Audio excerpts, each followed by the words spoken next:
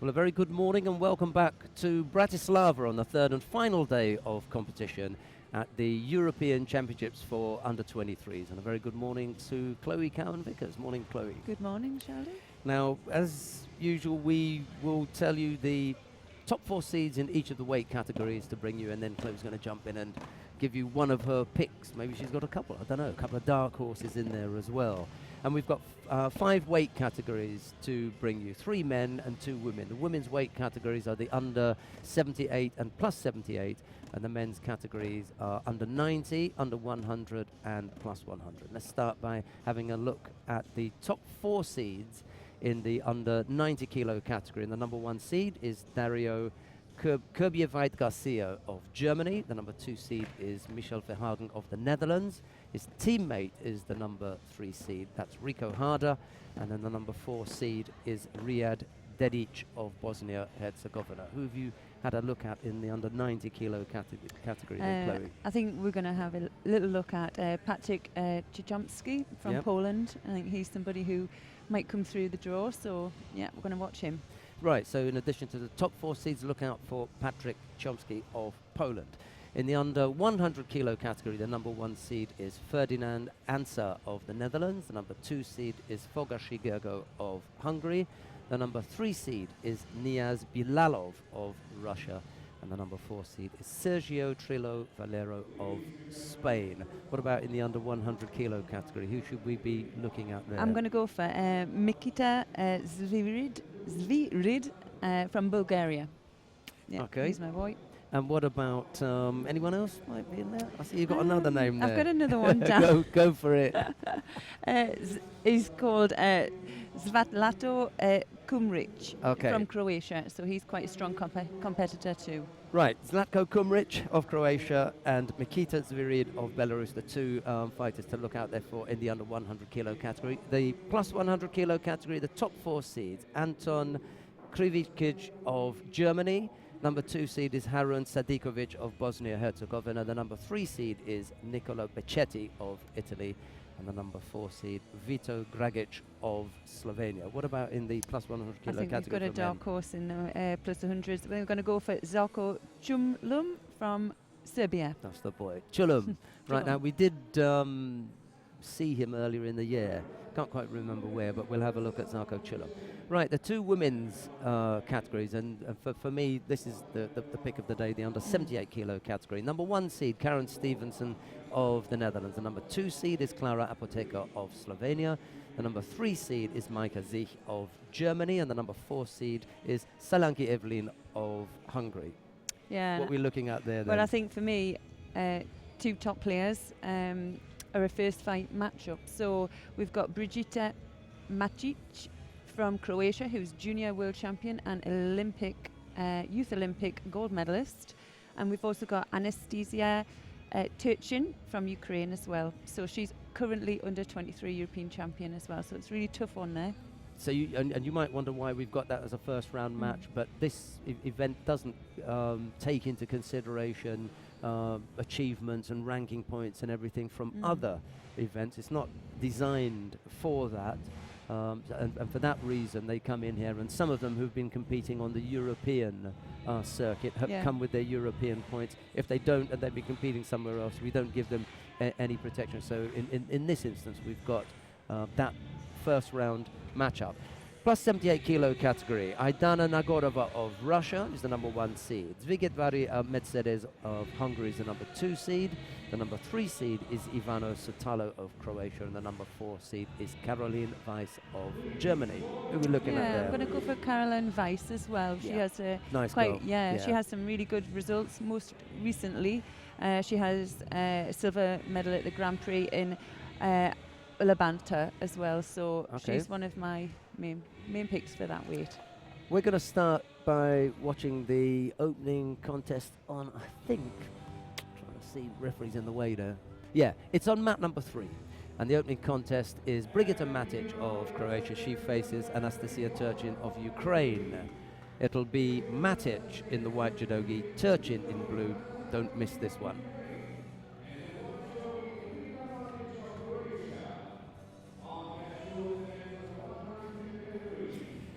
All right, there are the two fighters then. Matic in the white judo gi on the left-hand side of your screen as they line up, and just a little bit later to the mat, Anastasia Turchin. First fight. It's hard, it's tough. Early shower for someone.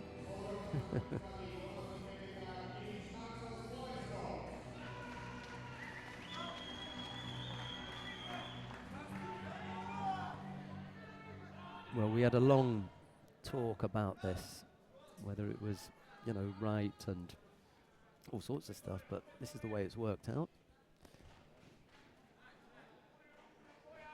No chance for a warm-up. Straight into it.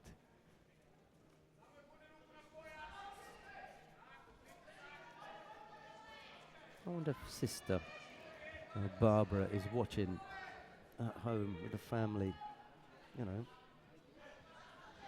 It's 11 o'clock, so it's not as though she could be still in bed. She's probably up or lounging with some tracky bottoms and, you know, some kind of drink there, I suppose. You know, just imagine her, you know, lulling off somewhere. Could be in the stands. She could have travelled here.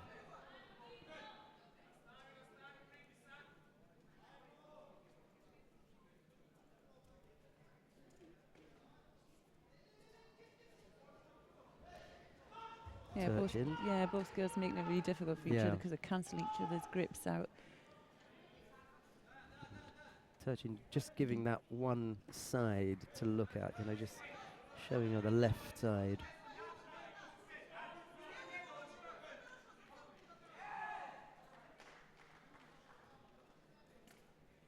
Ooh. Almost in there with Samashi Waza.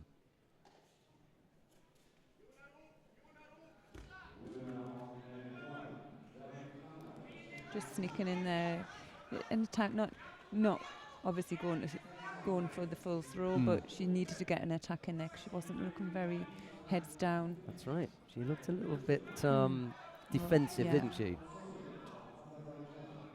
But just when she needed to come up with an attack, she did. It wasn't, as Chloe was saying, it wasn't the, you know, the most threatening of attacks, but she managed to put one in anyway.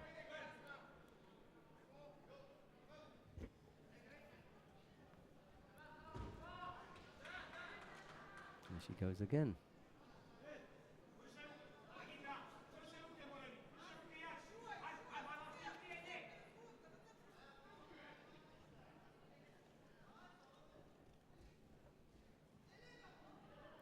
Now I wonder if they're looking at the Makikomi of Turchin with the possibility of Wakigatami.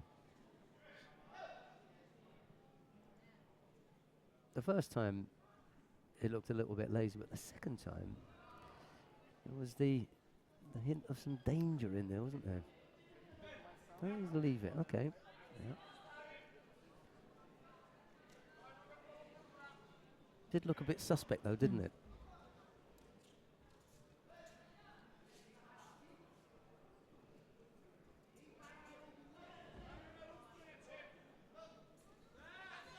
Yeah, she goes for a good try again. She doesn't quite have the sleeve grip to defeat it, but it's nice and sharp.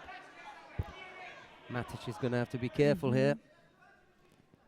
Another good cycle from Turchin if she attacks first, but she doesn't. It's Matic who goes in now with a right hip.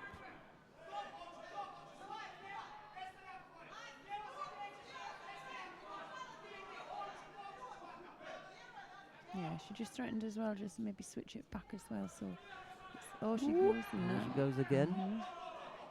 And now it's Turchin who's got to be a little bit careful.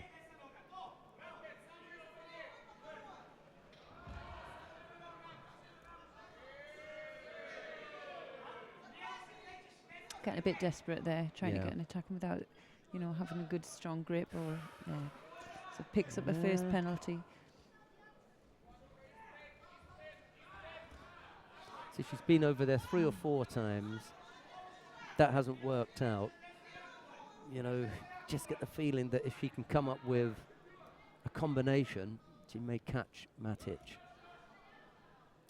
Because this is now the pattern of the contest. Grip and go. grip and go. Don't give your opponent a chance to settle for both of them. You know, they're not looking to do anything other than attack right away. Don't give your opponent a chance to settle. And that makes for untidy judo sometimes. She's just too far down on the sleeve there to get any control, to be able to power her over.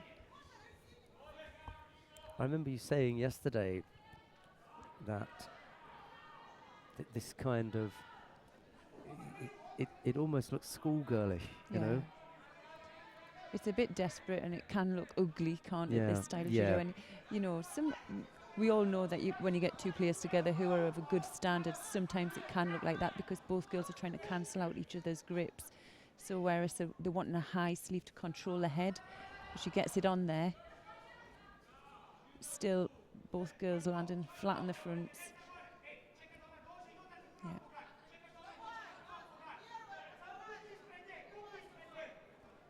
But Turchin really she has it all to do now. So just over 30 seconds to go. She really needs to step it up, dig in. But that's just not going to work. And that was what you were talking about yesterday, when you make your choice about whether you change what you're doing or you just keep knocking on the same door. That, you know, Matic shut that door pretty early on. The only time she came close to throwing her was when she also gave the suspect Wakigatami. After that, it wasn't going to work, but she just kept going back to the same thing.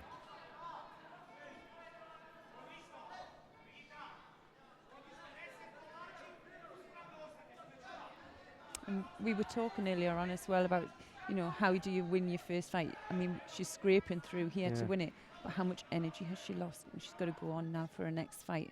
And how will that affect her next fight? And how she can, you know, keep it. If it goes full time, she's going to really struggle. You see, if this had gone to real form, then Turchin should have pushed Matic far harder than she has. What has she really had to defend? I mean, was Matic on her knees breathing heavily with Turchin coming down her neck and everything? No. You know, she'd flopped a few times with that attempted makikomi. Matic had fought it off, and in a way, that could have been the best possible warm-up, and you get rid of one of the toughest on paper of your competitors, and you move on now. I mean, she's tall, athletic, you know, in terrific physical condition. 4 minutes of Turchin flopping in front of her, attempting makikomis, shouldn't kill her. No. If you're a young, fit athlete. So she should move on now and go through that field. You've just disposed of one of the toughest fighters in there. The number one seed, Karen Stevenson, you know, may test you in what effectively is the quarterfinal, but after that, it's yours.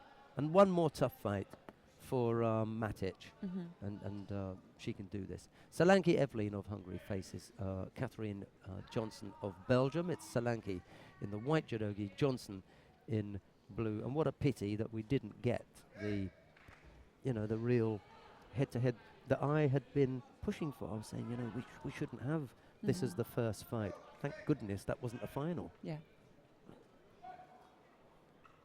That wasn't, you know, my idea of a top draw contest.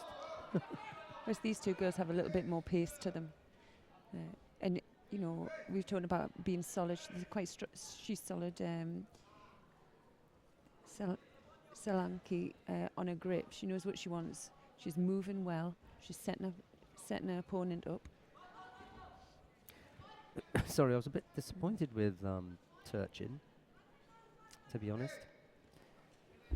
I'm sure Turchin will have a look back at the contest, maybe do some video analysis on that, and she'll have to make some changes to her game. Hope she listens to the one without the commentary. You're not going to be too pleased. And I don't know how long I've known, 5 years maybe. I've known the girl for 5 years, so it's not going to come as a surprise that she hears me, or if she hears some negativity in the comment. It's a disappointment, because I just feel that there is more to her judo than she was able to show in that contest, irrespective of whether Matic, as a tough competitor, made it difficult for her. Yeah. She wasn't able to find a way past whatever problem it was that Matic posed her. I mean, right from the beginning you said, you know, they were, you know, nullifying each other's potential just because they knew each other that well. Anyhow. I'm sure she'll move on. Just trying to see where the Russian girls are sitting and whether Konkina and Mezhetskaya are sitting together. Well, they're all in one group anyway, so that was quite a little battle on the opening day. I think that's one of the best fights that I've seen all weekend in the under 57 kilo category. Bit of a punch up. You know, I like that. I like that spirit.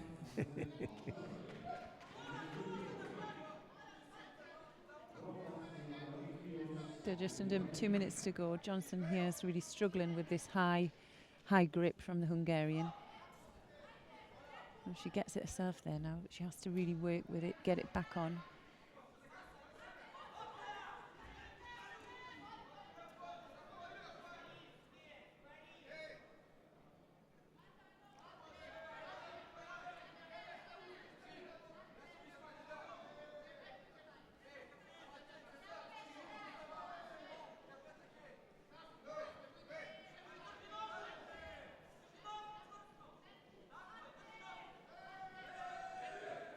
So it's the first penalty picked up by Salvanki.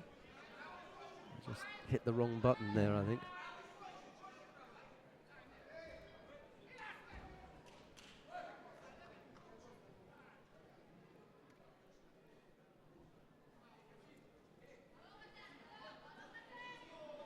Pavel Yasenovsky just went to calm the Hungarian down when he saw that there was a ippon against. Yes. And the clock's still running. Oh dear. You're going to have to add a bit more time on there. Yeah, should be a few more seconds. The Belgian is quite right. Belgian coach.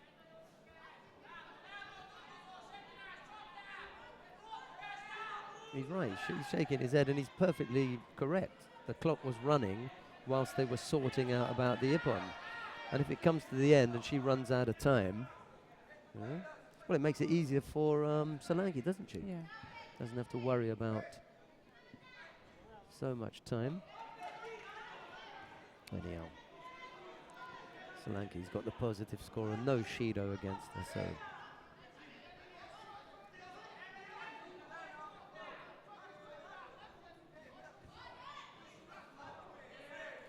Sloppy bit of work by the table official there.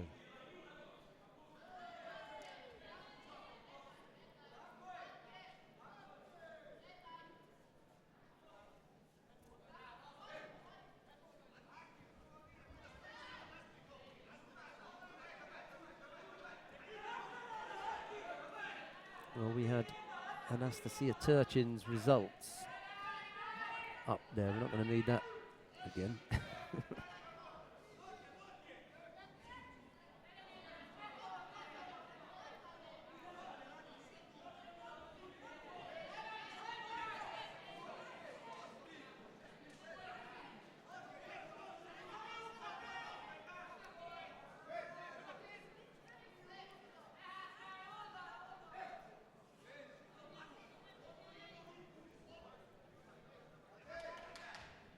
Yeah, it's there's a no bit punch in there, is it? disappointing. Yeah. There's just over that last minute, really, Johnson needed to decide, what am I going to do now? How am I going to get this score? And she's really just wasted that time.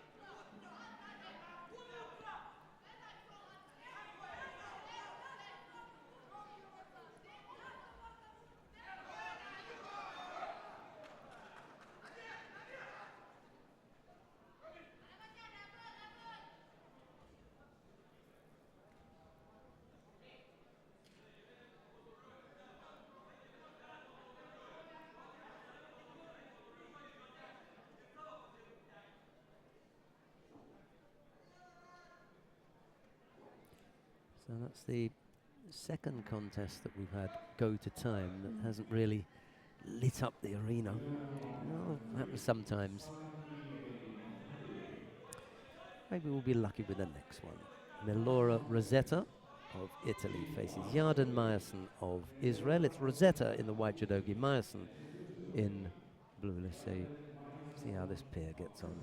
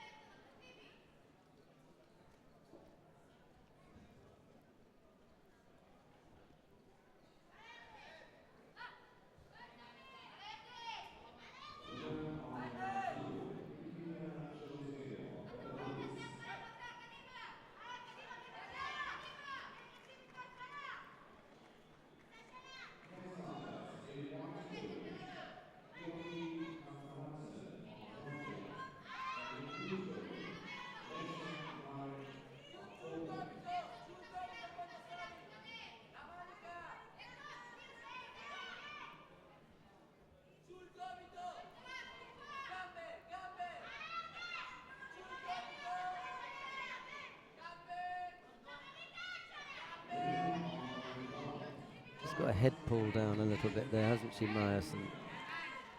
Going to end up getting called for an overly defensive posture.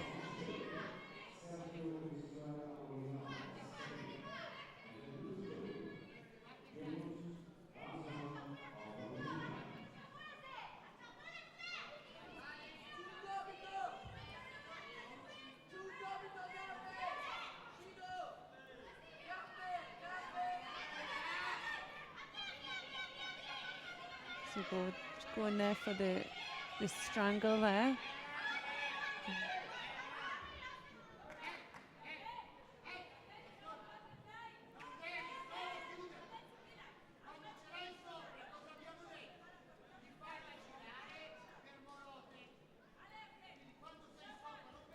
So a minute, just over a minute in, just hoping this contest is going to open up a little bit. So really fighting for the grip, but no real attempt to score yet. So Rosetta just winning on the grip every time, pulling that head down.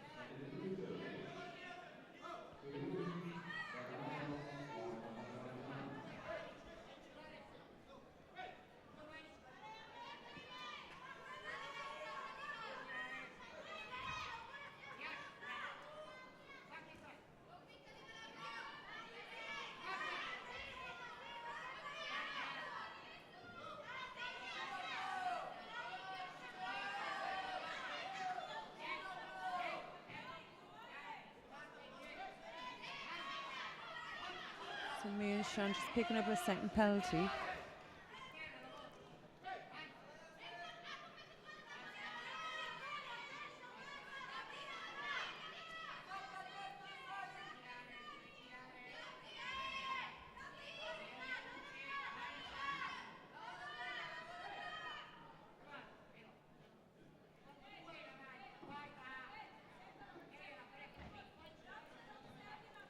I think maybe both players would be a little bit more successful if they held on to the grip, really concentrated on what they needed instead of defending the opponents, and then set up for the throw. If you set up for the throw, you get a little bit more movement with it, and then you get a little bit, your partner opens up and you get a really great kazushi where you can drive from. And unfortunately for both players, they're rushing that they're probably so desperate to score. But Rosetta there in the lead by Yuko.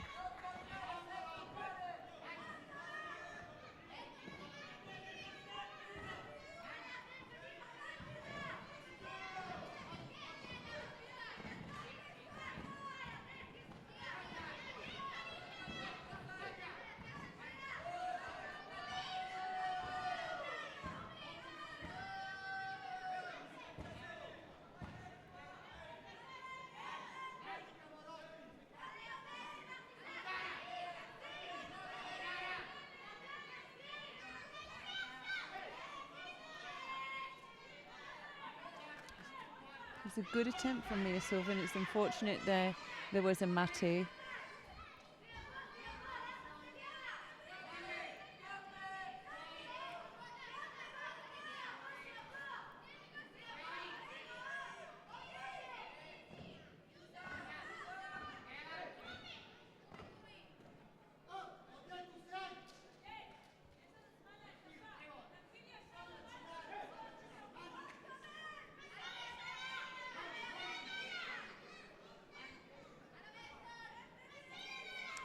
Italian coach doesn't look that confident, does he?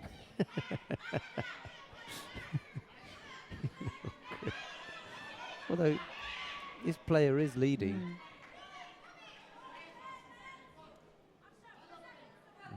Ponti in the background as well, biting his nails. He's got those sunglasses on his head. Doesn't matter what time of the day it is, whether he's inside or out, he's got a pair of sunglasses on his head.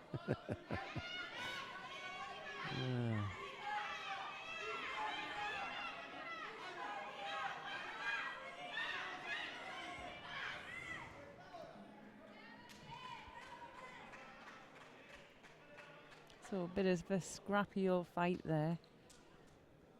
So win for Rosetta from Italy. Puts her through to the second round.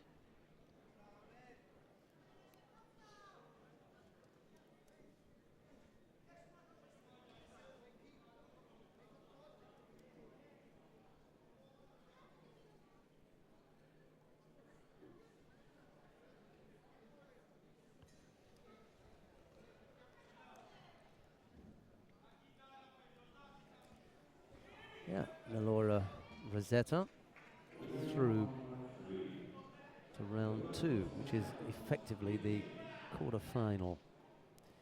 She's going to face then Solanki Evelyn of Hungary.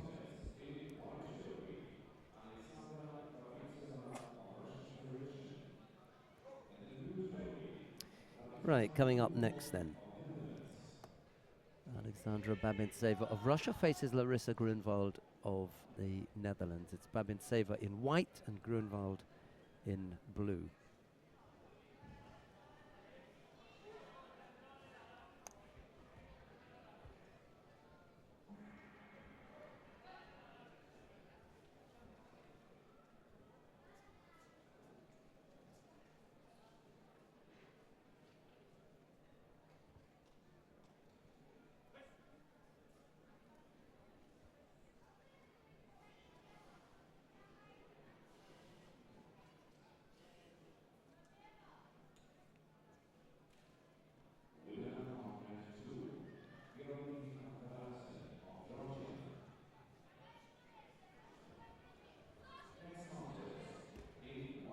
That was a nice attempt there for Uchimata. Yeah, when Didn't expect it to come off, but she got really underneath.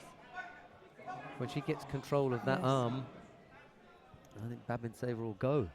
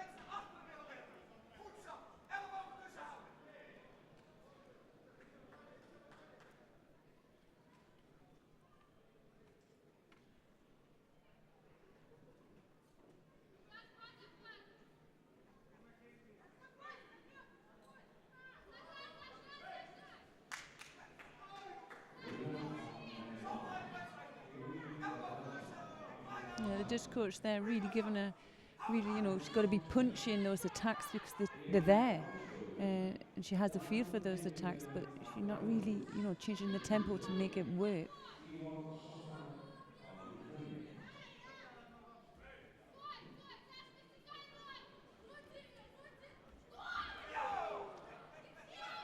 There she was just countered, and really because they just look like they're plodding when they're attacking instead of really using the whole body to drive through with each attack.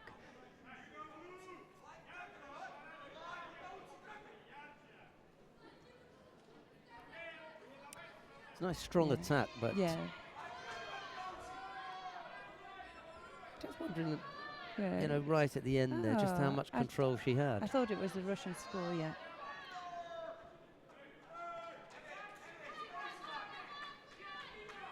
Yeah, but for me, the Dutch girl is in better positions in all the time, yeah. Yeah.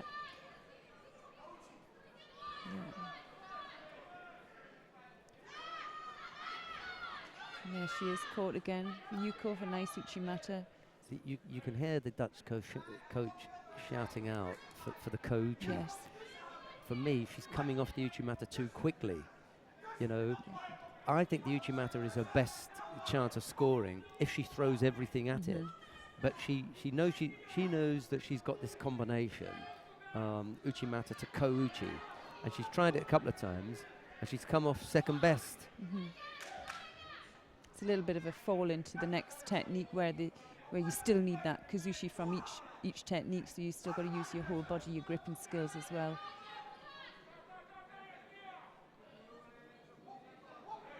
Just over a minute to go.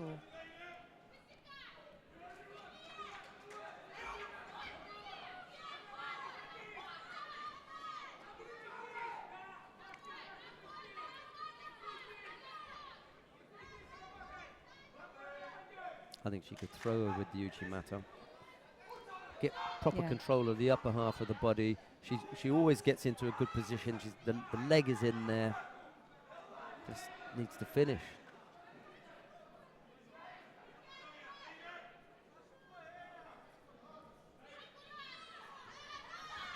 And again. It's another good score. I'll give him a third U card. I might give him Wazari.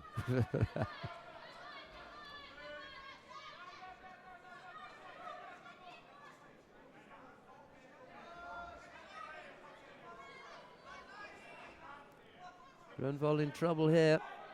Got to come up with a big score now. 3 Yukos against her.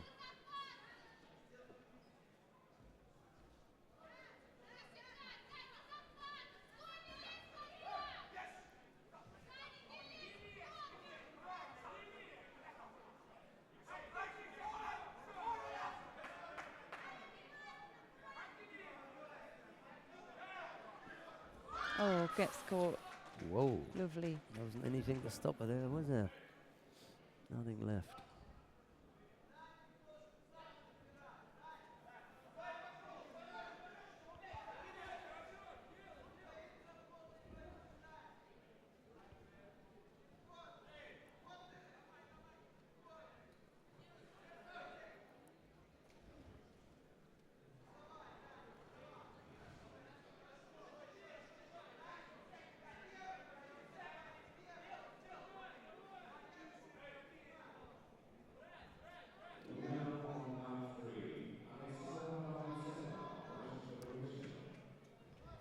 So here we're going to have another look. And she catches lovely as both feet left the mat. So she was just going to move forward, both feet left the mat. Timing was perfect. Well, Babin Saver's teammate is up now. Antonia Shmeleva of Russia faces Tot Fanny of Hungary. Shmeleva in the white judogi and Tot in blue.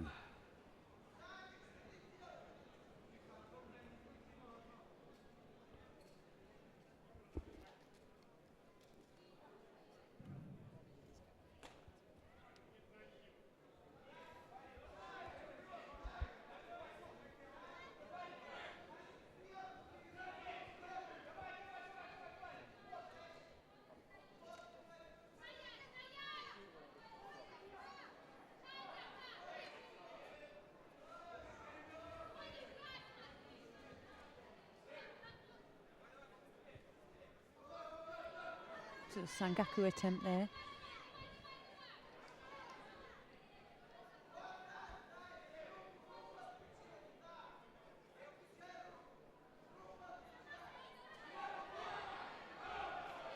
Bit of a stalemate.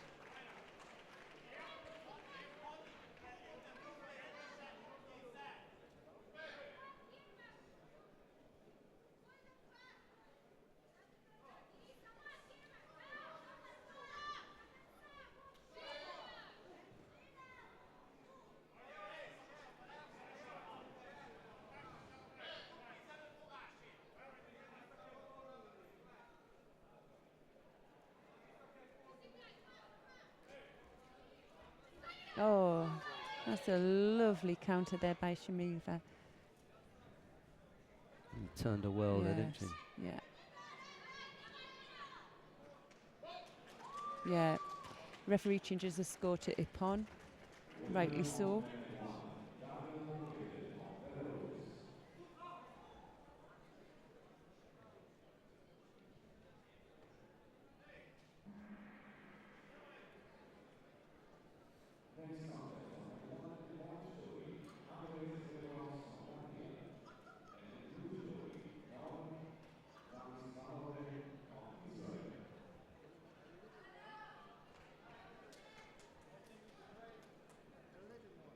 Is that the two Russian girls against each other then, or are they in different parts?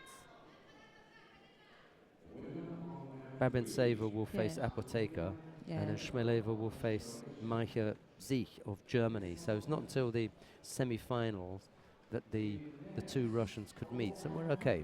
What have we got coming up next? So we're sharing this with the plus 100, and here is our dark horse immediately in the opening round of the plus 100 kilo category. It's Zarko Chulum of Serbia. Let's have a look and see. I've got to get the full name because his name's so long we haven't got it on the screen. Oh, it is over here. Augustina Seniauskos. Yes, Seniauskas. Augustina Seniauskas of Lithuania faces Zarko Chulum of Serbia. It's Chulum in the white judogi and Seniauskas in blue.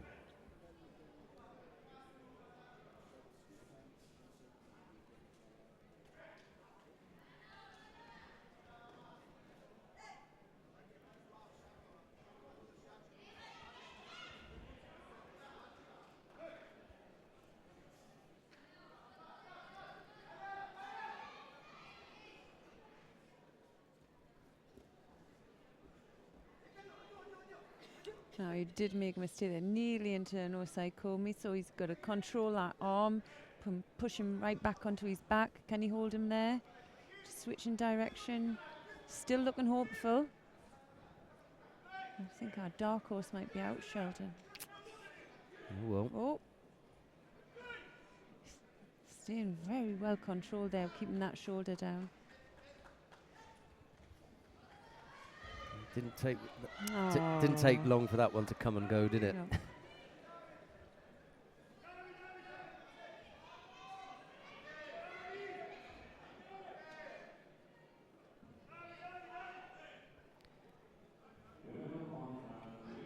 Seniauskas through to round 2. We've got coming up next then. Demeter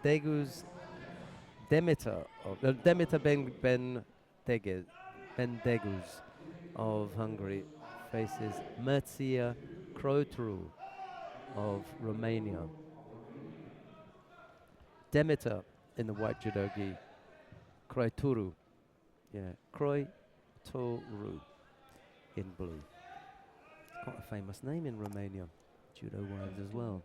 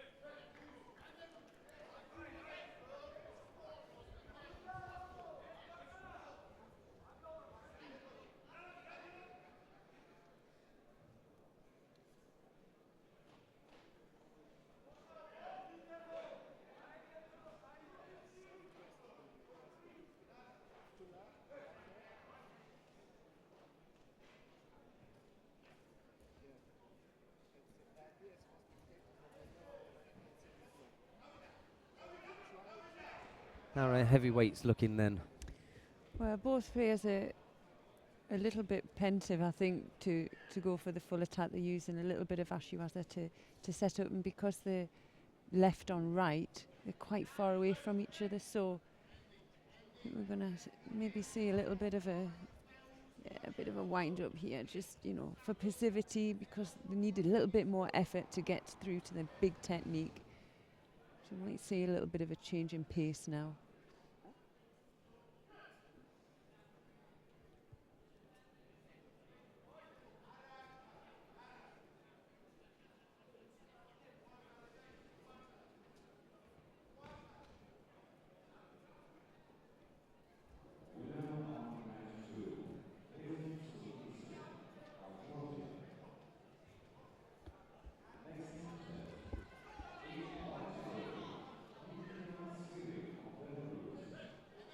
A bit slow there with the shimiwaza.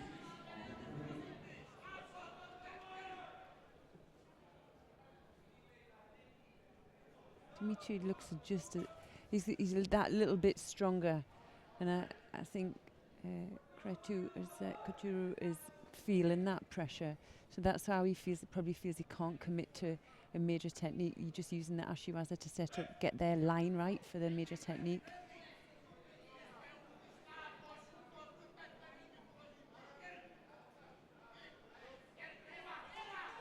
So second penalty taken there by the Romanian player.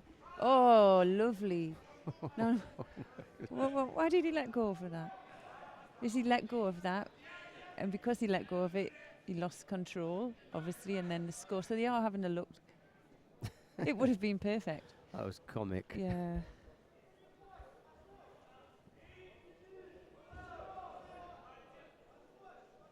Ah.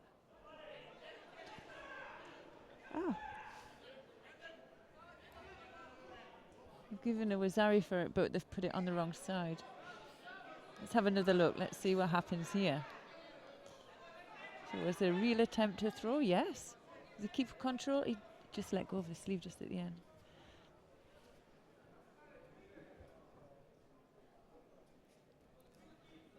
He rolled him over fairly easily in the end, didn't he? But he's going to get caught himself there. Yeah. Caught for Wazari, taps, submits from that Osaikomi. I've never understood heavyweights. Do you mean that you feel that you give it away a bit too easy there? There was no defence? That from either of them. One rolled over, like, you know, I mean, these are big, strong, powerful men. And he rolled him over like nothing. And yeah, like a baby. And then he came back and he got rolled over. and then he taps out. I mean, look. Well, he didn't really have any agility to get off the technique as well. So back to the drawing board. Oh well.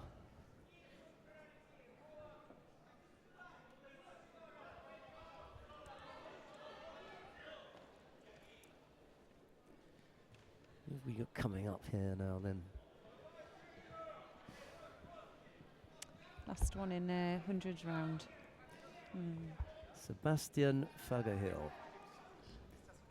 of Sweden faces Fedor Panko of the Ukraine. Fagerhill in the white judogi, Panko in blue. I think this is going to be done fairly quickly, you know. We haven't got anywhere near the sort of numbers that we've had on the first 2 days. Could wrap this up fairly early. Especially the speed with which the heavyweights are rolling over.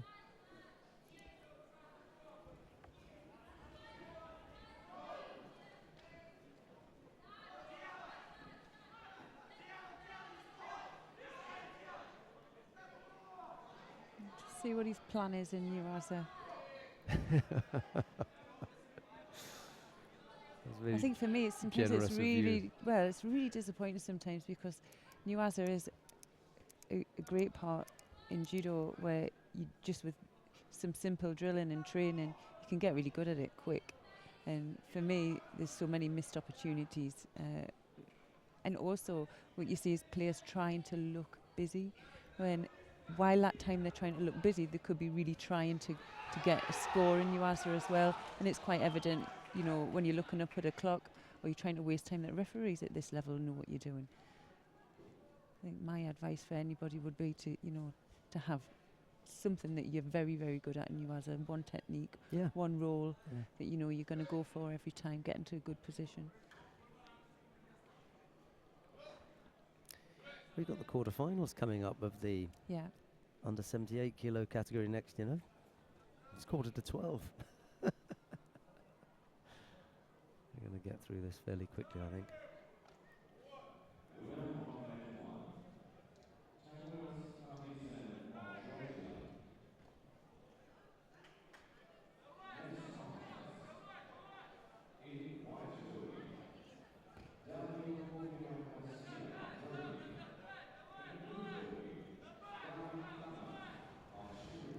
And both players here just looking for an opening.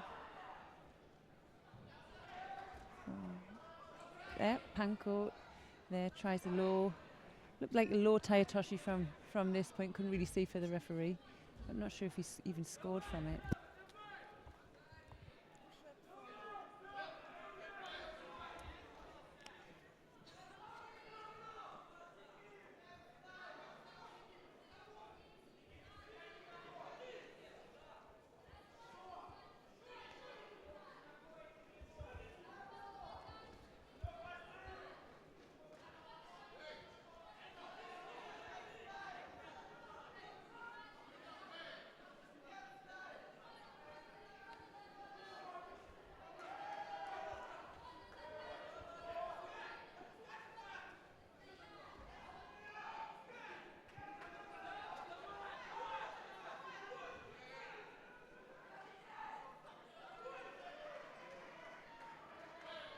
So halfway through the contest here, no score on the board.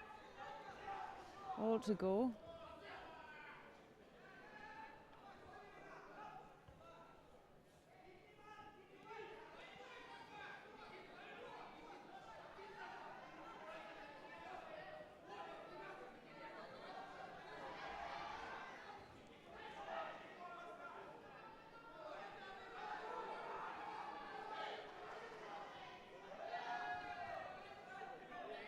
So Panko here, smaller in stature and certainly having more opportunities.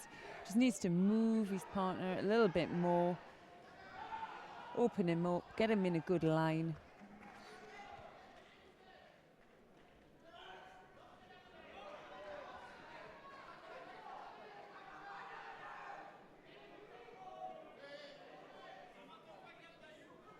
It's just the setup of that technique's just missing.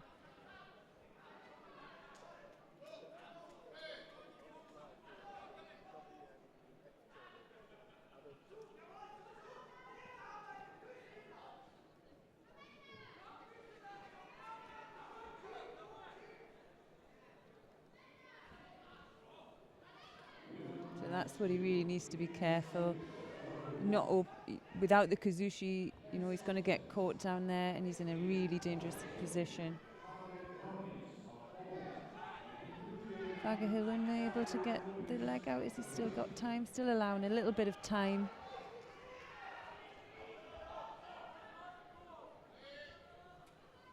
And it's not to be. Just over a minute to go.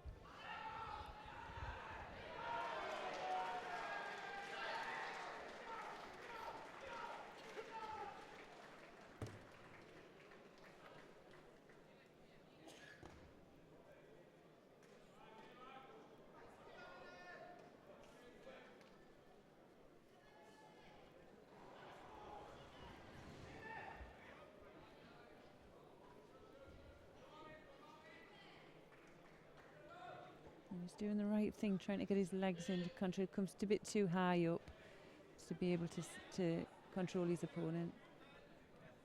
Just over 30 seconds to go.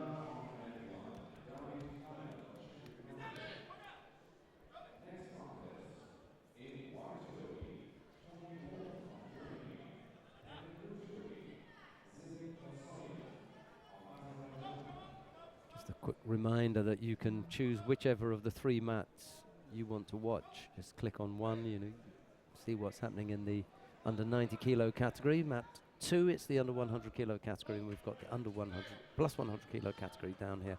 On mat 3, we're sharing that with the under 78 kilo category. All the other categories you can just click on, and you'll be able to follow whichever it is that you want. 3 penalties picked up by Fagerhill. That puts him out, I'm afraid. Fidel Panko of Ukraine goes through to round 2. Disappointing, wasn't it? Of a disappointment.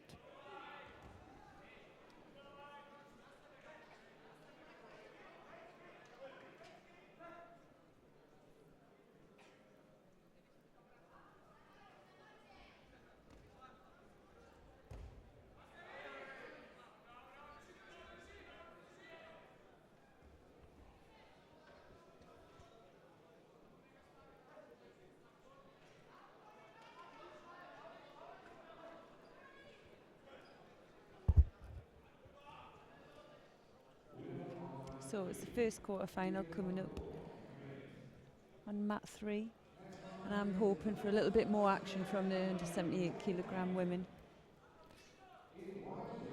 Karen Stevenson of the Netherlands faces Brigitte Matic of Croatia. We saw Matic in her opening contest. That was against Anastasia Turchin. Well, maybe Stevenson will offer up something else.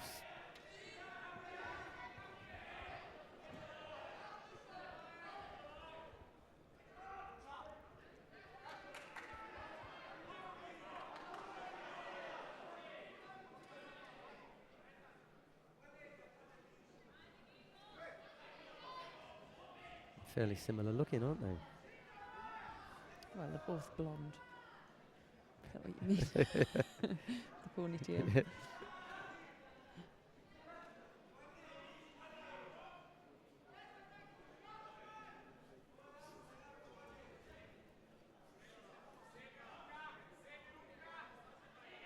Stevenson just doesn't. She's doing well there. She doesn't want to get caught up in that strong, high, static grip. She did well to move out of it.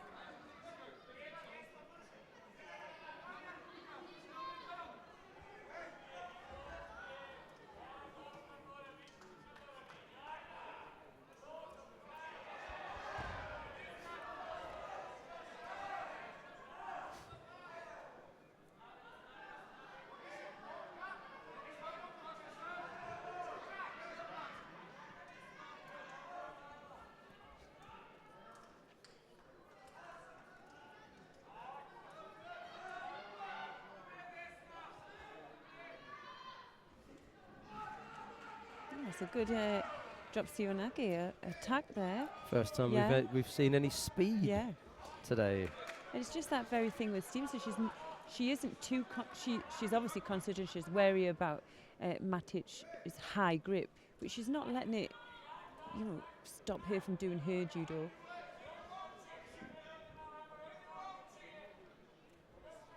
Nah. No.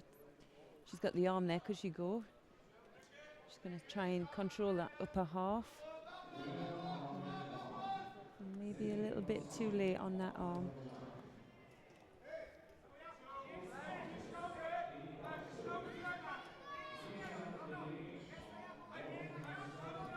Stevenson doing really well here. Yuko, just over 2 minutes to go.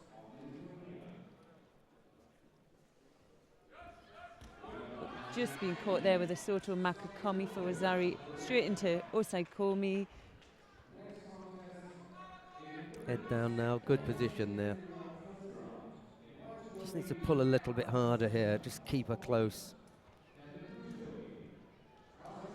Yep, looks good. Yeah, that was a good win. Come back from behind.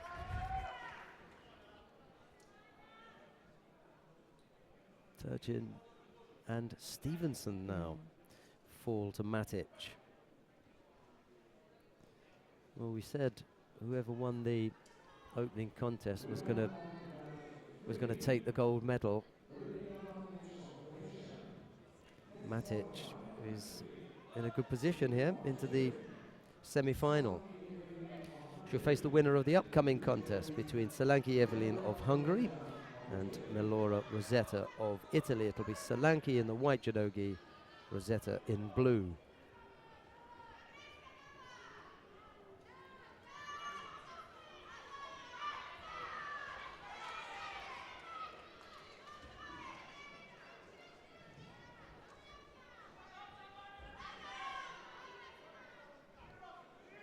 Was it only Lapinagov who, from all the number one seeds, was it only Lapinagov who managed to win the gold medal? Yes, yeah. He's the only one who's come through. Well, we've just seen Stevenson bumped, so it won't be her then, will it? Who else have we got up there in the number one seed? Nagorova of Russia. Has she been on yet? In the plus 78 kilo category. Have a quick look at that.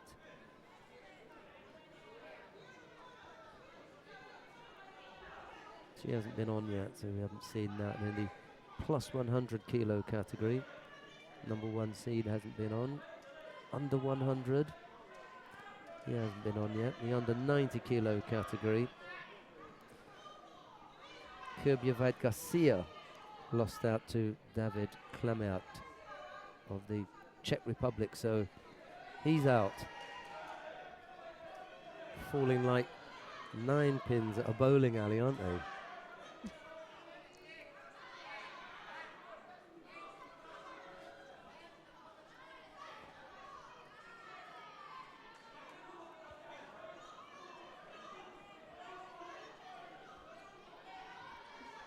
Clara Apoteca could come and upset the lot of them. You know, the Slovenian. She's next up. She faces Alexandra Babintseva of Russia. Could be Apoteca. Apoteca is... Oh, yes, lovely Kochi carry there by Slavanka. Is in the bottom half. She could make a nice final with Matic.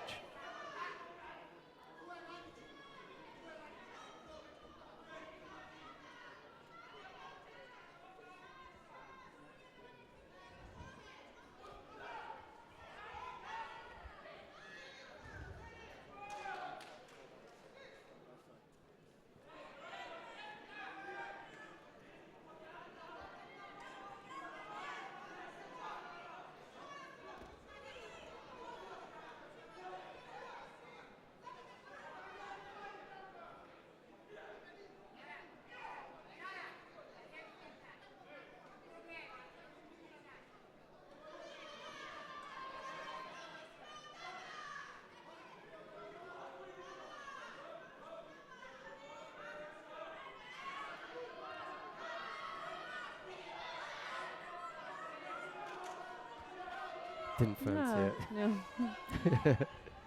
No. I'm not happy here. I'm going to take a little walk. Yeah, I'll take the Judo. 2 penalties picked up by Solanki as she tries that right-sided Suonage effort.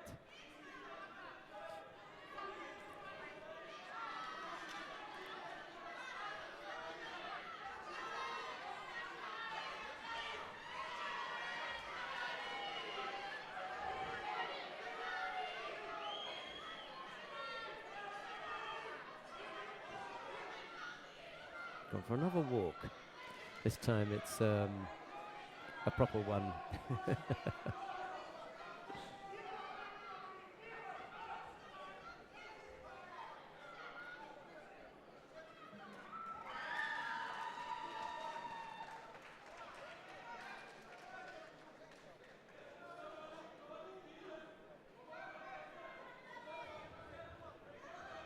Can be a turning point in the contest, can't it?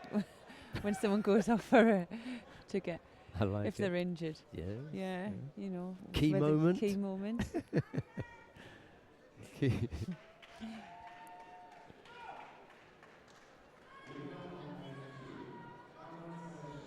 Rosetta's taken the opportunity to get a little bit more coaching advice there. composing herself, ready.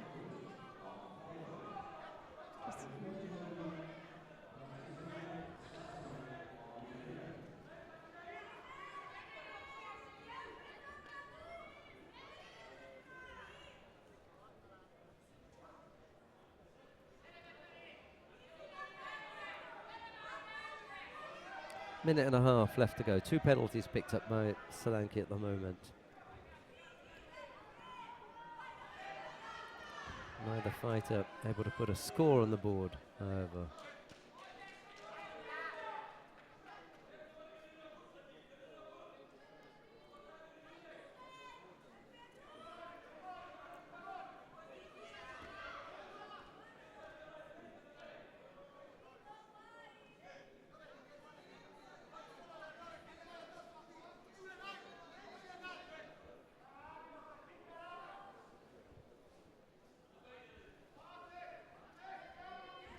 Oh yes, nice attempt there. Not sure if she scores the yuko. She's on her front, but might have a little look at that. But good attempt.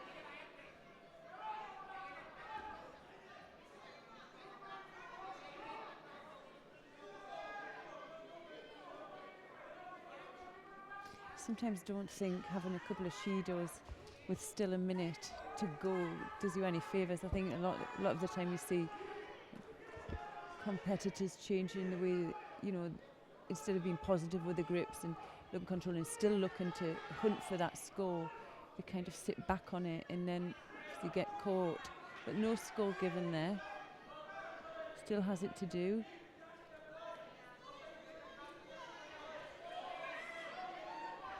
No, there wasn't enough there for a score. So no yuko.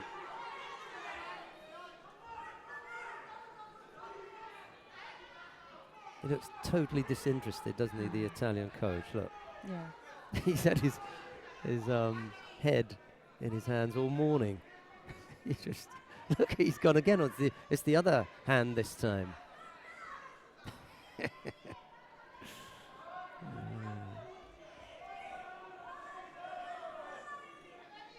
Rosetta just doing enough on her grips. Just doing enough, putting the odd attack in.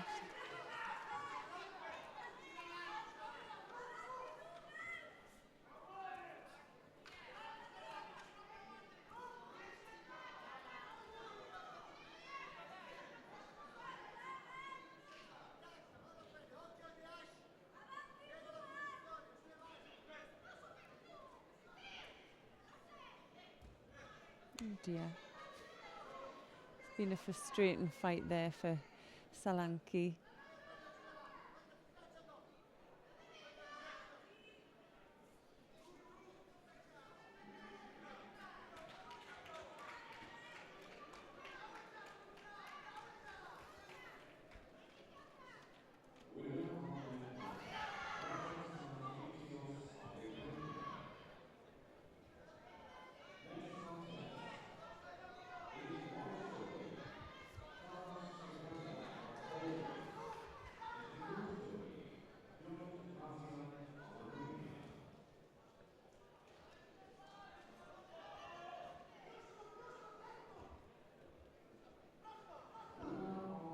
So that's a win for Rosetta from Italy.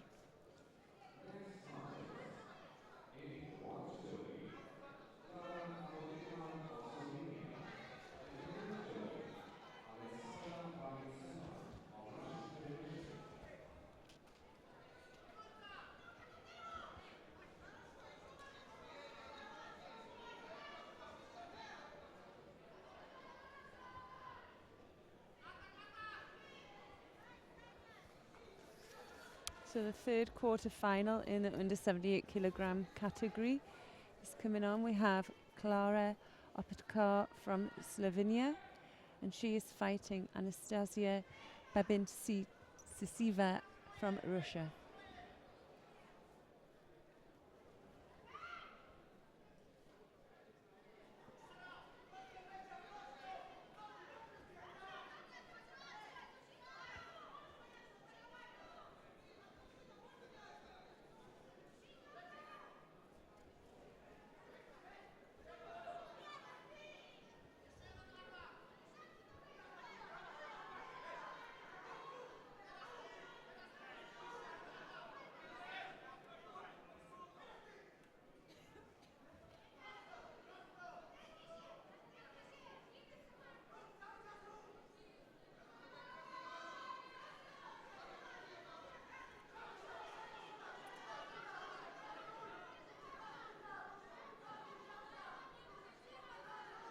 But just using a height advantage there with that high grip, but still not getting any movement, no Kazushi. But there, nice attempt. Mate called quite early there, so not sure why that was.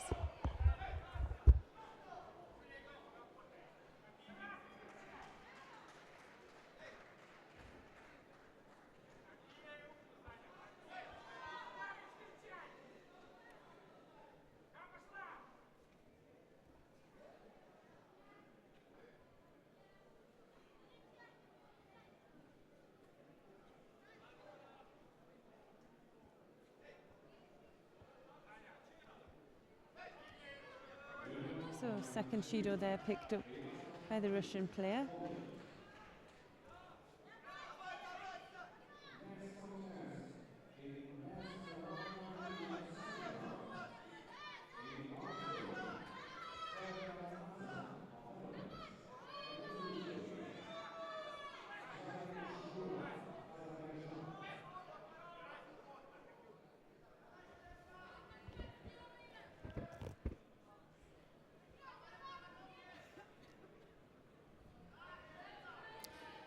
A little over 2 minutes left to go. 2 penalties picked up by the Russian fighter. A single score could do this.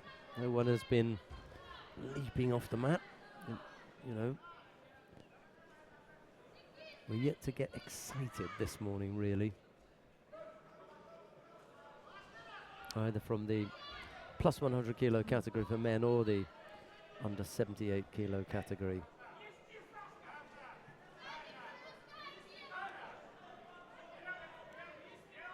We haven't got long for either of these in any case, so we'll be able to move to probably mat 2 and finish off the rest of the first part of the day looking at the under 100 kilo category. Things may pick up there. Apotheker not able to finish off. You got this? Oh, yeah.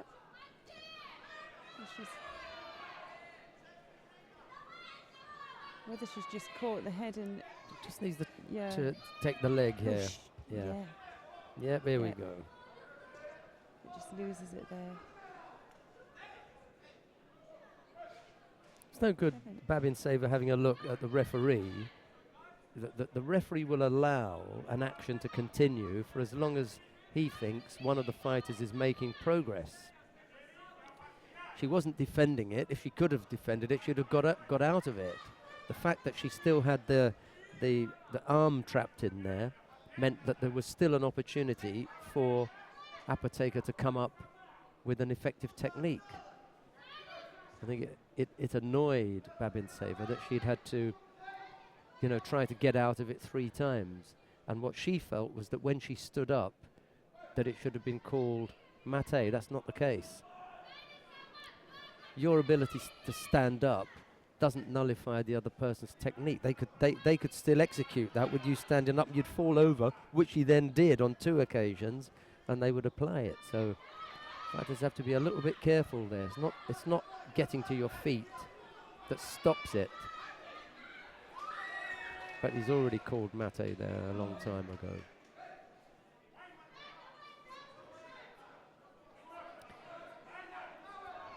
Yeah, it's not a time to get frustrated. It's a time to get yourself into gear, and you know she has to get a score on the board if she's going to win this fight. Get in gear. Babin Saver's picked up a 3rd penalty, just a single one against Apotheker. It'd be nice to have a score.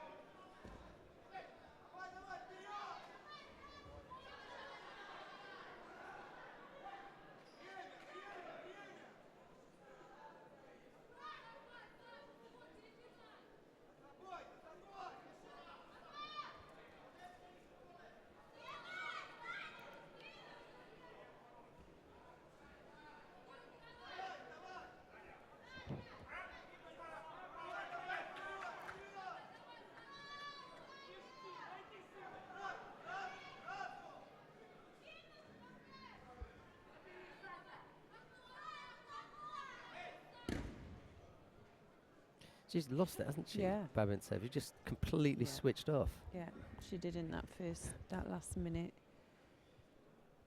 I think it was that attempts to stand up from the Sangaku and feeling that it should have been a mate and it wasn't, and it happened a couple of times. It just cracked her up, really. And it's one of the things, yeah, you need to keep your head, don't you? That's okay. She ends okay, doesn't she? You know, bit frustrated. And Apotheker proving a little bit annoying for the Russian there and couldn't get past her.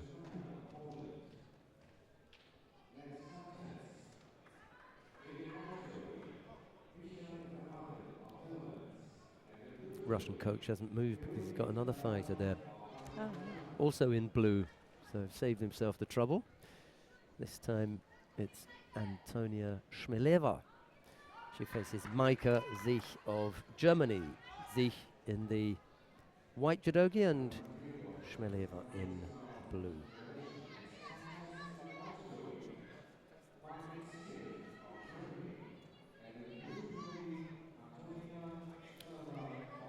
Last of the quarterfinals. We'll have the men in the plus 100 kilo category next. Their quarterfinals are coming up next.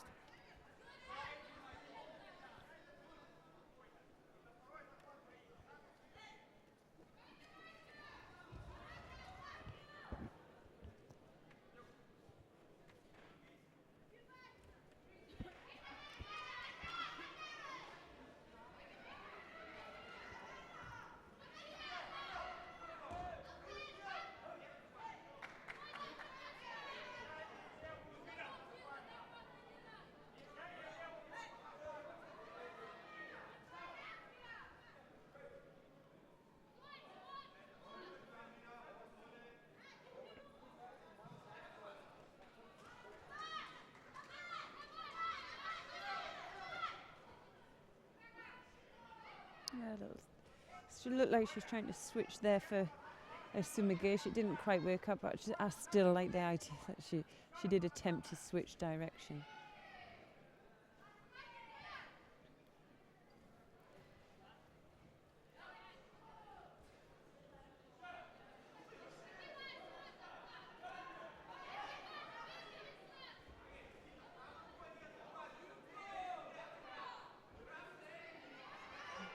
She has to be careful. That's it's like it's just across the face there, so it doesn't like it's gonna go on. No.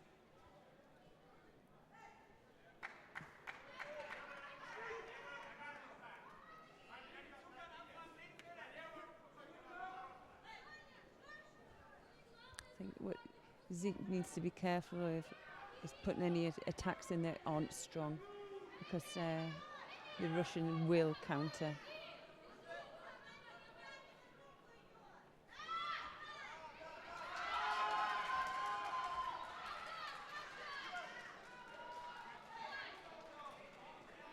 Both fighters exchanged Uchimata efforts there, but they weren't really, nothing to scare you, was it? A little bit of a hop here and legs stuck in there, but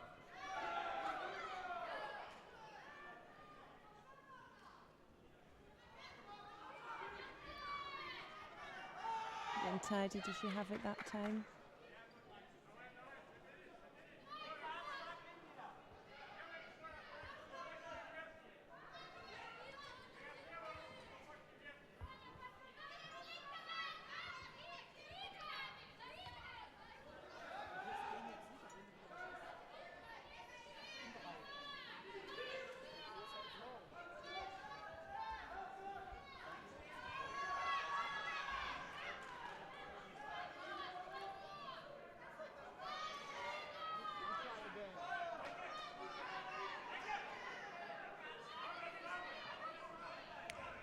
So Zeke there just picking up a Shido for stepping out the contest area.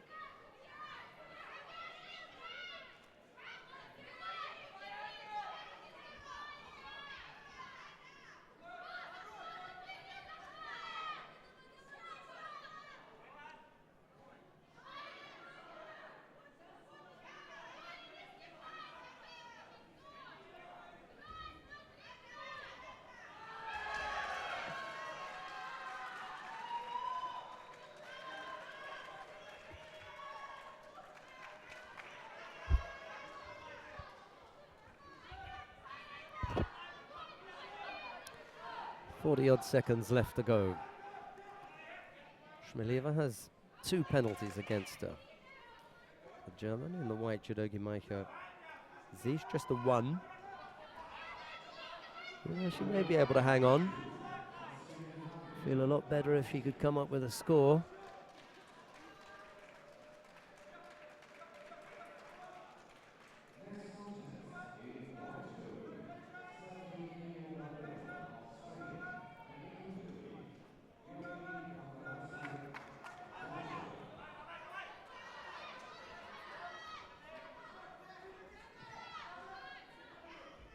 Yeah, there's a nice Almost, attempt for yeah. a counter, but she's needs to get her onto her side, onto her back to get that score. She's starting to look a little bit frantic now.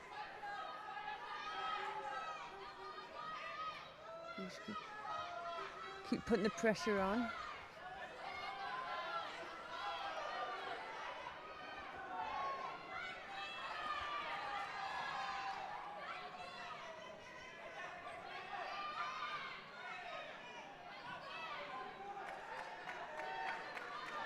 This is going to be it then, 12 seconds to go. All or nothing. Place in the semi-final, waiting for the winner of this.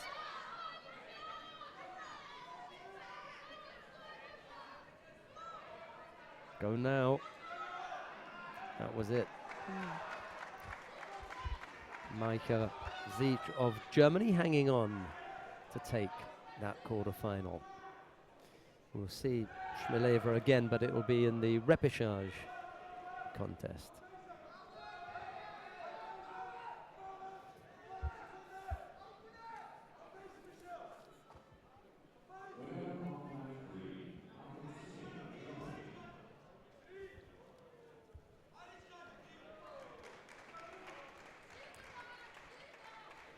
Right, coming up next, the quarterfinals in the plus 100 kilo category.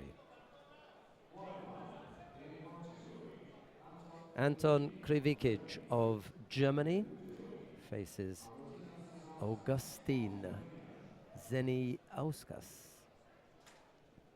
It'll be Krivikic in the white judogi and Zeniauskas in blue. How's that? I might see if we can bring Chloe a coffee. Well, that'd be nice. Okay then.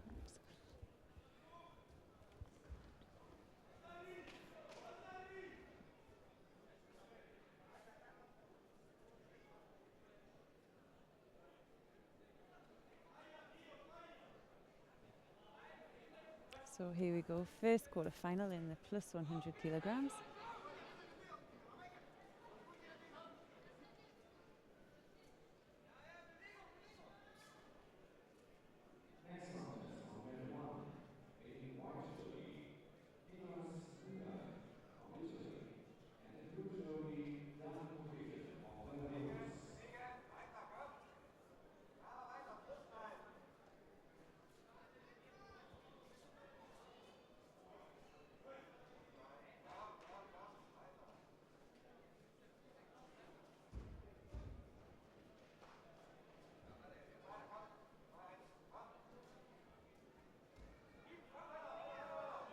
So not a lot happening in the first opening of this quarter final.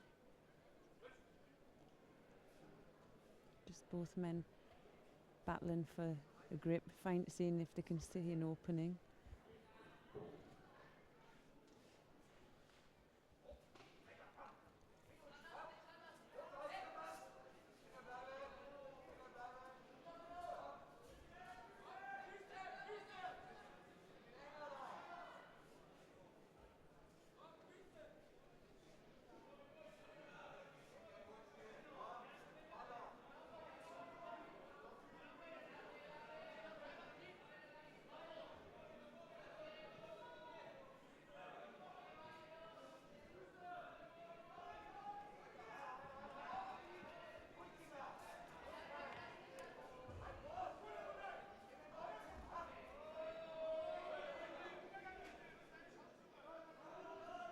So we're going to start seeing some penalties up on the board shortly.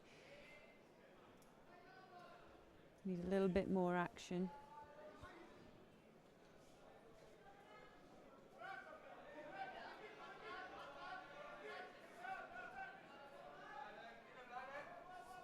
To watch that edge. So now Scuff's putting the pressure on.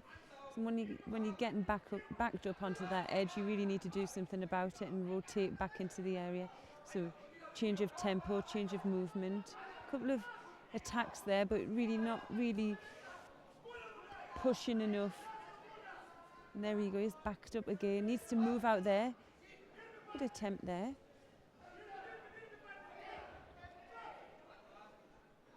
But if I remember rightly, that's how Sainos Kaus won his first throw. I think put somebody on some pressure on the edge. They went for the Sumigashi attempt and then he held him down. So Privaku needs to be quite careful on that.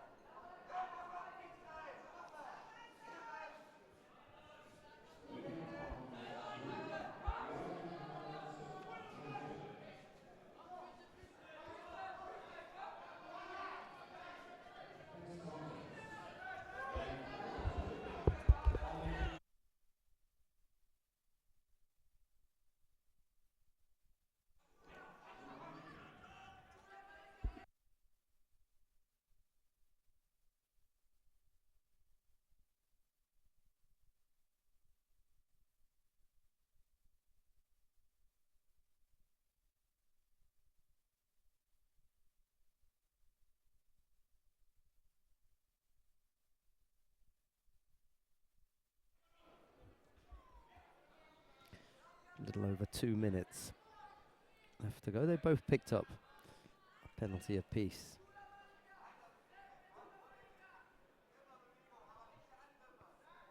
Krivikic. Is he their number 1 seed? I think he may be, you know. Mind you, given the speed with which they've all been tumbling, the number 1 seeds, that is, I don't think I'm going to put much store by whether they're number 1 or not. They will have collected those points on the European ranking list, so let's not worry about that too much.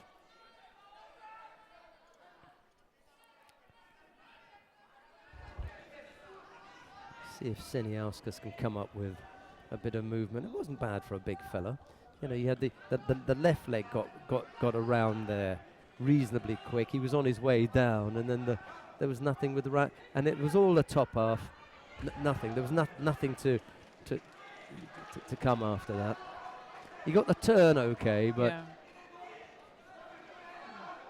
he had no pull. Ooh, oh, nice. There's a nice turn there by the German. So Komi. No, it was something that. Oh, he's had to tap out. Yeah. It's all well and good saying you need to get some Kazushi, you need to get some movement, but you also need your partner to react to get that. So that was nice finish.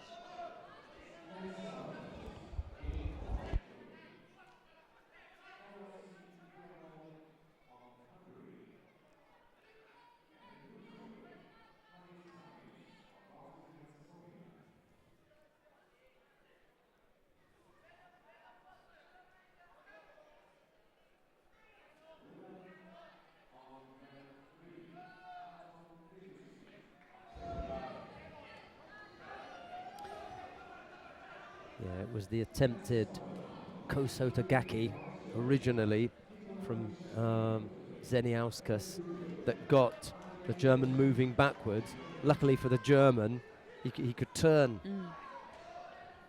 He could turn him. He had all his weight coming forward because he was committed to the Kosotagaki, so that was nice. And he just said, "Okay, then, keep coming." And over he went.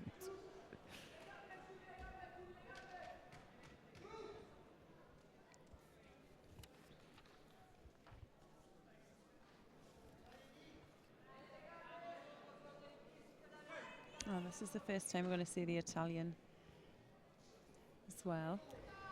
Nicola Beccetti. He faces Andriy Kolesnik of Ukraine. It's Beccetti in the white judogi and Kolesnik in blue.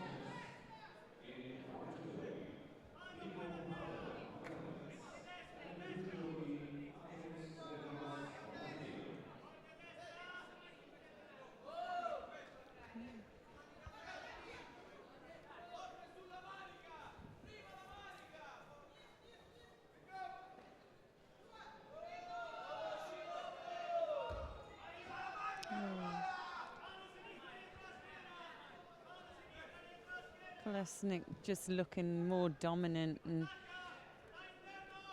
Beccetti just looks like he's allowing that hand on. He's moving well.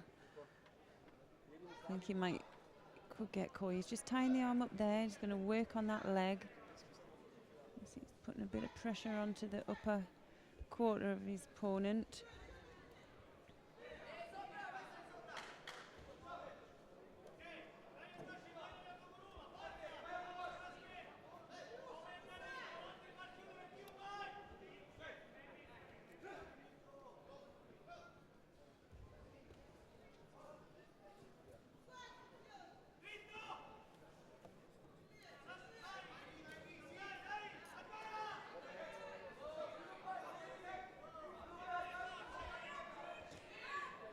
Yeah, Kolesnik isn't really doing a great deal. He's just getting a dominant grip, and he's been threatening by it. And Beccetti's going to pick up another penalty there.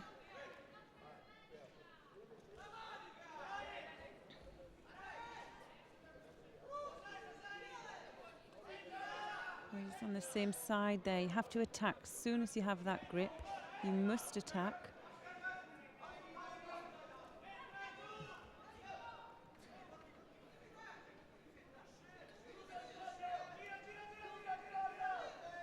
He's attempting the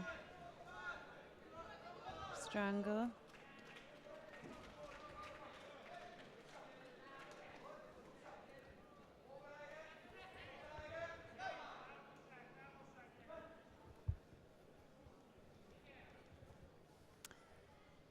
So that's a win there for Kolesnik from the Ukraine. Dominated really all the way through, finishing with a strangle. There's a mass exodus of Italians as they realise that's it. Day's done. Pack up and walk out of the arena. The sad sight. Oh.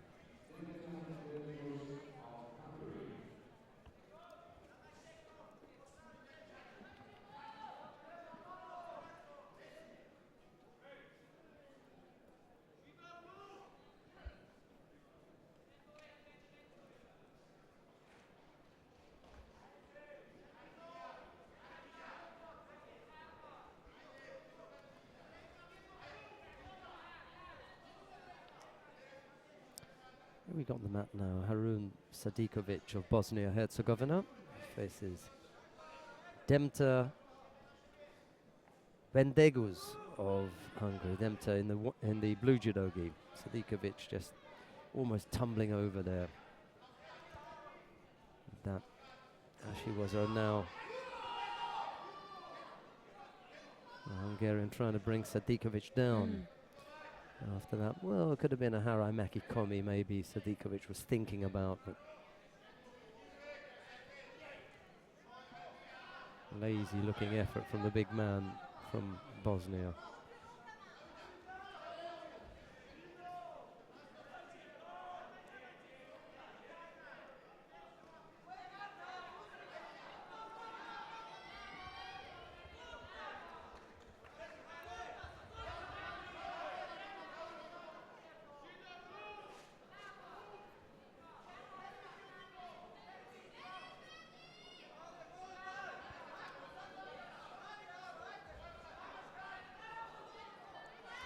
Oh, nice attempt there for the Soto Makikomi. Picks up a Wazari. Shame he didn't carry it on down there and finish it off with a hold.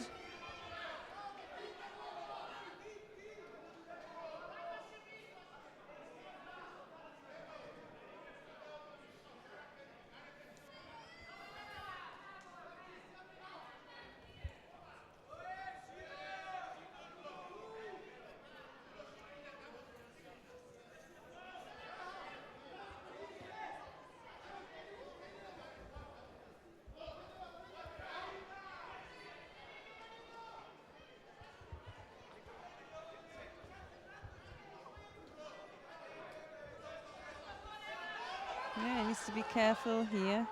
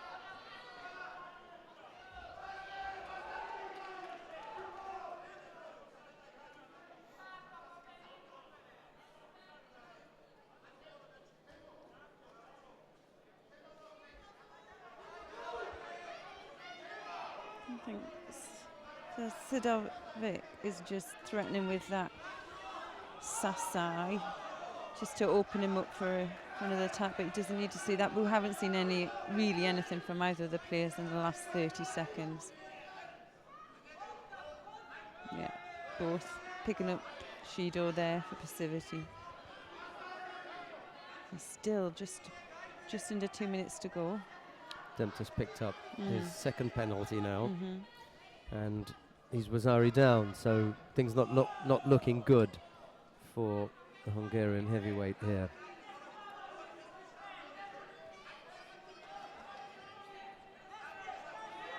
Yeah.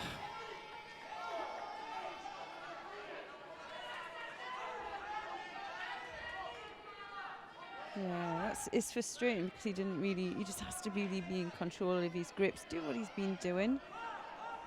It's a little bit more than the Hungarian.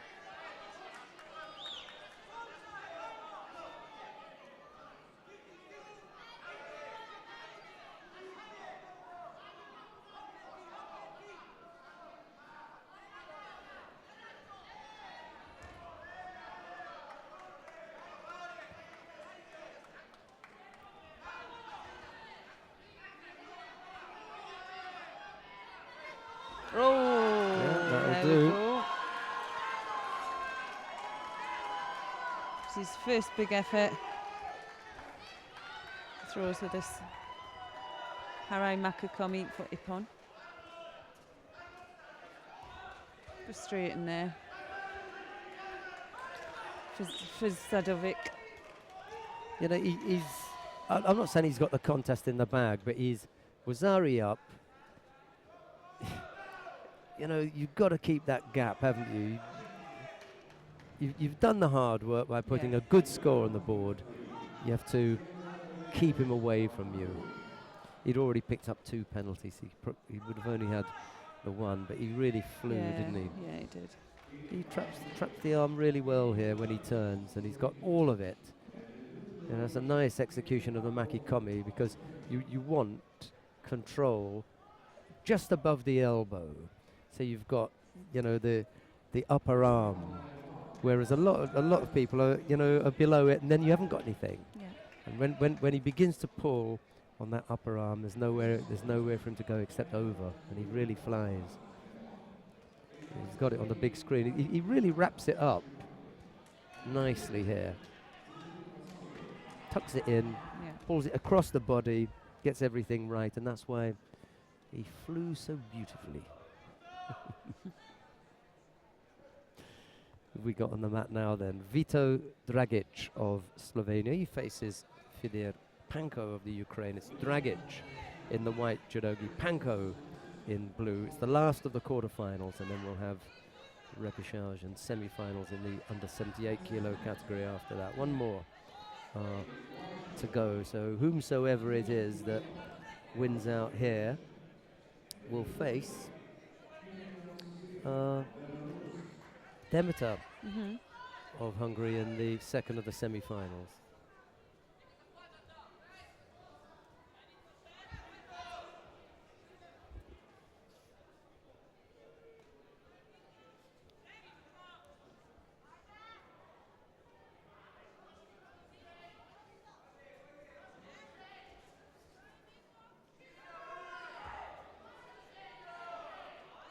Can't be that many contests left on mat number 3. We've got the 2 repechage contests, the 2 semi-finals, and then we've got the same again for the plus 100. So 8 or 9 contests left on mat 3.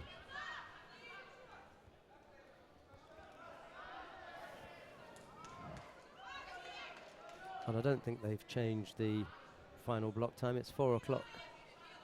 Again, I could check with Mari, because she knows those sorts of things. 4 o'clock? 4 o'clock? 3. Oh well. So it is 3 o'clock then.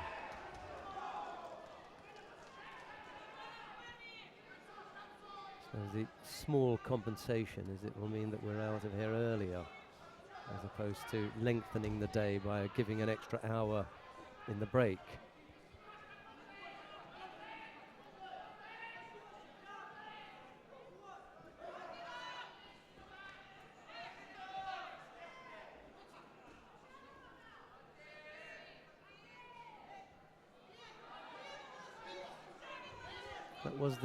That was the plan anyway. 3 o'clock. That was the plan.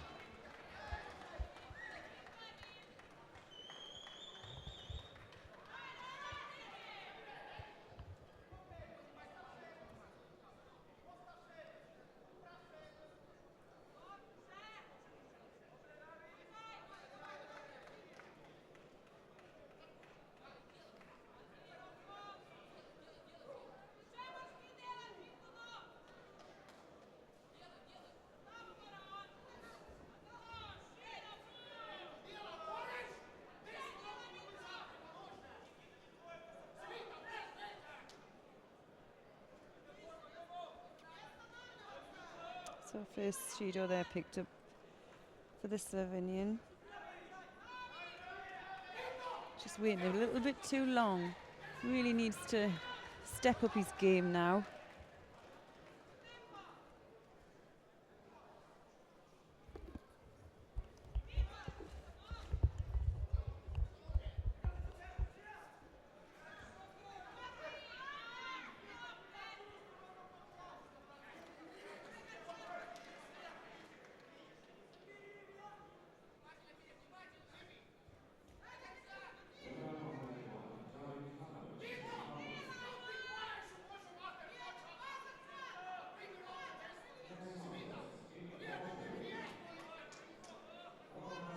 So that's his second Judo for passivity.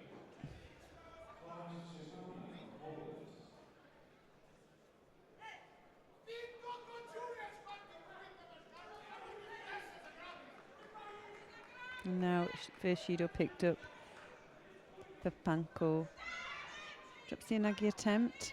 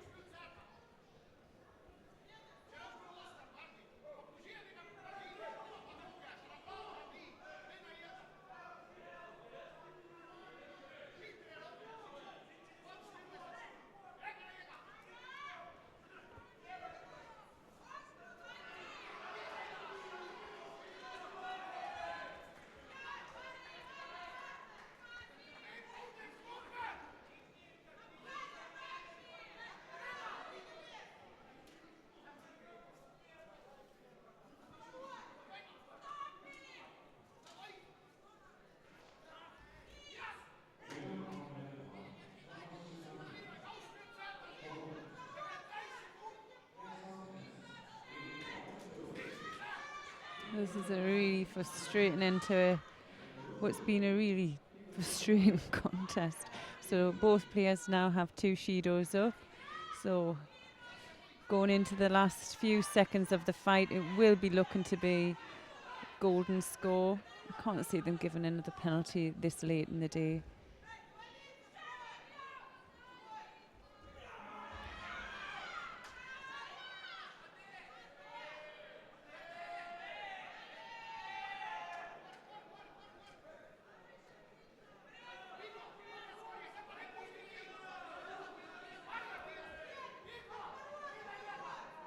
So now golden score, first person to score will win and go through into the semi-final.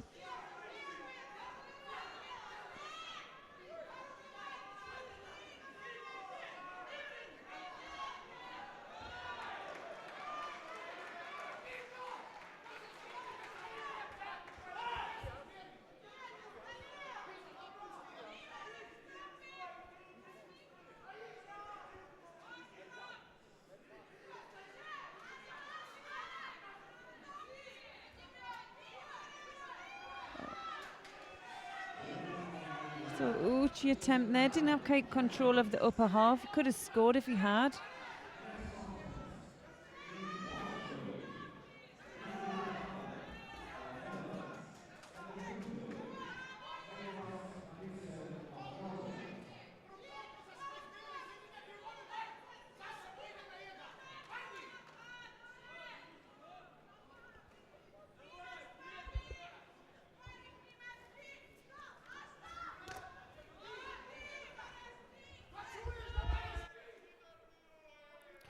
Both fighters have picked up 2 penalties. That's what's put them in this spot.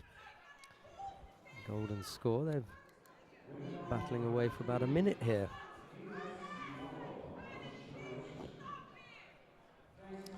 Well, it can get a bit plodding sometimes.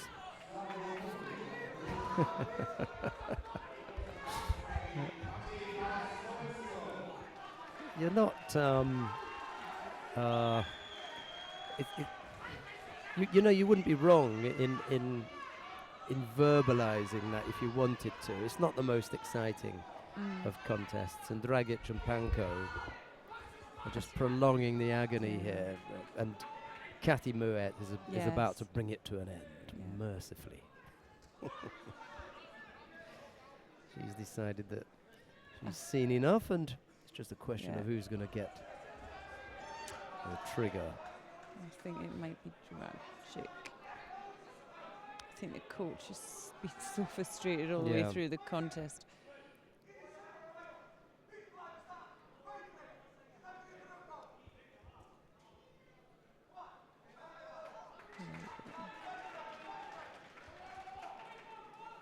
Panko it is, Yeah. who gets the win.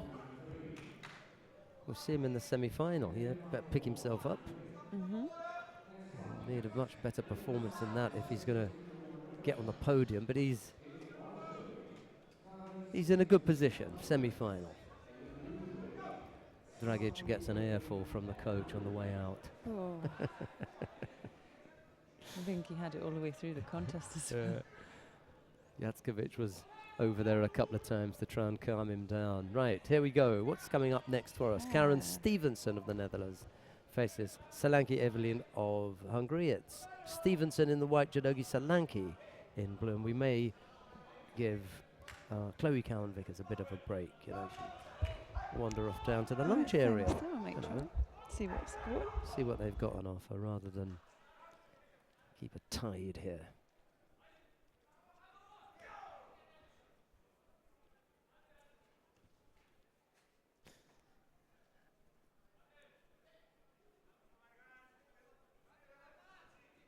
Oh, nice movement from Solanke. We didn't see any of that earlier on. Bringing Stevenson down. A good score. A bit of urgency from the fight. It's just what you need. Chloe's going to go and pick up her puzzle now. She is. The judo puzzles. You have to put the pieces together, and they're famous fighters. I don't know if you've seen them or not. They're really, really pretty good.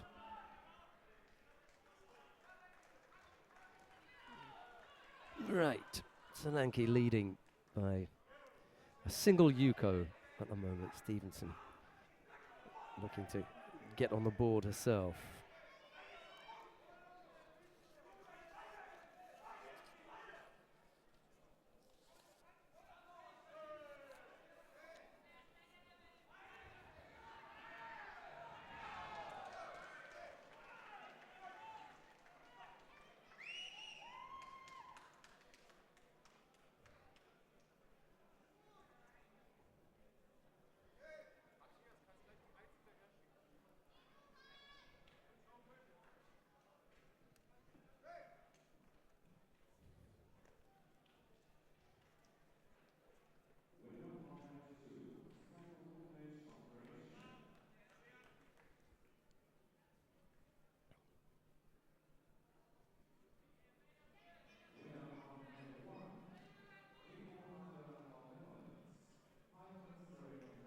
Couldn't keep control whilst trying to turn her opponent over.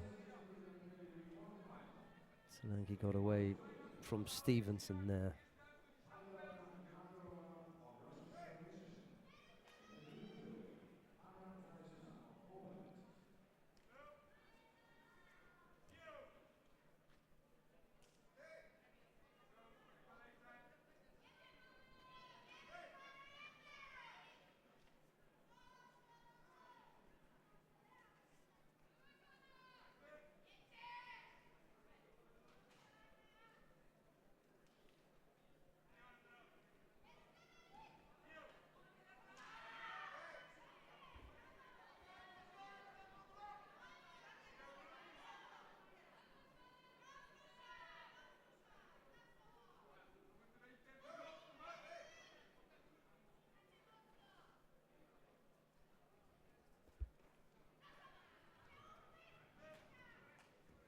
Oh, nice Kosotogaki from Solanke. Picks up a second score now.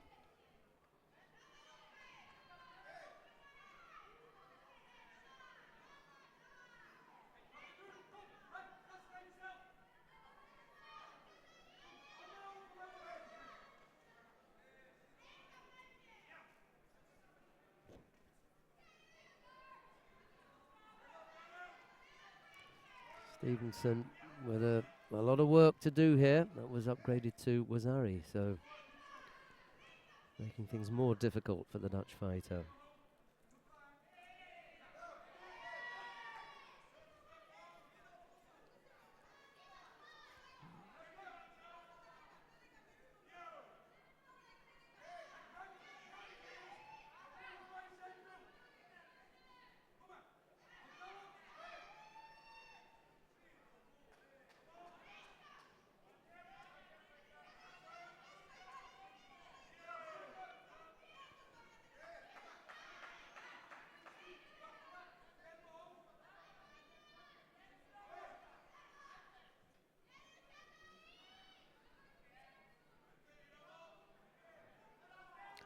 Well, the danger for Solanke here is that she'll pick up another Shido.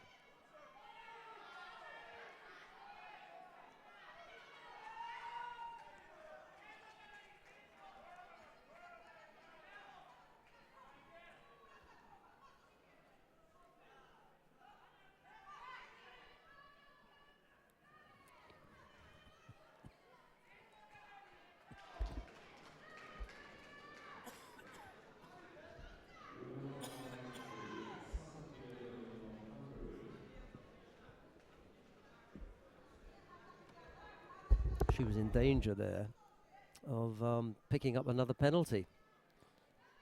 It would have made it difficult. Let's go to mat number 2.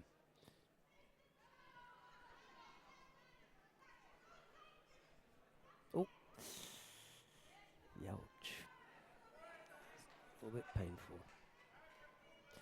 Right, Aitana Nagorova of Russia is up against Anna Zaleczna of Poland.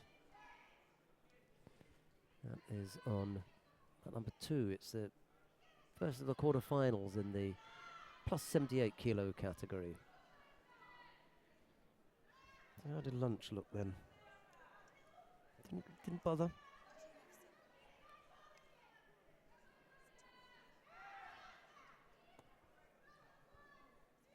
Well, in that case, given that you're not going, I may go then.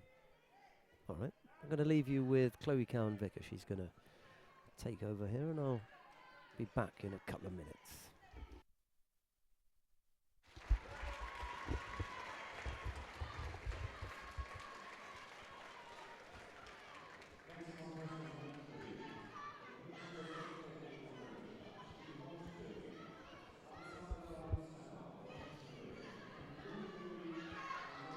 Oh, what a beautiful Osoto for Ippon.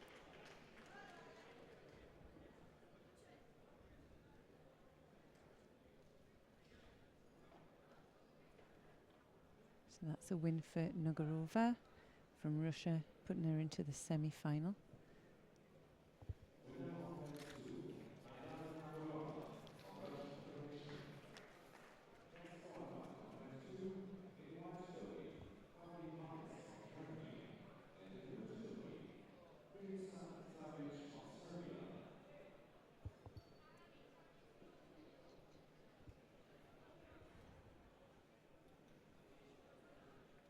Soto Makakomi there. So now we'll be looking at the next quarterfinal, and the winner of this will meet the Russian, the semi-final. So we have Caroline Weiss from Germany and Milika Zabic from Serbia. So that's Weiss in white and Zabic in blue.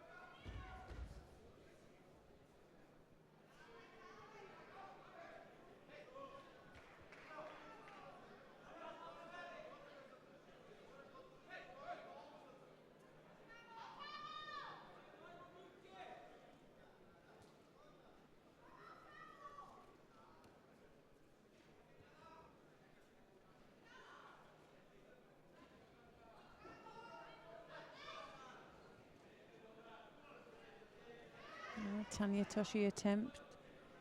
Just failed slightly. She has to be careful there with that arm. When you go over on the other side, you are susceptible to being arm rolled. Now she's gone for the Koshi Jimmy Strangle. And she's just dropping her hips back. We have to see whether it's on the face. Just loses that. Continues though. She drives, trying to drive her over with her arm. She has a good grip. She has to get control of the head now. I think she's lost the arm a bit.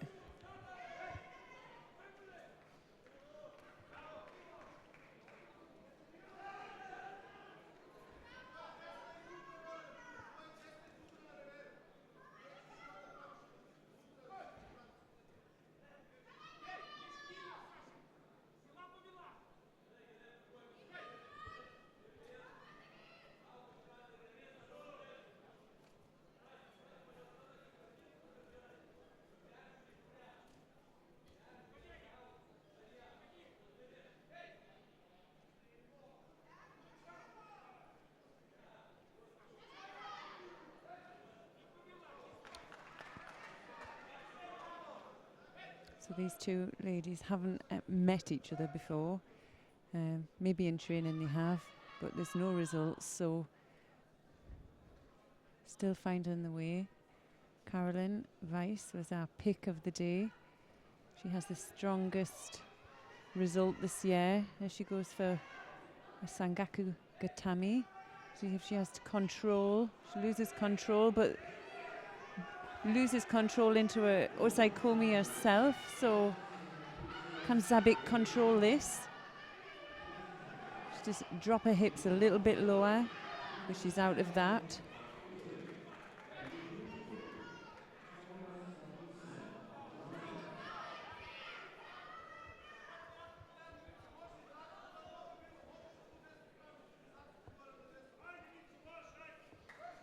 She didn't quite hold her long enough to get a score from that, so we're still even with just over a minute and a half to go.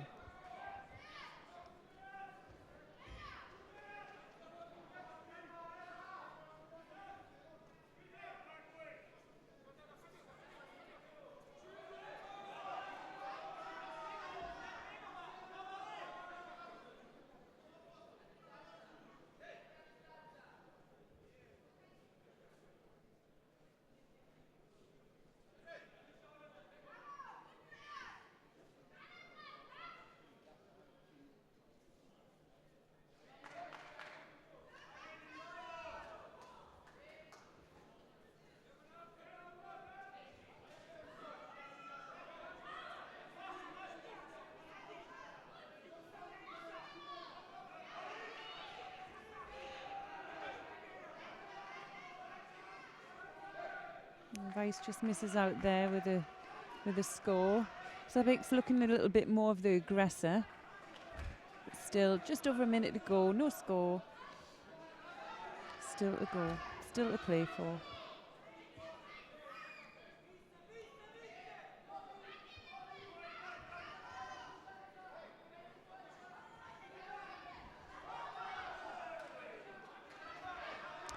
Zabik is having a habit of losing her grip when she's attacking, so she could be susceptible to picking up a penalty late in the day.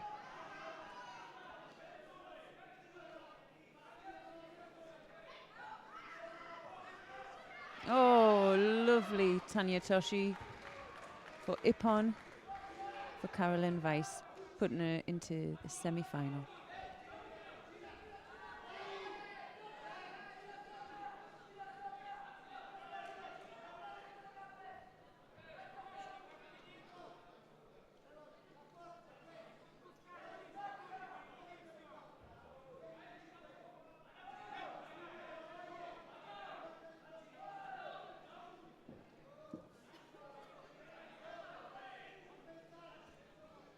So it's a frustrating finish for Zabik there. Winning up to just over 30 seconds to go, but she will fight in the repechage.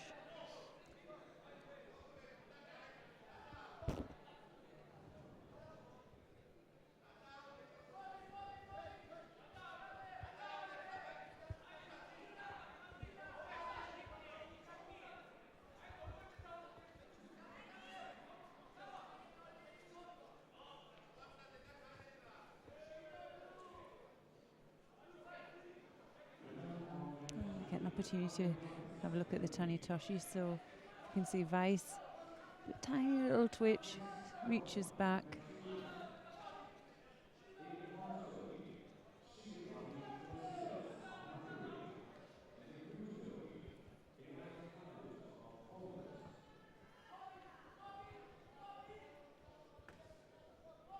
So next quarter-final for the under 78 kilograms will be between Mercedes Zigetvari and Bita Pakut.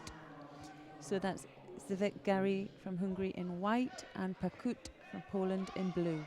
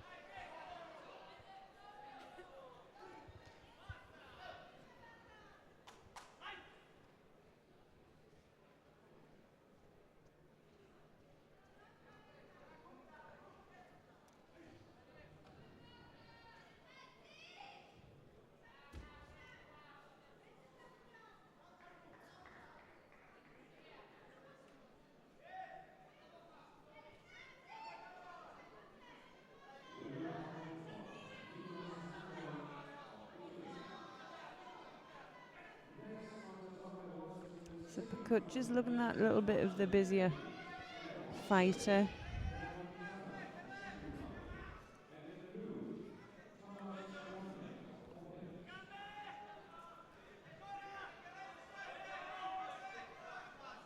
Oh, nice Uchimata attack there.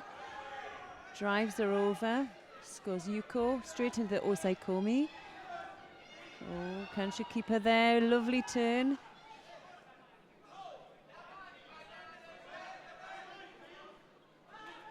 So Zigetvari did really well there to get out of that. But Yuko down.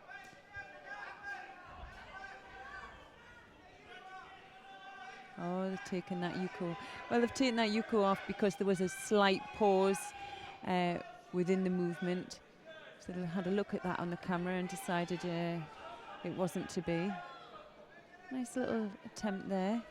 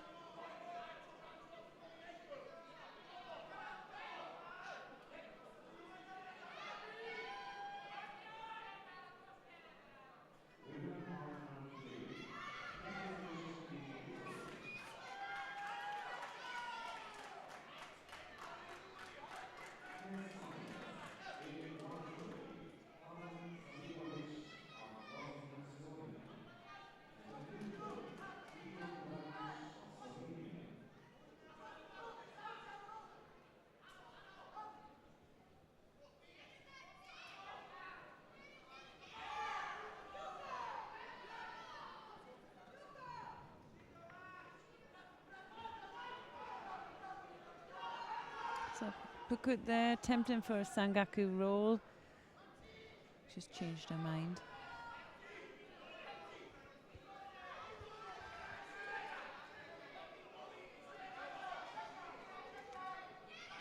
Sugavara just picking up her second penalty there. She needs to really step it up. Just under a minute to go.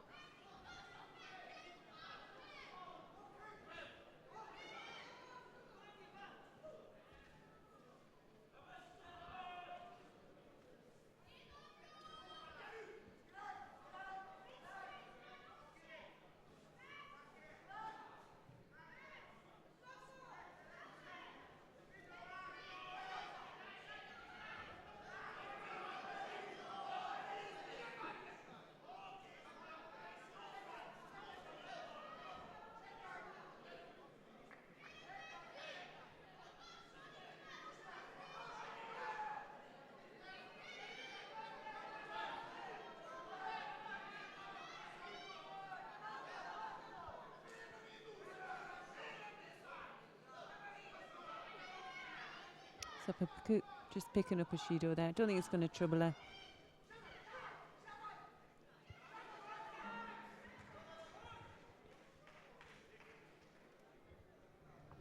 So that puts Pakut now into the semi-final.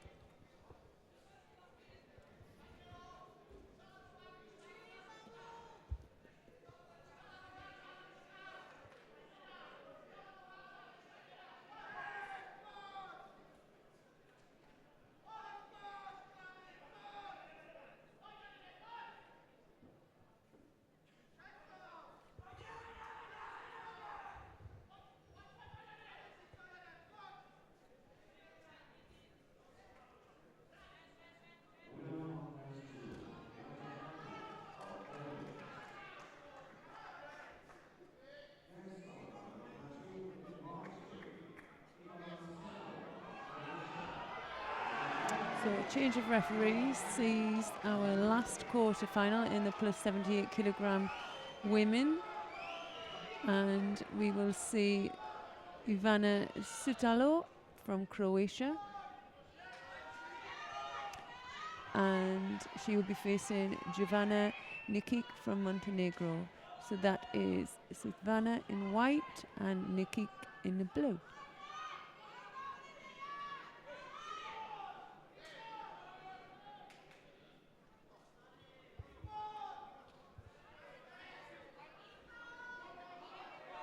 No, drops the Unagi. Didn't quite get the rotation.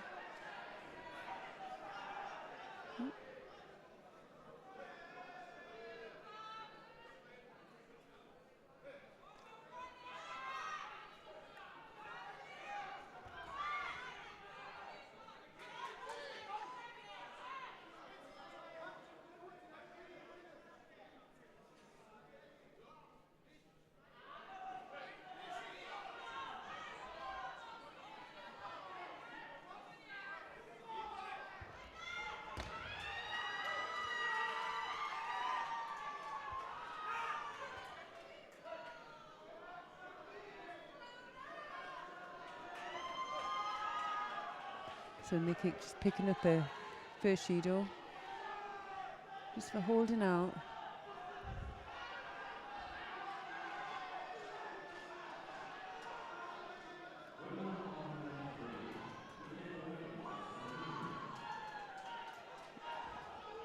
Just a left-handed hip attack.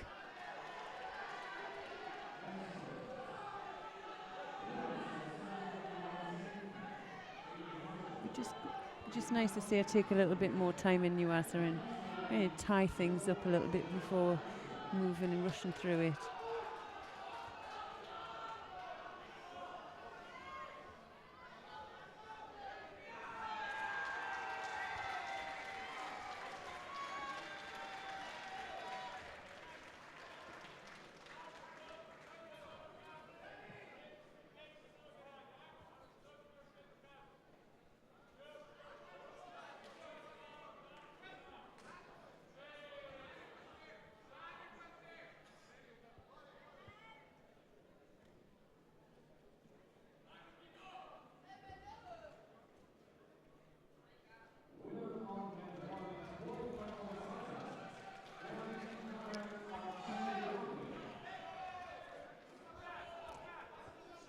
So I might just move over. We were just following the under 78 kilogram category earlier on, and we see the semi-final coming on to mat 3. So I think we're going to move over, and we're going to be seeing Brigita Matic from Croatia, and she's against Milora Rosata from Italy.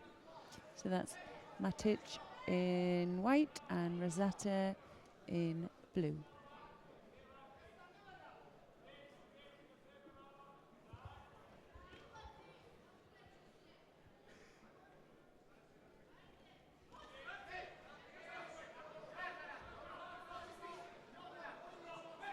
Okay, so Rosetta already has the Judo on the board.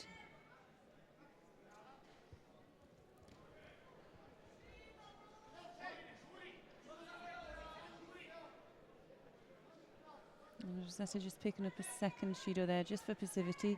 I think Matic is just getting in for the attack, just a little bit quicker.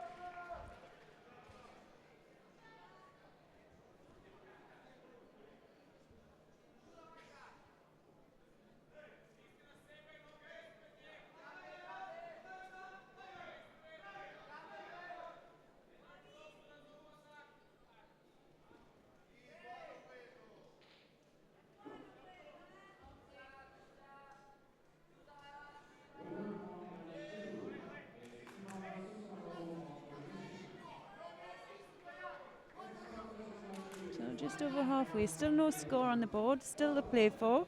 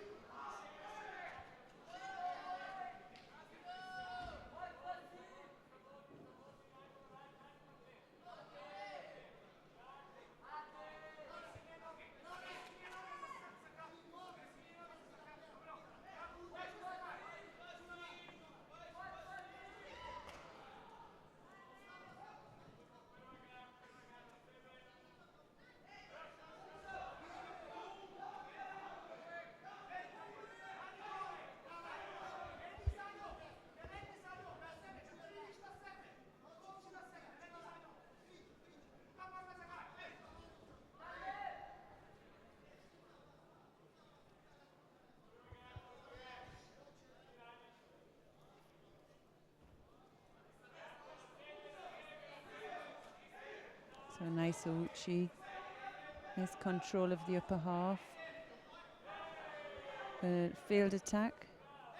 Now we're going to see maybe another penalty come up on the board for Rosetta. Just over a minute to go.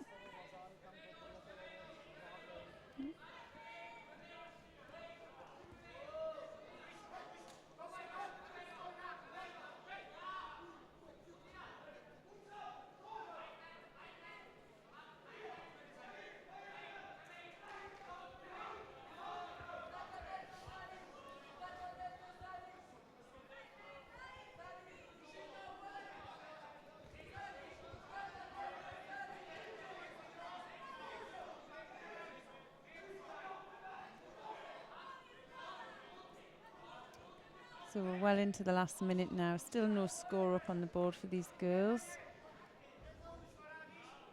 It's the third penalty picked up now by the Italian. It's not looking too good for her. It normally suggests to me that what one fighter hasn't been able to come to terms with their opposition. They haven't been thrown, No. but they've picked up 3 penalties. They just haven't been able to work it out. Matic is quite a clever fighter for a young, she's still young, but she's clever, and she proves awkward physically and tactically. Yeah. This is not a performance that's going to stick in the mind as, what a win that was. It's just, she was annoying earlier on, wasn't she? Who was it that she annoyed out of the competition? Just trying to remember who it was that walked off the mat really frustrated. Oh, that was Antonia. It was the Russian, yeah. Oh, that Different was girl. against Yes. Micah Zeech. Yeah, that's right. I'm thinking up here against Oh, Turchin. okay. That was one thing. Turchin. Stevenson, she had the beating of, and now as we were thinking, she's going to get past Rosetta as well. So there you go.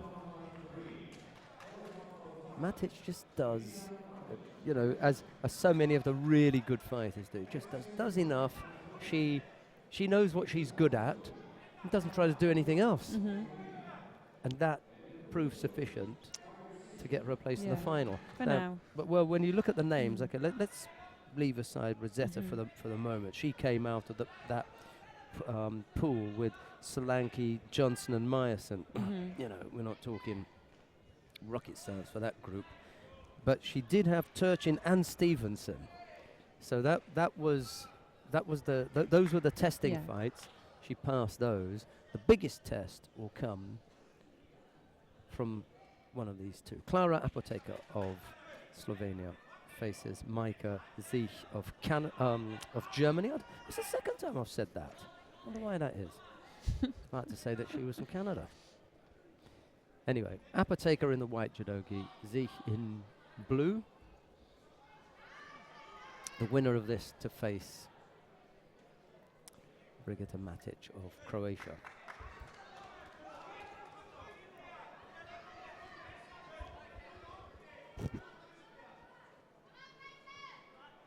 Could have a Croatian and a Slovenian in the final. Yeah. Could do. Yeah, some home rivalry.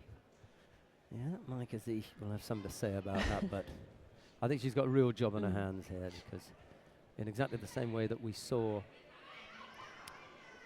the physical difficulties posed by Brigita Matic in the previous contest, Apoteker poses those physical difficulties to all her opponents. So a difficult one for the German girl to get past. She may yet be able to work it out, but our money's on the Slovenian, to be honest.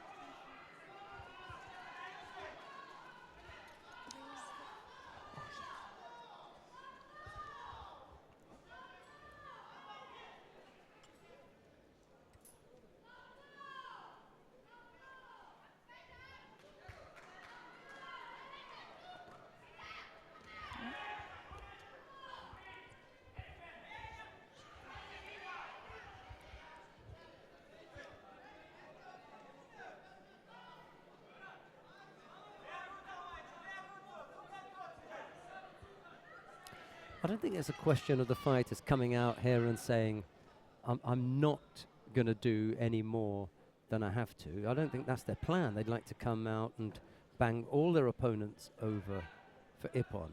But there's a point in the contest where you see them say, well, if this is all you've got to offer, and I can, I can manage it without having to put myself out, I'll take it. Now, there's still a minute and 47, minute 47 left to go. So it hasn't yet developed to go one way or the other. Whereas in the previous contest, with the penalties piling up, Matic didn't have to do a great deal. She didn't really get pushed. I think that the thing is, judo is the beauty of judo is there's always a way to win, and if you keep going for the same thing and then it's not working, you should be able to change your game plan a little bit. You should be able to really suss out how your opponent is fighting in that first minute, and then you should have worked on things, for a particular style. And just quite recently, especially with these under 78 kilogram girls, they're not showing that side. Yeah, they've got one thing to do, and Mhm. that's what they stick at.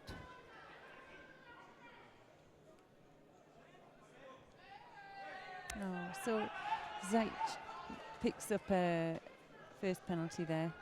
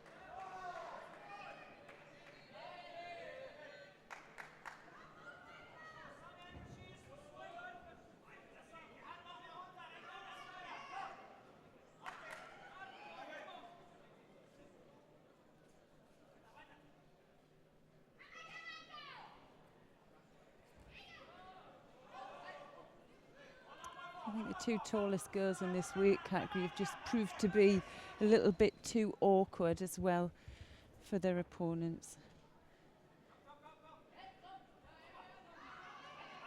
Yeah, there's the physical dimension to overcome as well as the technical one. Setting up, yeah. So that's who it will be then, Apotheker and Matic.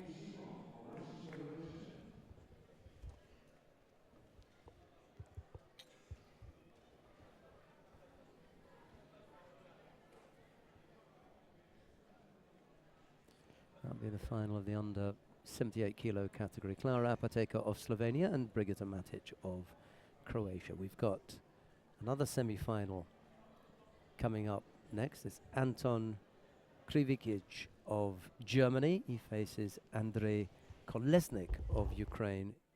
It's Krivikic in white and Kolesnik in blue. So we were talking about the number one's seeds. Just going to have a quick look and see what's happening with them.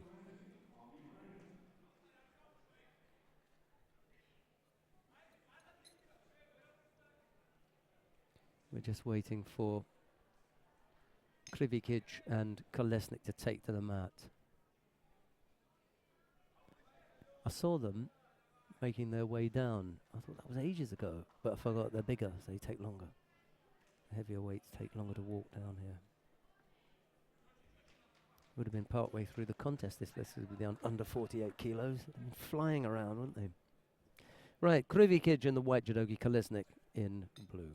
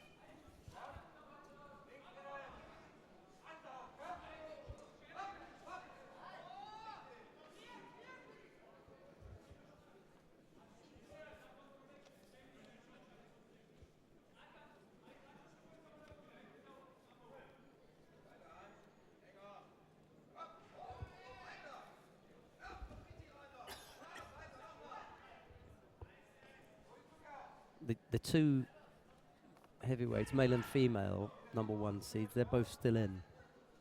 Apart from that, the others have gone. Yeah. So we'll see Aidana Nagorova in her semi-final. We're bound to be able to watch that.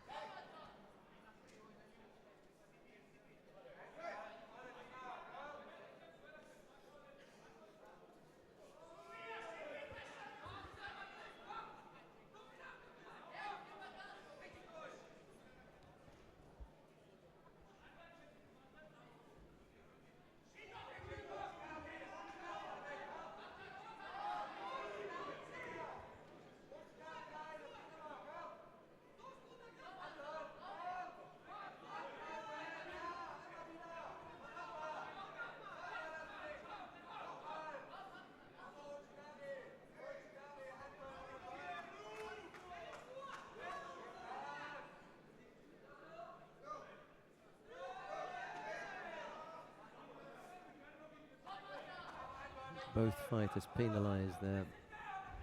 I think that was right. They got into that mode of not doing anything, just kicking at the feet. So why not? Both picked up a penalty.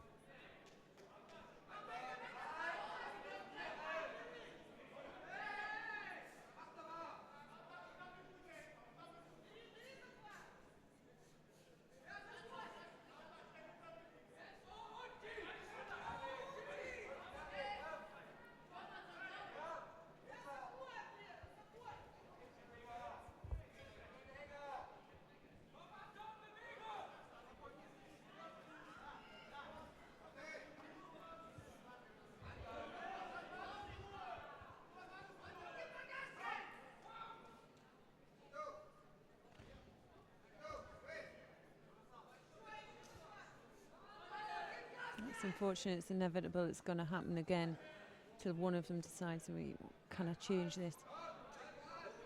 And there's no denying they can throw big as well. They just have to get themselves into that predicament, and sometimes they put themselves under the pressure to do so. They will get caught themselves.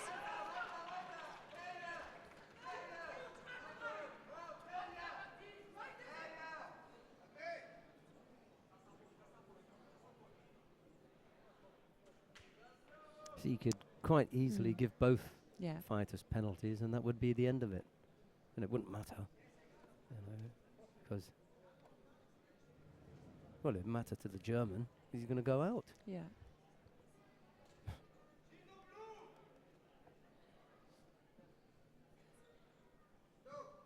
Yeah.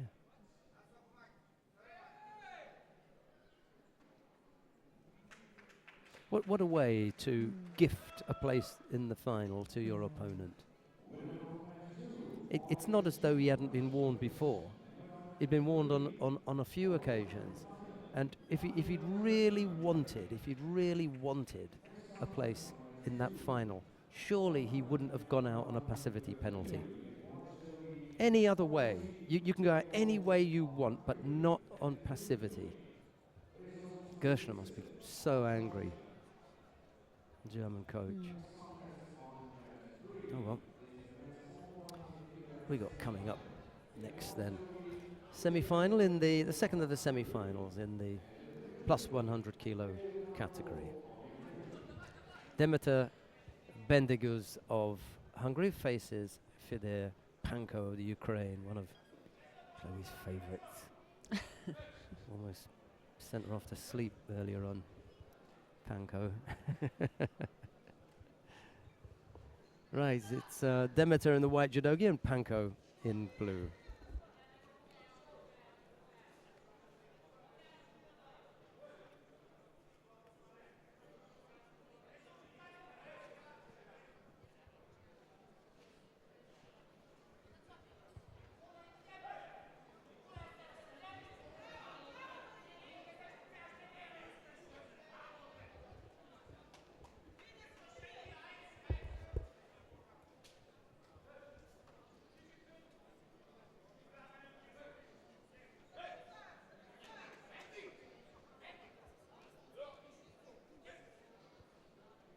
So bit of a size difference here between the Hungarian and Ukraine.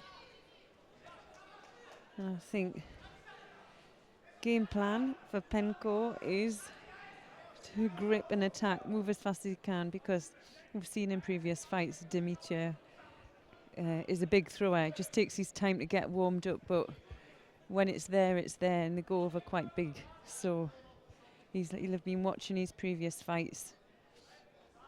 He won't want to get caught the same way.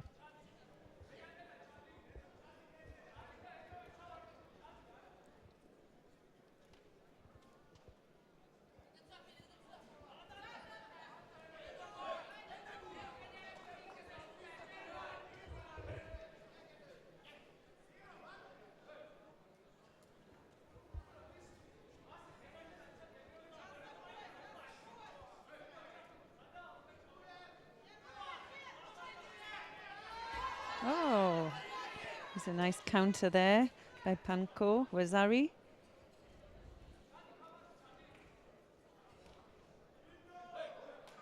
Downgraded to Yuko. Oh, and back up to Wazari.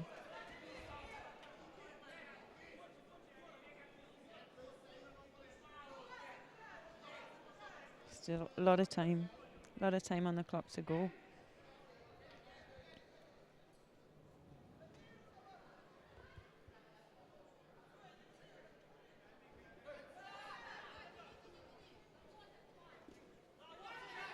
Oh, has he got the hold? Oh, I think it would have been a tall ask to see if you could keep that one on.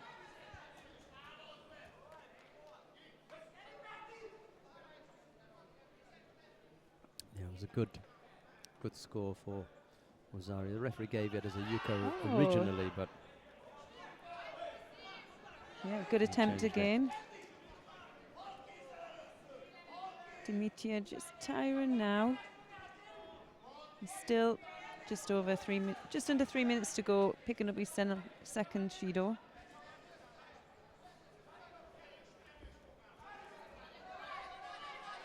Oh, and he goes again for the same throw. And what score does he get this time? Wazari. Great. So that's Panko into the final.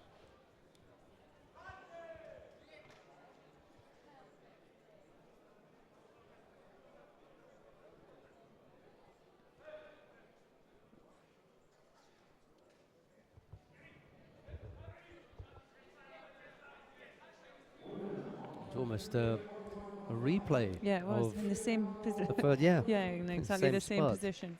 Yeah. Pretty much the same spot. Right, well, that's all the judo we've got for you down on mat number 3. We're going to move up to mat number 2. We're going to take a look at the quarterfinals in the under 100 kilo category. There's a contest going on mat 2 at the moment. It's between Fogashi Gergo of Hungary. He's up against Rezo Sulakidze of Georgia. It's Fogashi in the white judogi and Sulakidze in blue. Joined just in time to see Fogashi scoring Wazari there and almost securing the Osaikami on Sulakidze, but the Georgian managing to get out of that. There's a minute and 40 odd seconds left to go. 2 penalties picked up by Fogashi, but he's got the positive score and leads by Wazari.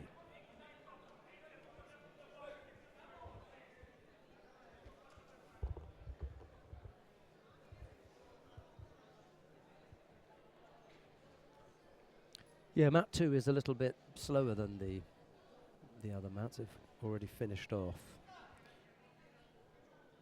Probably the 90 kilo category had the biggest number in, I would have thought, and then we shared that with the plus 78 kilo category for women.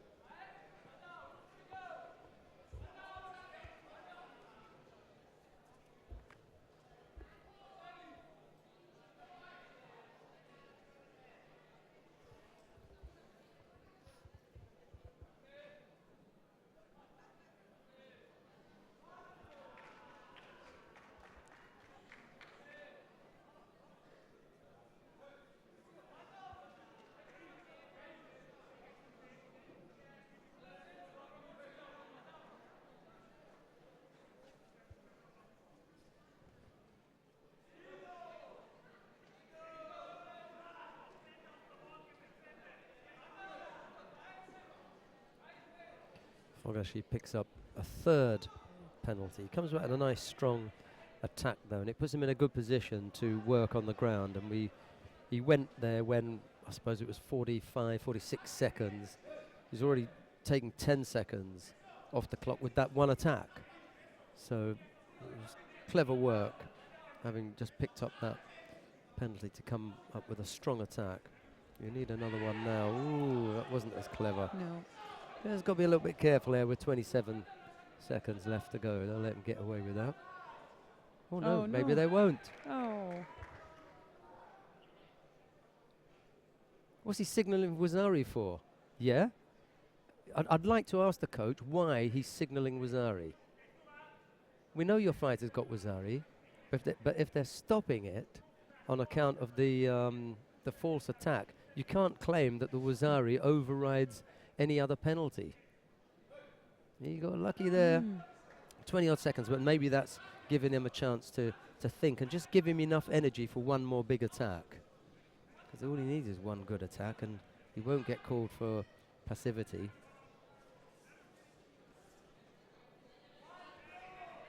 Come on, has he got that fight in him?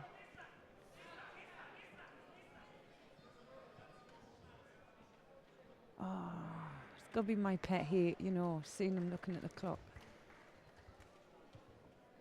I'd really like to ask the coach what he was signalling Wazari for. Wazari's on the board. We knew that. What's the pet hate? Looking at the clock while in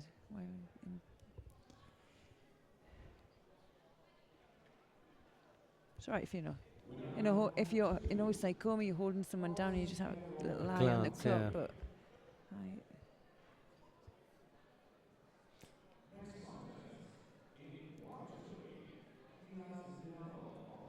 Oh, Fogashi did the hard work by putting the score on the board, and he was rewarded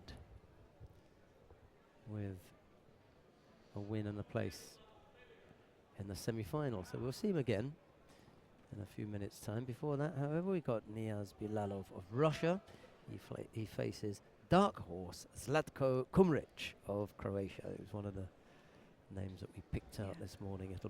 It'll be Bilalov in the white judogi and Kumric in blue. And I can't imagine a scenario where the Russians are going to send someone just for the sake of it. When a Russian comes out on the international scene, is because he's worth it. So Kumric will know that he's got someone in front of him who, is probably one of the better prepared fighters in the category. Bilalov in white and Kumric in blue, if I haven't already said.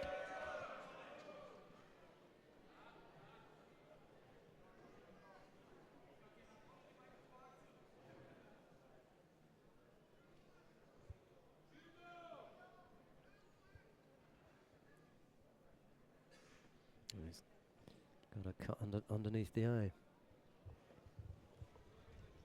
Gonna have to tidy that up. Russian physio is there in attendance, and he can look after his own fighter. Could have come from a clash of heads and just opened up a little bit of a gash. It depends where it is. If it's underneath the eye, it's not as bad. It's when it's just above.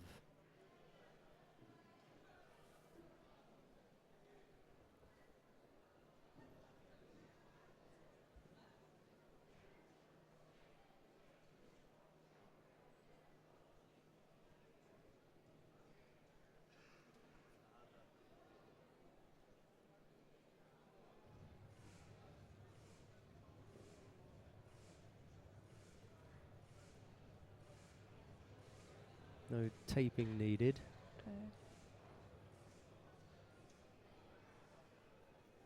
Maybe it wasn't that bad then. I don't know if they've got like a gel that you can rub there that's like a coagulant, just not like glue, but it does shut it very quickly. Only problem with that is for normal mortals not involved in a contact sport, that would work. But for judoka, it's going to get roughed up again, isn't it? Can open up very easily. Trying to avoid any contact with it for a bit.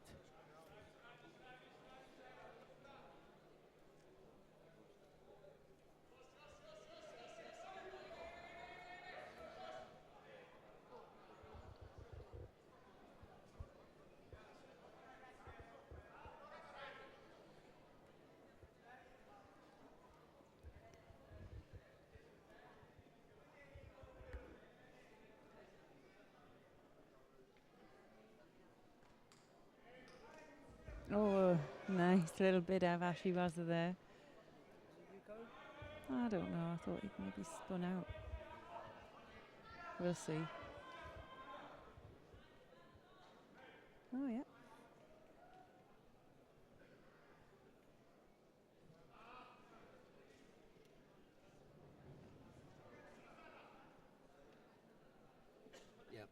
Yeah, it was Yuko. Down on his side. It was a good call. The referee saw it once. Yeah. Came up with a good call. Yeah. A tidy little drop Siyanagi there as well.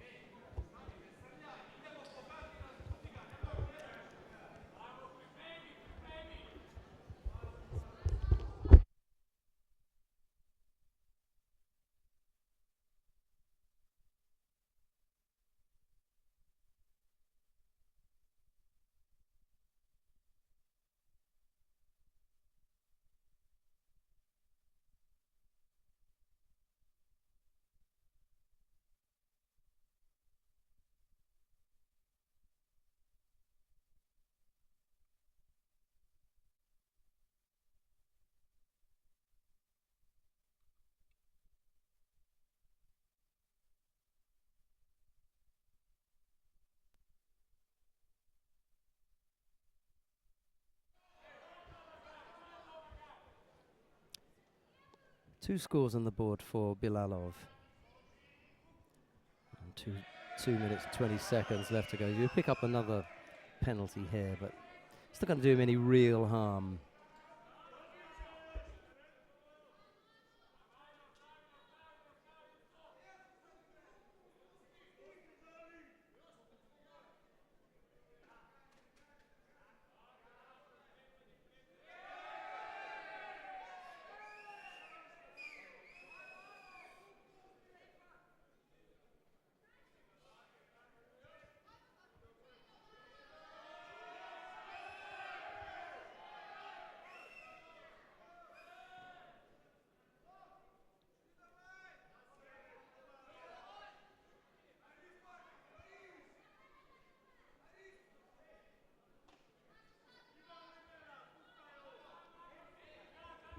There's a minute 40 odd left to go.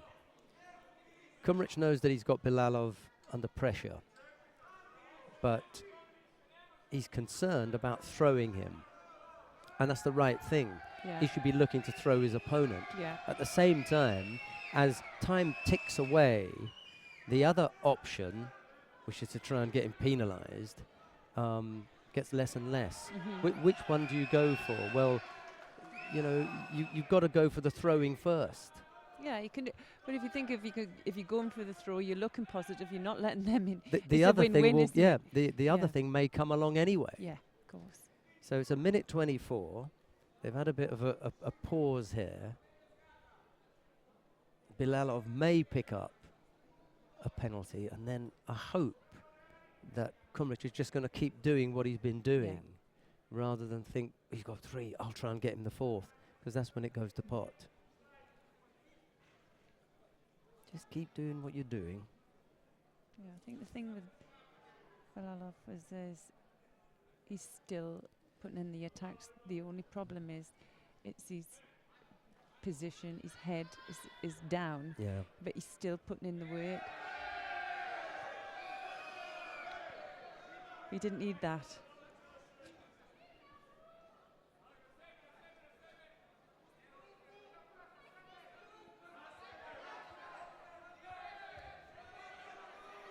That's right. You know, every time he throws one of those in and Kumrich has to defend it, it's a valid attack. It's a bit better now. Oh, no worry about it now. Yeah. No doubt about it.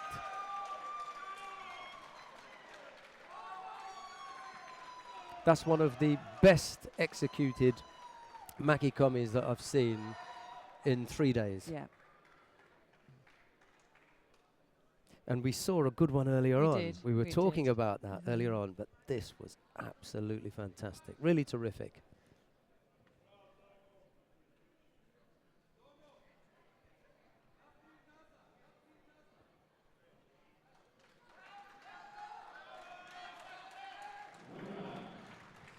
Get to have another look.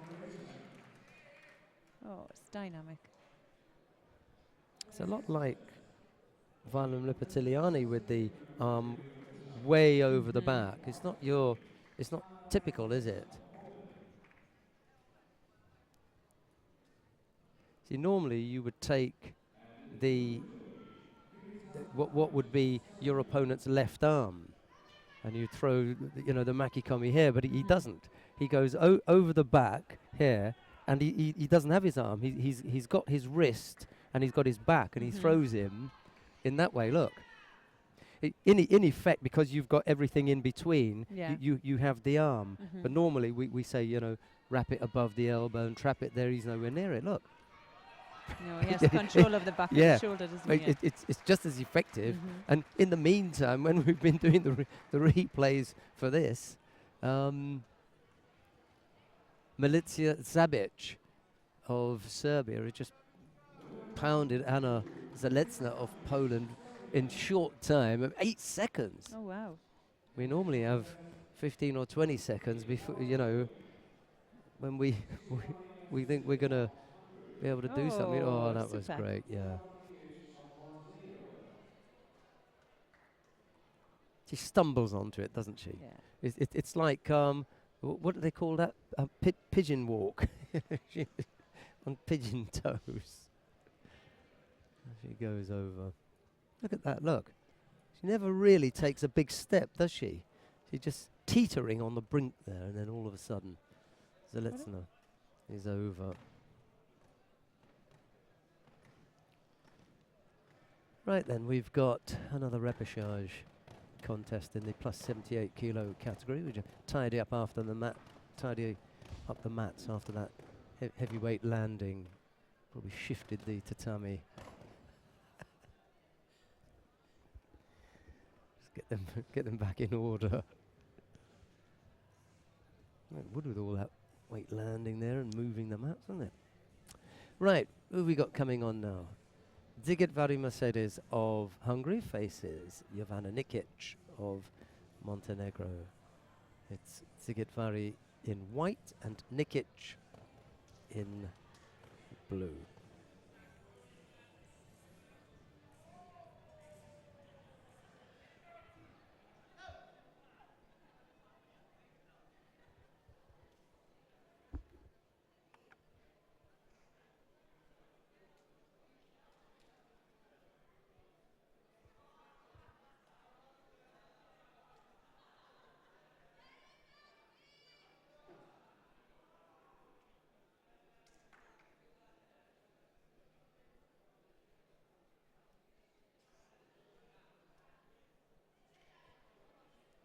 Oh, a nice Soto Makikomi for Wazari, straight into Osai Komi.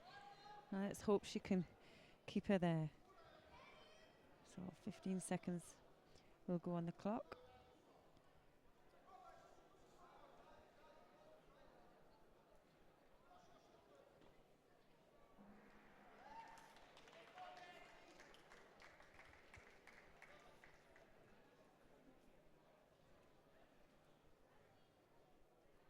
See, this was the map that was taking a long time earlier, but they're racing through them now. All of a sudden, we've had 3 or 4 fights that have finished well within time. So, shouldn't be that long. We've got another repechage contest coming up. This time it's in the under 100 kilo category. Maximilian Hageneder of Austria faces Georgi Kavatadze of Georgia, of course. Kavtaradze, beg your pardon, that is.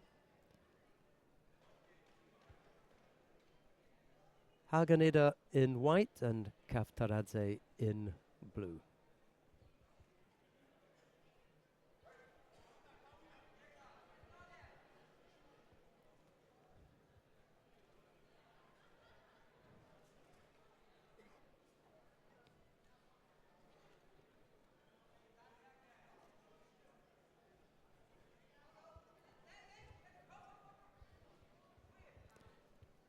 Well, they've got Bilalov scheduled for the upcoming contest. Oh. He might need a little bit of recovery time. The speed with which the contests have been going around has brought round Bilalov's next contest pretty quickly. Who did he lose to? Wasn't it the Croatian? Yes. Our dark horse. Did him, didn't he? So that was the the last quarter final, and then he's the repechage contest. So it's come around pretty quickly for him. Or maybe this one will go into golden score and give him a bit of time.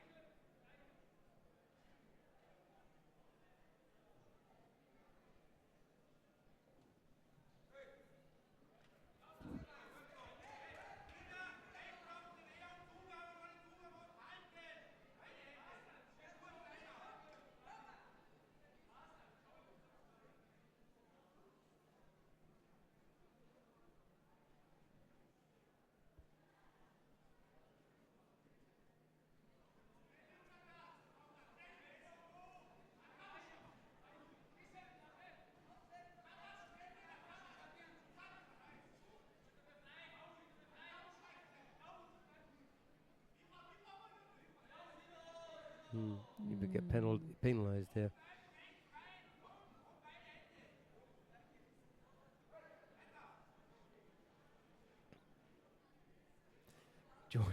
Georgian looked a little bit surprised. He's probably the only one in the venue. He'd wrapped his foot around his opponent's leg. He didn't come up with anything, so picked up a penalty. Second penalty picked up by Kavtaradze. 2:20 odd left to go. A little after, well, it's just before 2 o'clock here. We've got the flag handover ceremony at 2:30. I'm sure we'll be ready for that. And then at 3 o'clock, we'll be back with the final block. Third penalty now picked up by the Georgian. Surely that must suggest to him that something's not going right.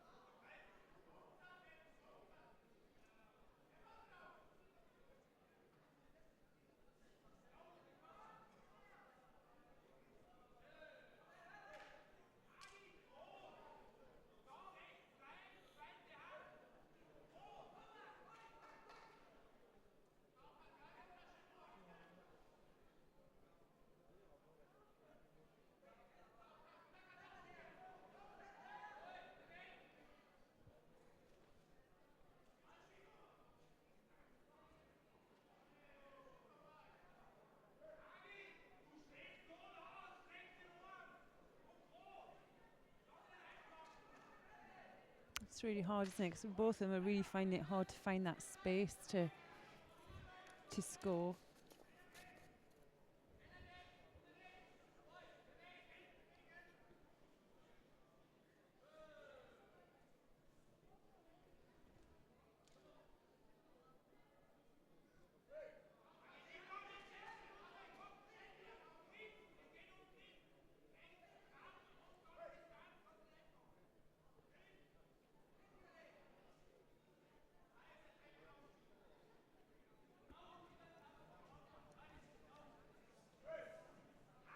Now Hagen-Dagger's going to give this away. He's going to pick up his second Judo.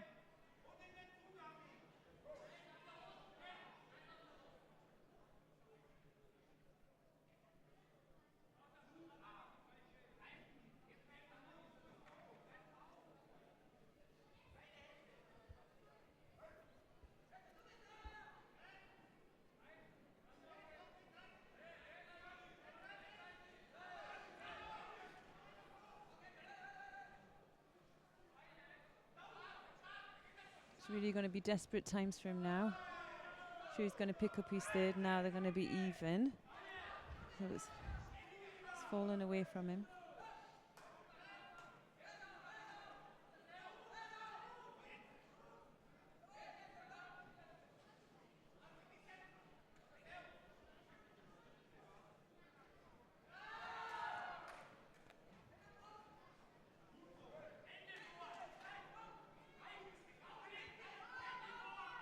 Oh, I didn't.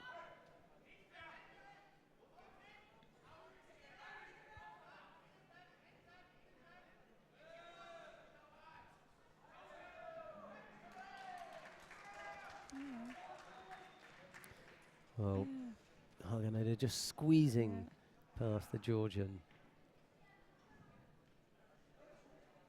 Kaftaradze. Wasn't the most spectacular of contests. Kaftaradze picked up 3 penalties.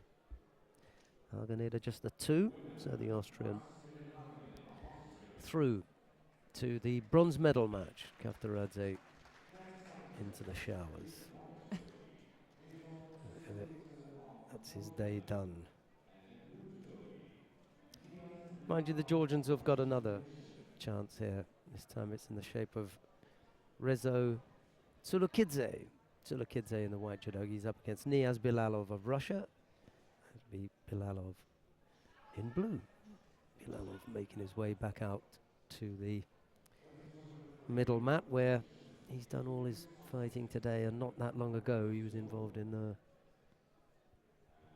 quarter-final contest. Came unstuck there. There's another chance then.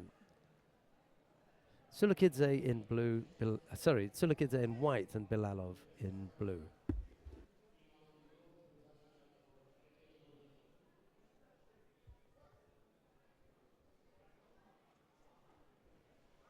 Oh, good first Ippon Seoinage drop attack.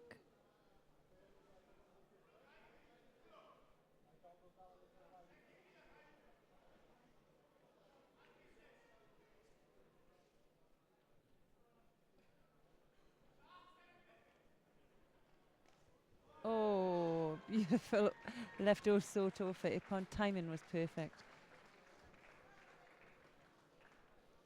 He decided not to hang around. Yeah, I think he'd had enough on his last match. Yeah.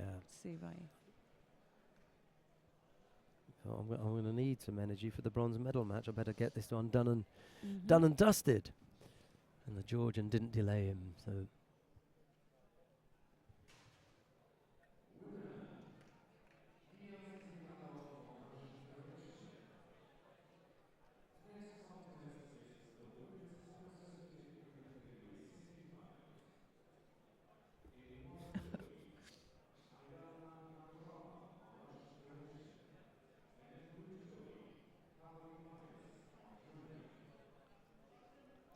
First of the semi-finals in the plus 78 kilo category for women. Aidana Nagorova, the number 1 seed, takes on Caroline Weiss of Germany. It'll be Nagorova in the white judogi and Weiss in blue. So Yeah, Mari's got that one.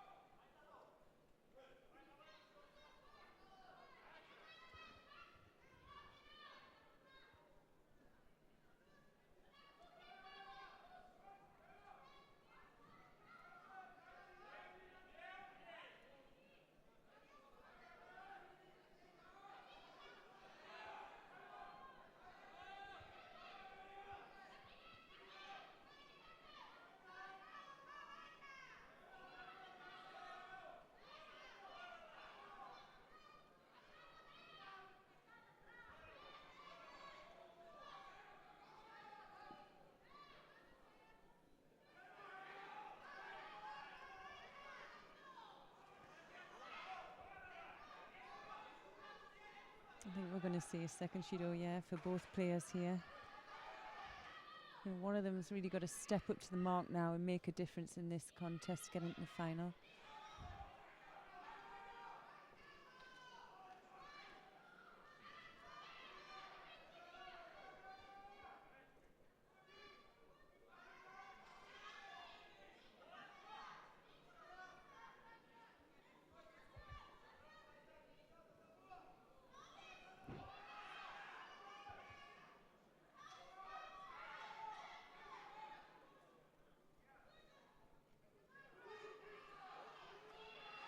Oh, there's an attempt there. She gets the score for that. Nice ultra straight into Osaikomi. I can't see Nagarova escaping this one.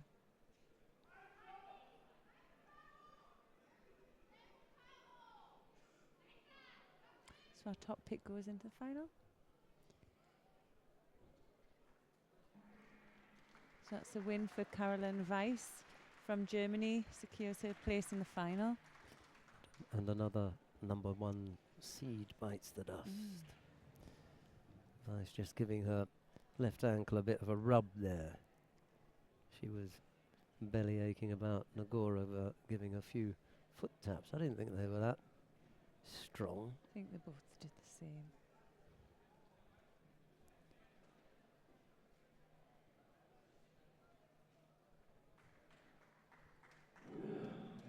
And the hand handshake, yeah.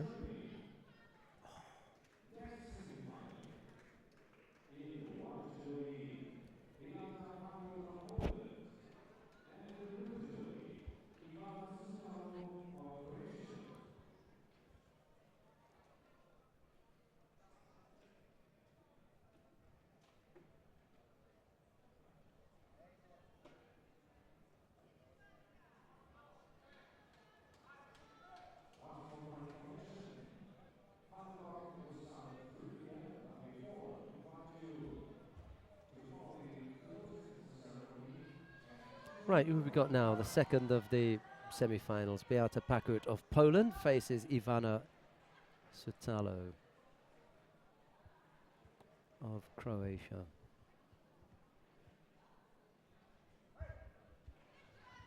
It's Pakut in the white judogi, Sutalo in blue.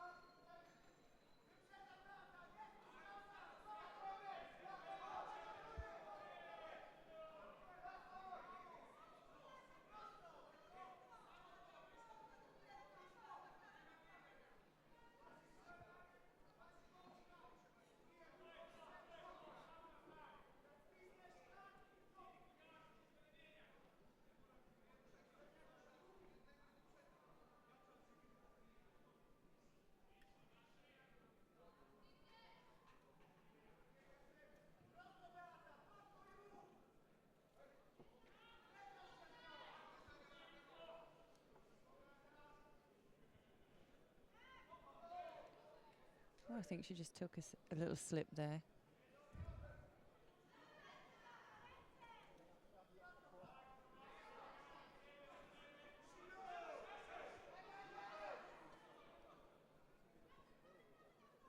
Sitlover is looking pretty strong here. She's no score there or no real throw. She just really manhandled her to the ground.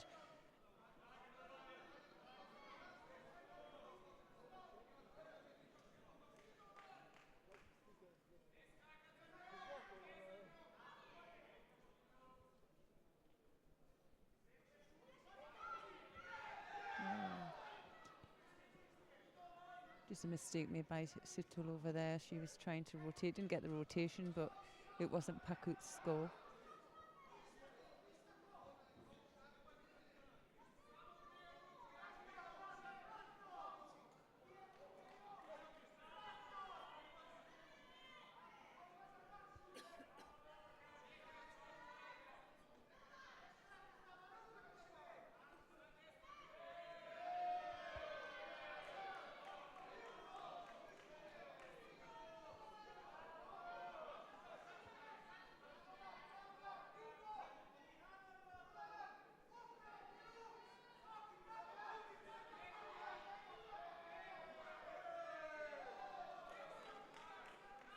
Sitlover's looking strong.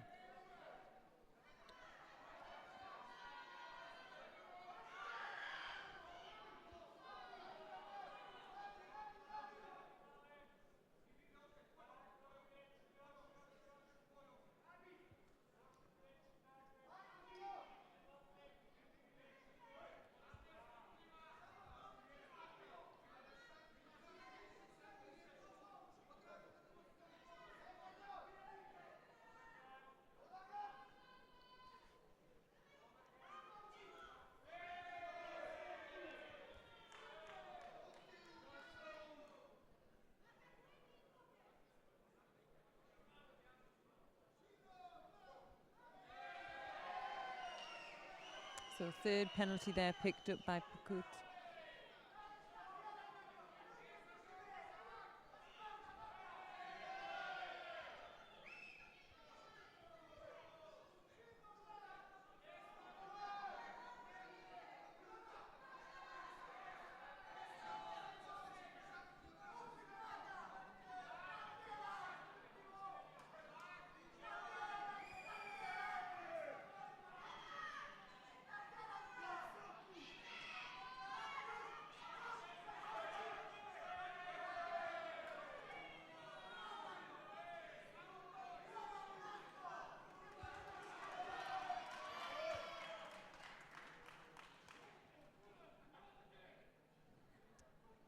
Kristolova just now there been a little bit too much to handle for the Polish player.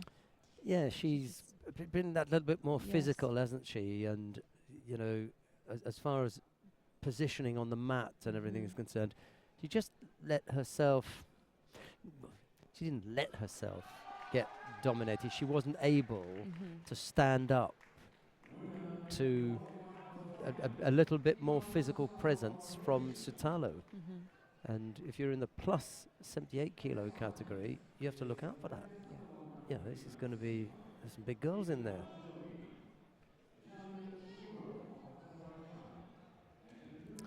Right, we've got 2 semi-finals left to bring you, and they're in the under 100 kilo category. Jalil Shukurov of Azerbaijan faces Oleg Ishimov of Russia. It'll be Shukurov in the white judogi and Ishimov in blue. And we've got the dark horse after that, haven't we? Zlatko. Yeah.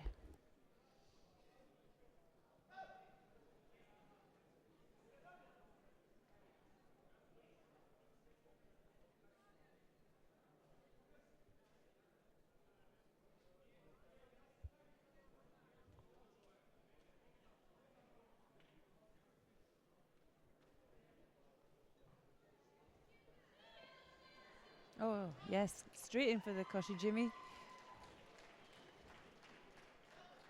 So nice and quick.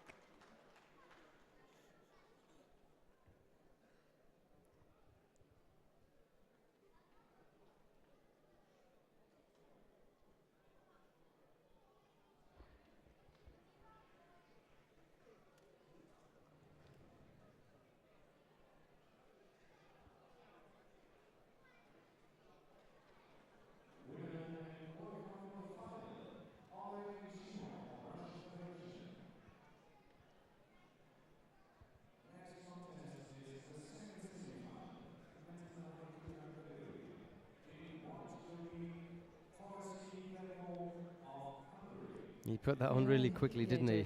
Yeah.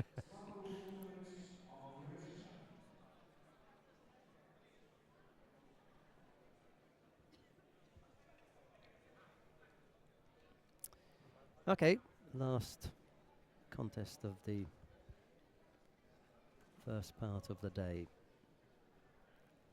Fogashi Geko of Hungary faces Zlatko Kumric of Croatia, and if Kumric is, you know, in any kind of form that he showed in his previous contest, Fogashi is going to have to look out, because he looked pretty sharp.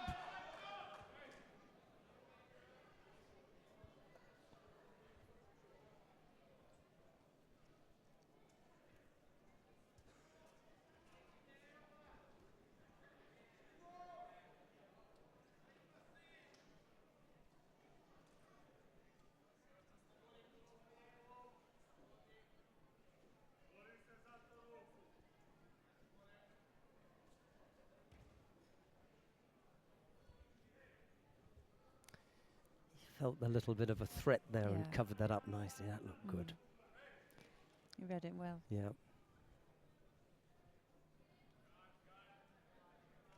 Oh, nice lovely. Ashiwaza. Yeah. Yeah.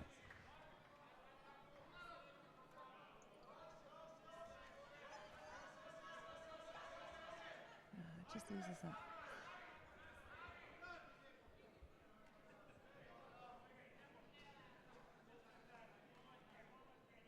Kumric looks like a man possessed, doesn't he? Yeah. Focused and ready to go.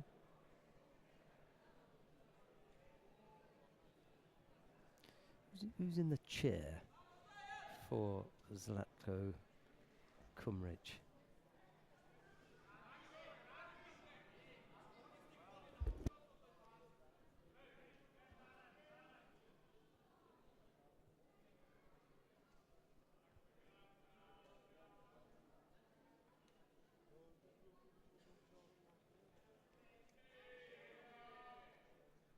Yeah, it's Tomislav Marjanovic. Yeah, Tommy.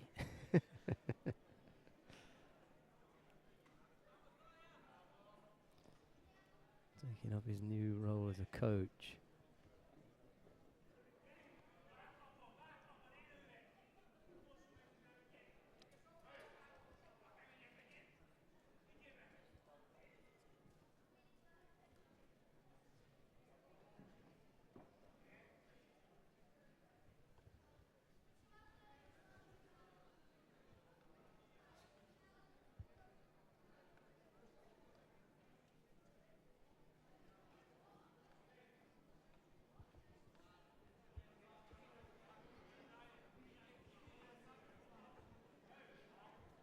Well, after that burst with the Ashiwaza for Wazari, he's settled down a little bit. Maybe it's more Fogashi being a little bit more, you know, careful.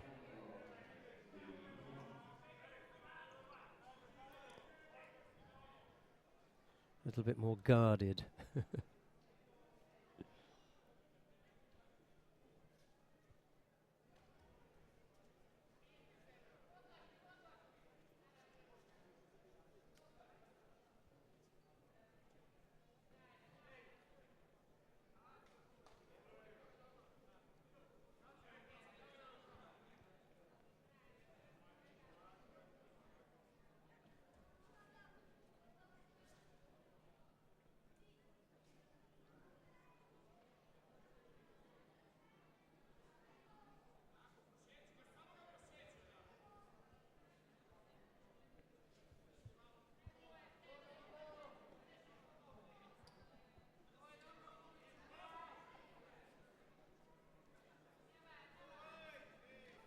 Oh.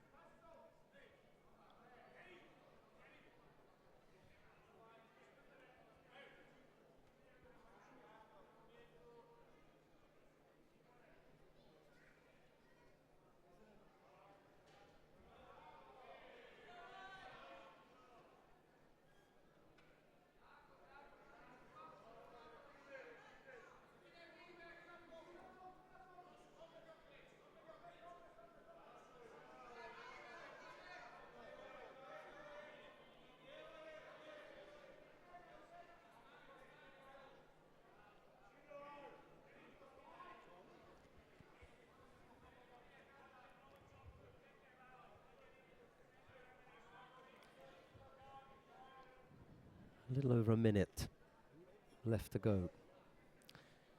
Fogashi really hasn't come up with anything, has he, attacking-wise? He's tried to put himself in positions or whatever, but he hasn't been able to launch any telling attacks.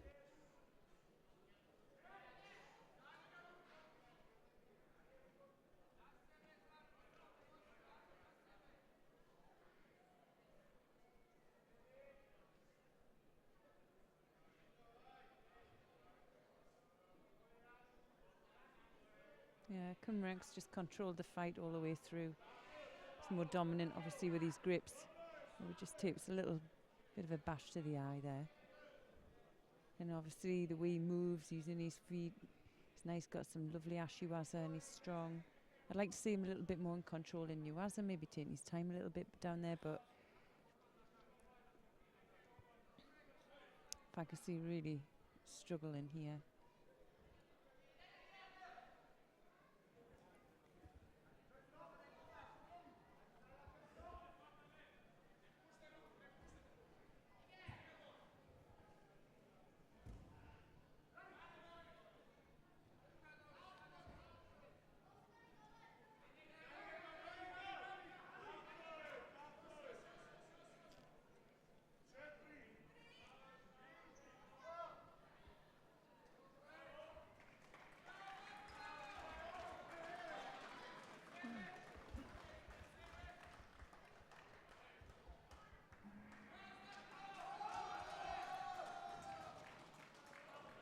Well, Kumric it is who gets a round of applause from the Croatian supporters who stayed around to watch their man take his place in the final. Well, we'll begin the final block at 3 o'clock.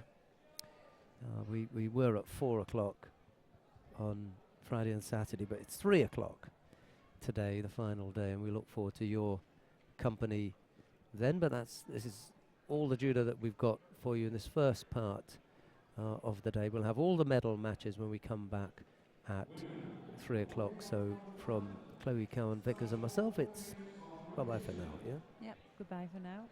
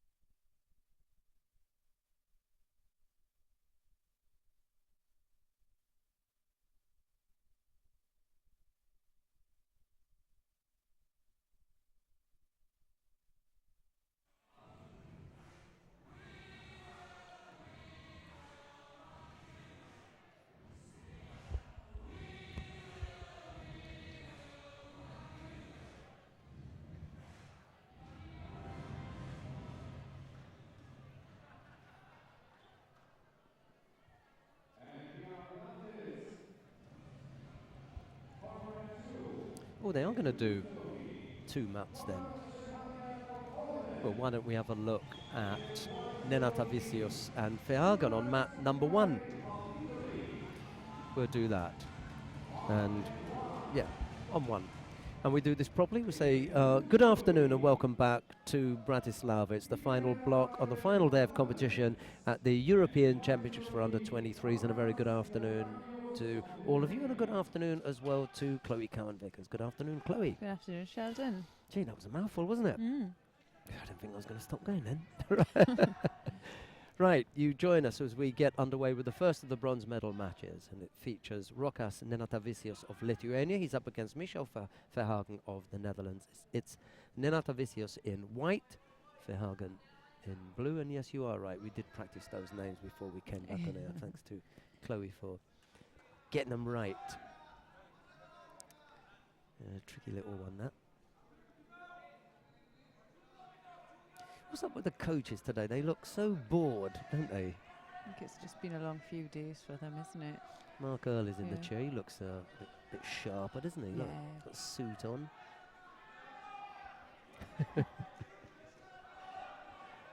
I think he hates putting a suit on, you know. There is another bronze medal match taking place on mat 2.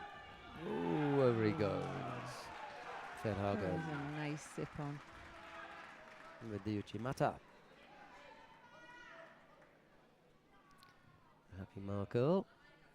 And a happy Michel Verhagen as he finishes off there. So we will get to see what's happening on mat 2. That's Nicolas Mungai of Italy and Tomasz Jepaniak of Poland. It'll be Mungai in the white judogi and Jepaniak in blue when we wander over to mat 2. There we go.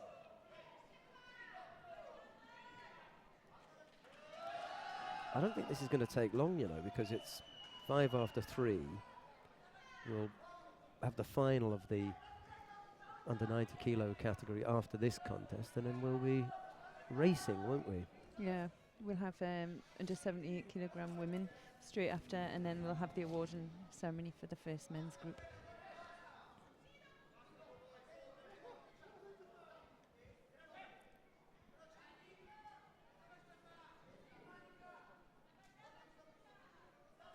I think our player of the day is going to come from this weight category, the final. No, beg your pardon, under 100, under 100. What did David Klemert of the Czech Republic do? 5 fights, he's had 3 ippons so far. Well, it's 4 fights, 3 ippons. That can't be bad, can it? What about Rico Harder? 3 fights, 3 ippons so far. Gee. It's not bad, is it? Not bad going. Rico Harder might have a claim on player of the day.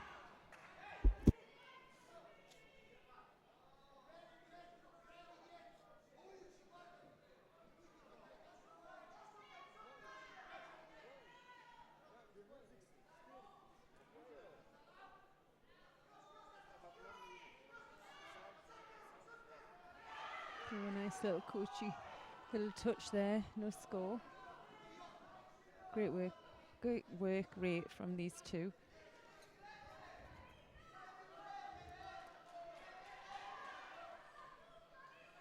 So that's Munjai just picking up. Oh, it's taking it off there. No Yuko score for that coachy. No.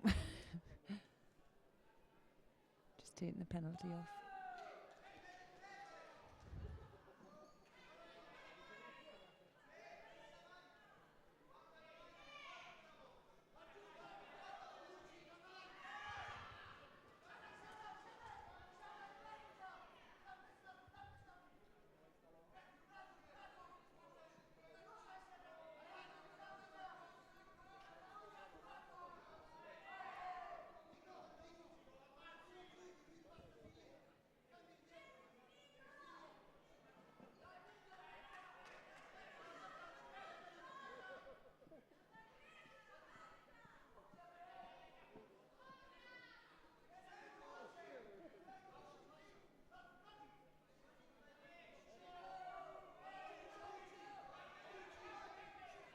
Yes.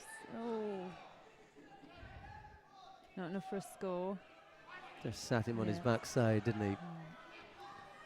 Couldn't get the top half of the body down.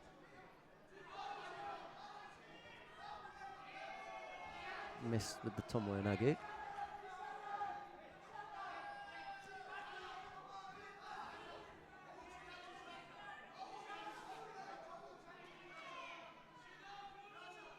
I think the confidence it's given him is that he knows he can catch him. He's going to keep the pressure on. There's still plenty of time.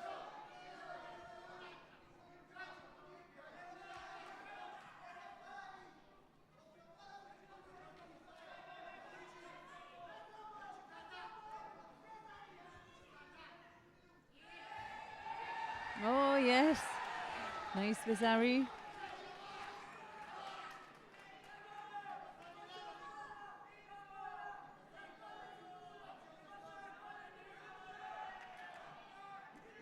Oh. So the Italian takes the bronze medal with it upon scored. I think he's a bit happy about that. Yeah. Calm down, chap. He does catch him nicely, though, Yeah, he doesn't did. he? Do you know he starts it with one foot and finishes with another? So he starts him with Yeah. his left, and he Yeah. throws him with the right. Yeah, he actually gets one foot back down, doesn't he, and reverses it. Well, see, when the replay comes up, it's and he doesn't start with both feet. Sometimes you can start with Yes. both feet There here. you go. He finishes him off with the right, but he Mhm. starts with the left. So he starts it like a Tomonagi, turns into Yoko Tomonagi halfway through. Yeah. Great. Nicholas Mungai of Italy taking that bronze medal. We've come to the final now of the under 90 kilo category. David Klamert of the Czech Republic faces Rico Harder of the Netherlands. It's Klamert in the white judogi and Harder in blue.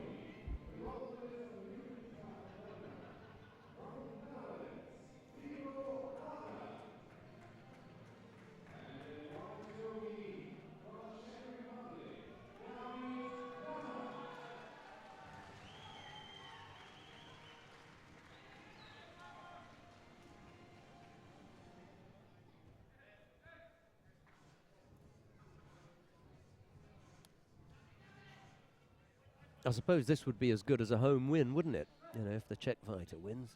There haven't had any Slovaks winning, so Czech fighter would probably do, next best thing. Yep.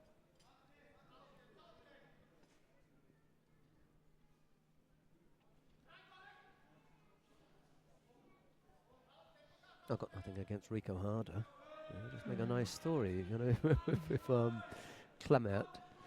Just to do it. Klamert, by the way, defeated the #1 seed, although we haven't put a great deal of store by that, not least of all because all of them went tumbling out. Dario Kubievich Garcia of Germany went out in the second round. He had a bye in the first round and then came up against David Klamert. Klamert sorted him out before he went on to dispose of Kotsiev of Azerbaijan in the quarter-final, and then Tomasz Rzeszpaniak of Poland in the semi-final. That's the route that Rico Harder took to get here. Oh, there's that fantastic. We've seen that throughout the day, haven't we? Beautiful Makukomi. And it was a great, the reception in the venue is terrific, isn't it? Yeah. Yeah, they're all thumbs up around and they're all on their feet, clapping. He's done the business. Yeah, he did. There's Klamert.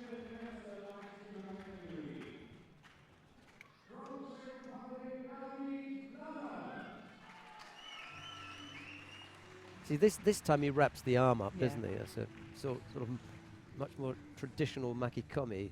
Harder than put his head in his hands, as if to say, "I don't believe I've just done that." Or more to the point, I don't believe that he's just done that to me. he didn't do a great deal, to be honest. Well, we've got a choice here. It's either Solanki Evelyn or and Maika Zich, or Alexandra Babintseva and Melora Rosetta. I know which one Mari would like to watch, but it doesn't really matter because she's got a front row seat. So we're going to watch Solanki and Zich because we've seen more of them, haven't we? Yeah. To be honest. So we're going to stay down on mat number 1. We're going to see the bronze medal contest between Solanki Evelyn of Hungary and Maika Zich of Germany.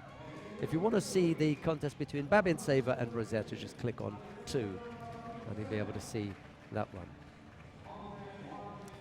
It'll be Solanki in the white judogi and Zich in blue.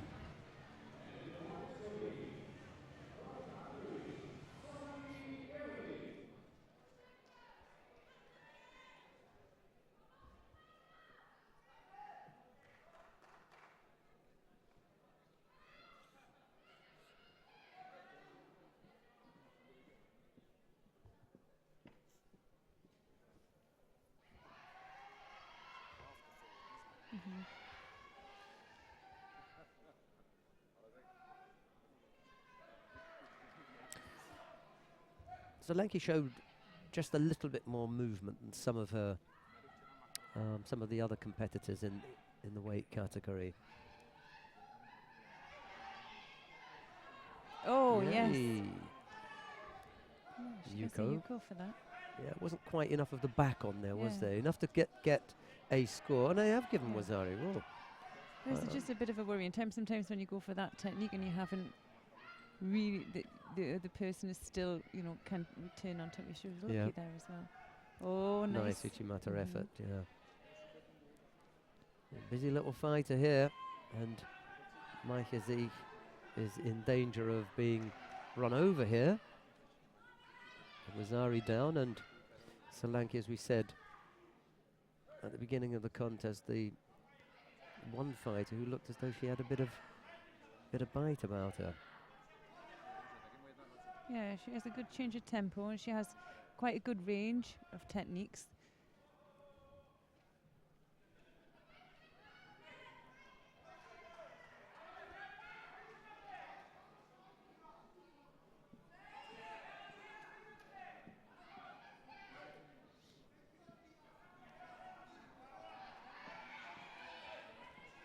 Almost nice. changed hip, Yes. didn't she? And an Ouchigari in the other direction. There were 3 things there in quick succession. She wasn't really able to put them together as combinations, but you know there was enough movement there to really unsettle Maika Zich. So good work from the Hungarian fighter. Yeah, and I think as well I mean, still 2.5 minutes to go, and she's still looking. She can't. She obviously knows she can't just hang on for a score all the way through. So she's still looking to throw, which is something I quite like to see.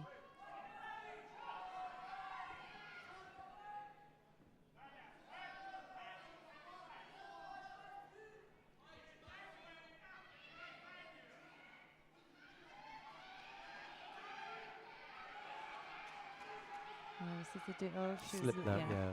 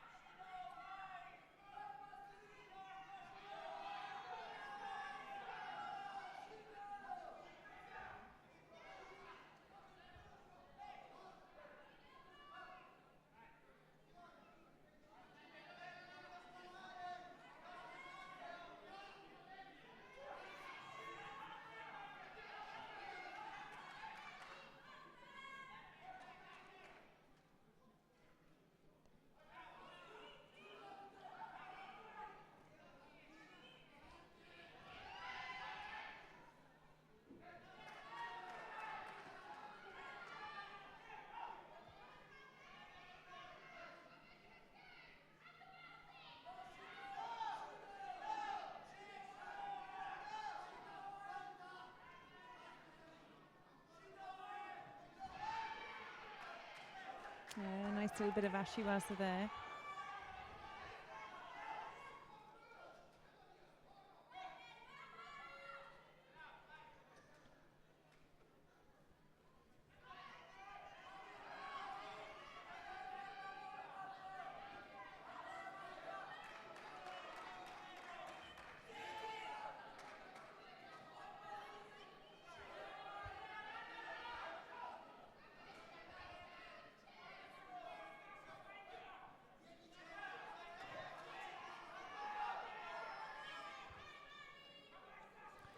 I keep hearing someone shouting Shido White. I'm thinking, why? Why is that? Then I realised there was another contest going on mat 2.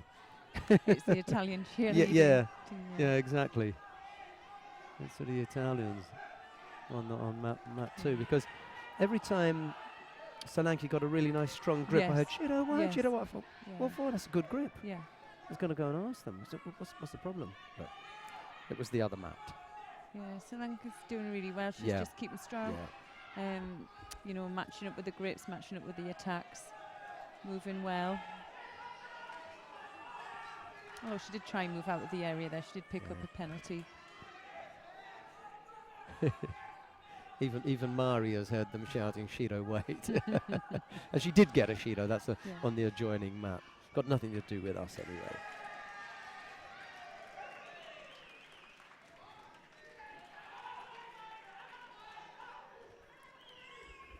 So just under 10 seconds to go. It's going to be a fight for the grips now. Last ditch attempt by Zech. So that's a win. Bronze medal for Solanke from Hungary.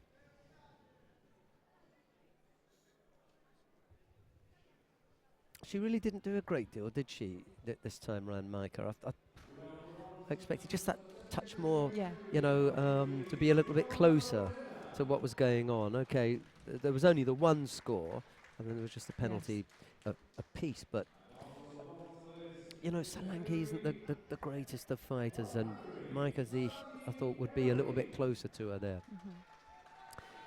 But she did exactly what she had to do, didn't she? Yeah. Solanke. And she did it well. Wasn't flashy about it. Got the job done. And she takes a bronze medal. Now, we've already had the final of the under 90 kilo category. We're about to have the final of the under 78 kilo category, and this was a category that we looked at today. We picked out the opening contest, which featured Brigitte Matic. She was up against Anastasia Turchin. She got through that one, and the quarter-final and semi-final. She is in the final. She faces Klara Apoteker. This will be her stiffest test of the day. It'll be Matic in the white judogi, Apoteker in blue.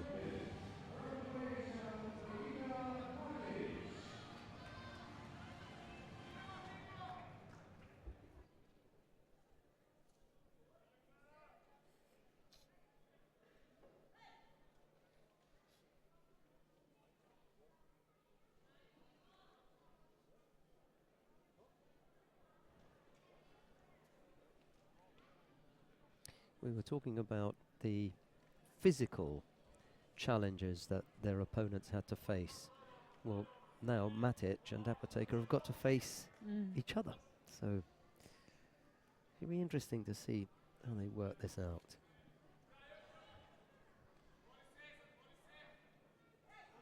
Yeah, both so long-limbed and both very similar styles. It's going to be hard, isn't it? It's going to be a hard contest. Yeah, both girls very physical as well. Ooh. Yeah, didn't like that at all. You see, there's no need for that. No. She picked up a Shido there. Yep, it's going to be a bit punchy. I tell you what, you get more of this in the women than you do in the men, you know.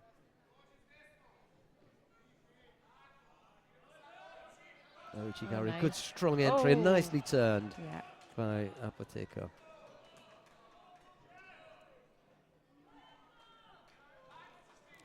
A little bit of roughhousing from the girlies. Yuko.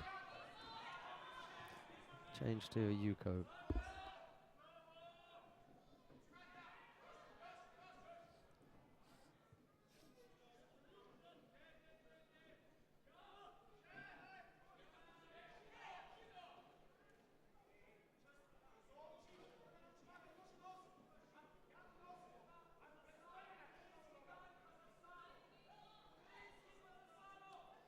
Second penalty picked up by a rather untidy upper taker there, getting the fingers caught inside the gi. An unnecessary penalty to gift to your opponent. Mind you, she's got the single score on the board at the moment, but with so much time on the clock, you begin to worry. You know, picked up another penalty, and then could be real problems.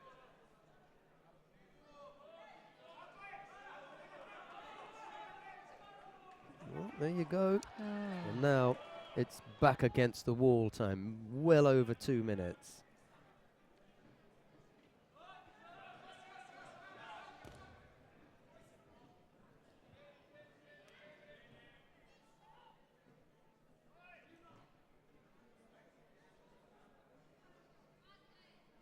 We're going to see how clever Matic is, because tactically she has got a good deal of experience, and she's had plenty of matches at very good levels, and she should know how to handle this. Make sure you don't fall behind in the attacks.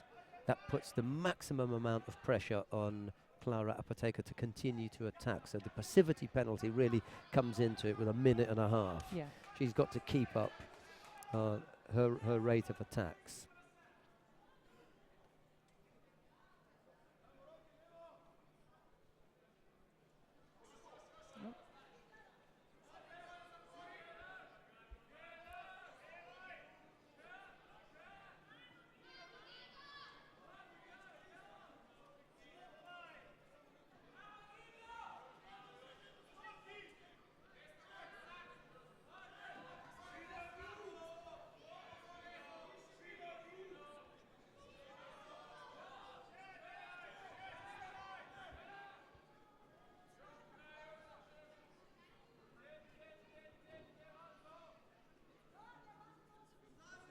Yeah, that time's ticking down. Yeah. And she's not really taking advantage of those 3 Shidos. So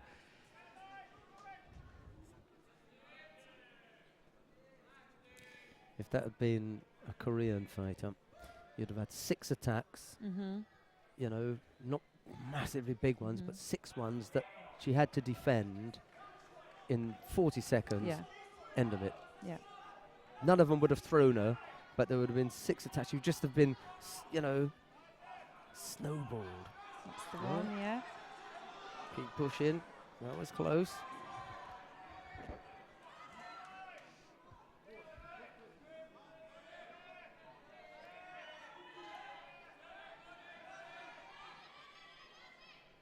And Opeta's done really well there to keep her down in yeah, Yuasa yeah. for that length Yeah. of time. Just 8 seconds left to go. Yeah, one last roll of the dice here. That was it. No, couldn't come up with it. Apoteca it is who's going to take this one. Single score was enough to get past Brigitte Matic.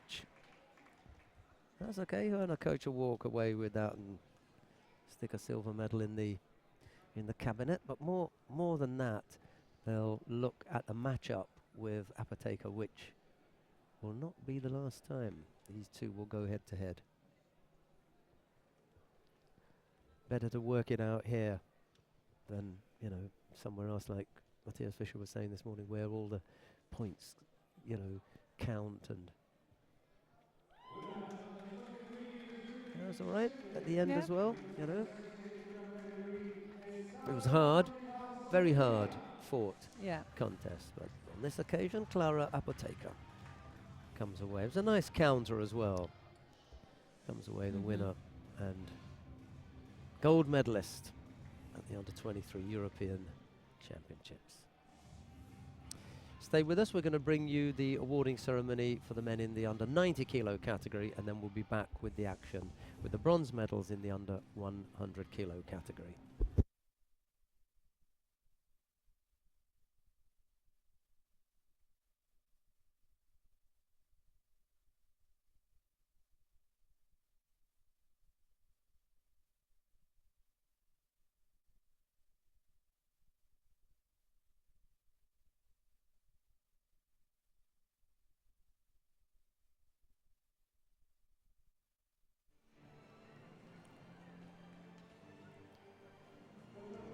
Michael Verhoeven, the Vice President of the European Judo Union, is down on the floor to present the medals, and the bronze medals go to Michel Verhagen of the Netherlands and to Nicolas Mungai of Italy.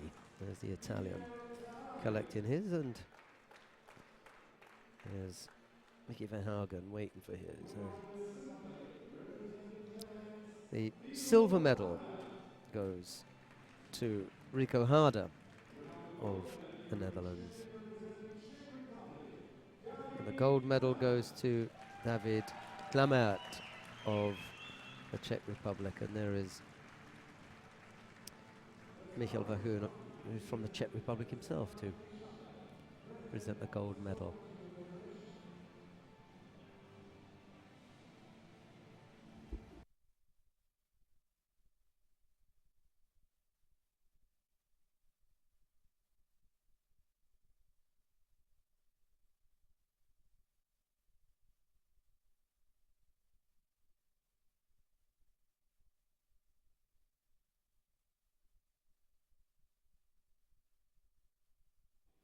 Now the national anthem of the Czech Republic.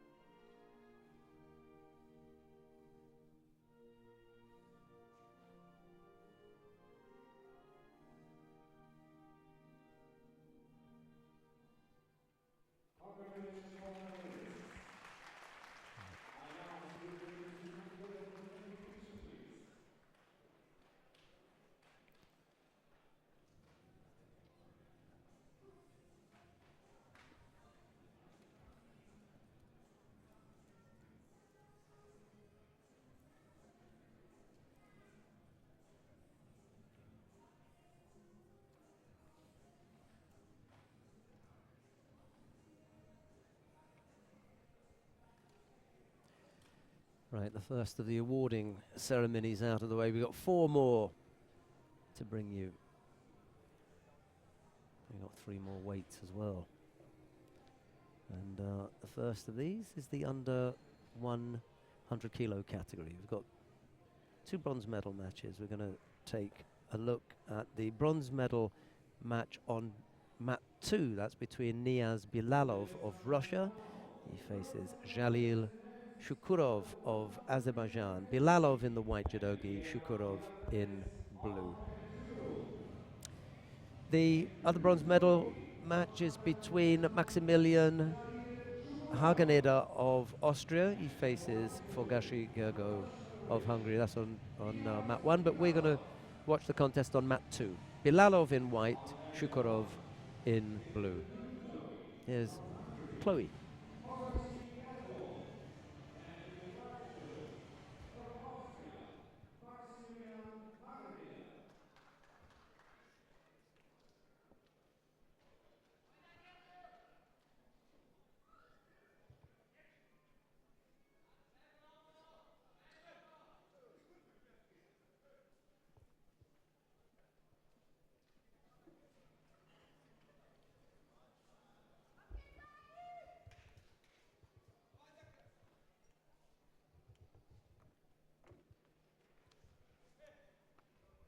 Oh, nice first opening attack from Bilalov.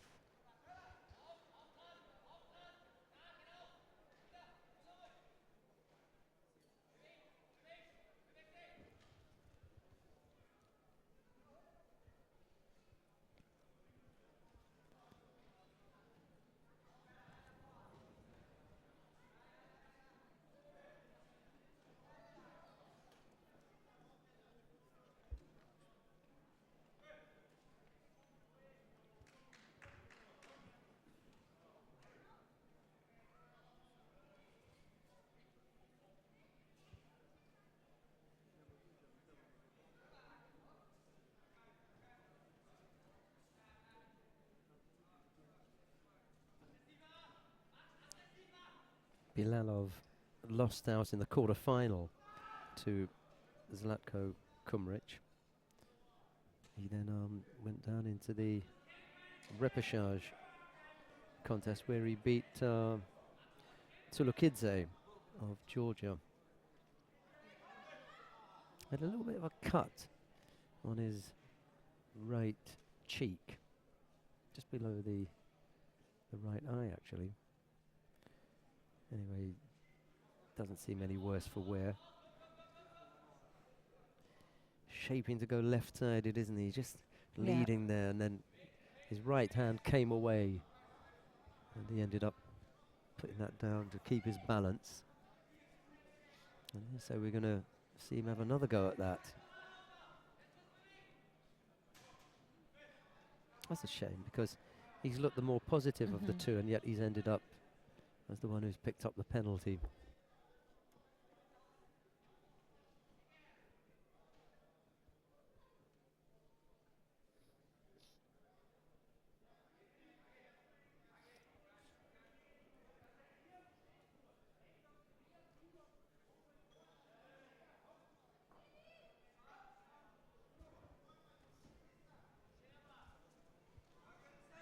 Oh, nice. Yeah, that'll do. Yeah. Done. Just picked himself up for this medal match after the disappointment of having lost out to Kumric. He came back with a bang though, didn't he? Unfortunately for Shukurov, who was on the receiving end of a huge Haramaki Kami, I think it may have been when we get the replay.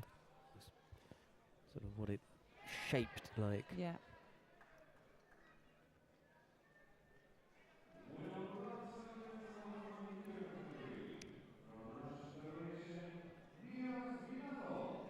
Oh, yes. Yeah, I mean, he's sort of half pleased, isn't he? But he looked more relieved when he got up and went off the mat.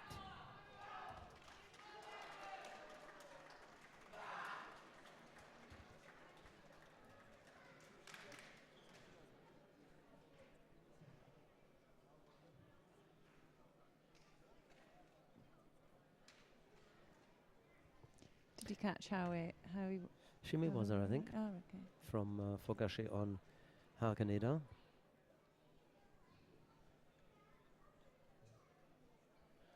Let's tidy that. I'll tell you what, it's only 25-4. We're already coming up to the final of the hundreds. We've got 2 more categories and we're out of here. We'll see. We'll get to see the replay of Fogashi in a second. Hakaneda hasn't bowed yet. He does at the edge of the mat, but you know, a little bit of protocol to get right. So Yeah.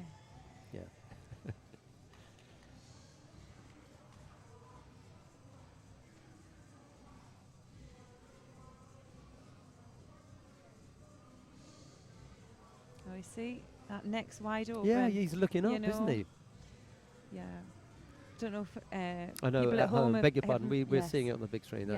Our apologies. What happened was they went into Nevaza and Haganeda just left his head up in the air. I've seen that quite a few times over the course of the weekend. You know, looking up to the referee, you know, for a mate, and they're getting their heads taken off. Yeah. Anyway, this is our much anticipated final.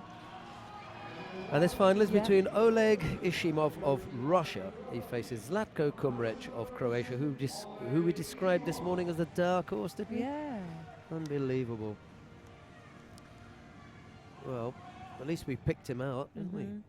We've had an opportunity to watch one fight from Ishimov as well. And he secured a shimiwaza very, very within 30 seconds, first attack. So it's Ishimov in the white judogi, Kumric in blue.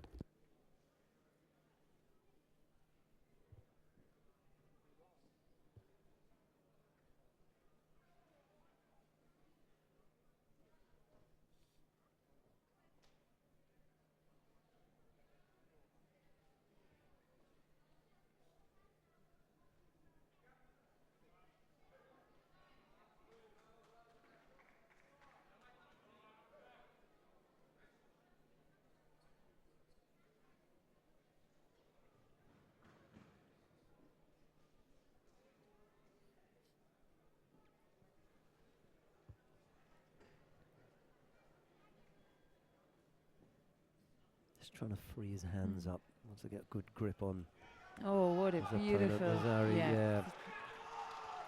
He was frozen for a moment Mhm. there, was Kumrich. I think he's going to struggle to keep him there. He's just settling in. Yeah, Kamishoga Tami as well. It's not for effort for trying No, from Kumru. Yeah. He only needed for 15 seconds, you see. Yep. Yep, nice stylish win by Ishimov. Well, Ishimov won his first contest against Luca Kunjabo of Romania by Ippon. He then defeated Kaftaradze of Georgia by Ippon. He then defeated Jalil Shukurov by Ippon. And in that final, he's just done in Zlatko Kumrich by Ippon. 4 out of 4. That's your man. That's him. Yeah. Player of the day. Oleg Ishimov of Russia. Yeah, it'd be nice to see that technique again. Here we go. So it is a nice, like, drop kataguruma. Yeah, unusual grip as well. Yeah. Yeah. Sleeve and up and around the collar there, like yeah? a cross grip. Yeah, cross, yeah. Yeah. Beautifully done. It really was nicely done. And then Kamishoga Yeah, Tami. did well to control that. Right, we've got the awarding ceremony in the under 78 kilo category. What I'm going to do is to line up the names here so that Chloe can let you have a look at those. She'll tell you who the 2 bronze medal winners are, the silver medalist and the gold medal winner. Okay.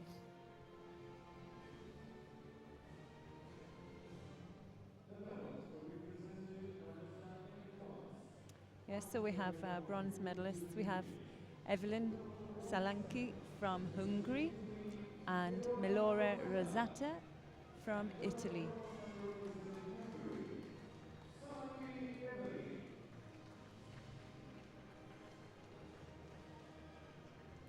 And the under 78 kilogram silver medalist is Brigita Macic from Croatia. And gold medalist goes to Klara Apatka from Slovenia.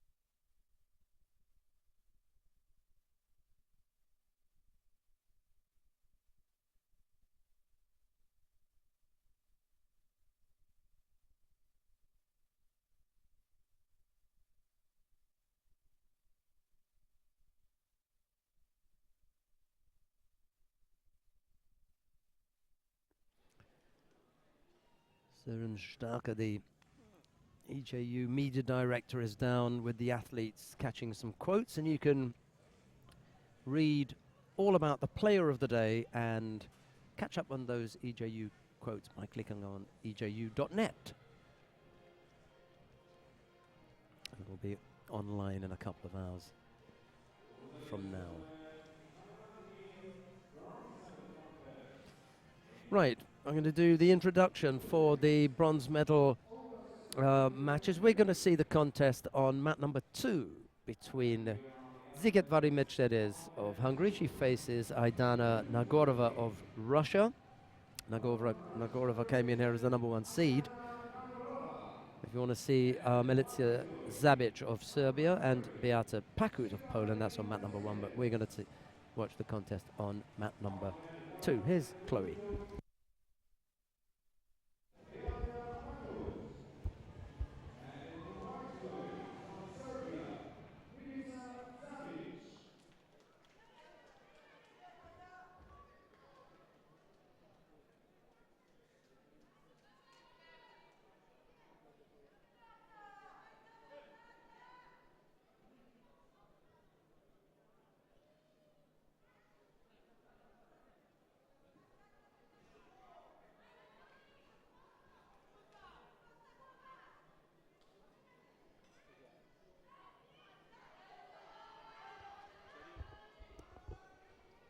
Oh, nice little drop. Sionagi attempt there by the Hungarian girl.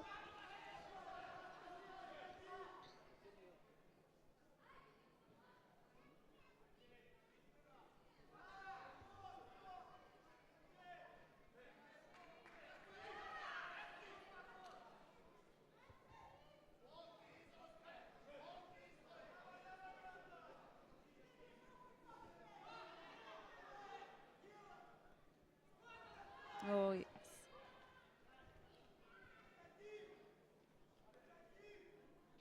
Yuko scored there for Nagarova.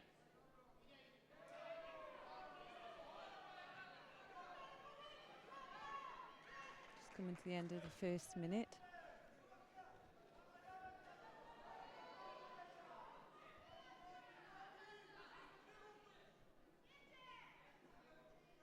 Oh, nice Harai for Yuko. Now can she secure the hold here?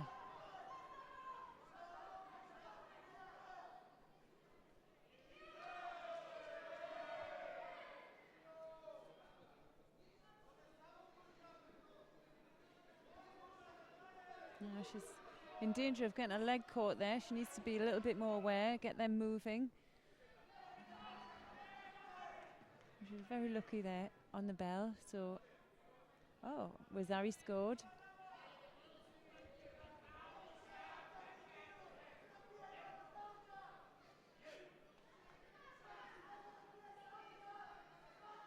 So I think they're just going to have another look at, take the Ippon score off the board, put the Wazari back down.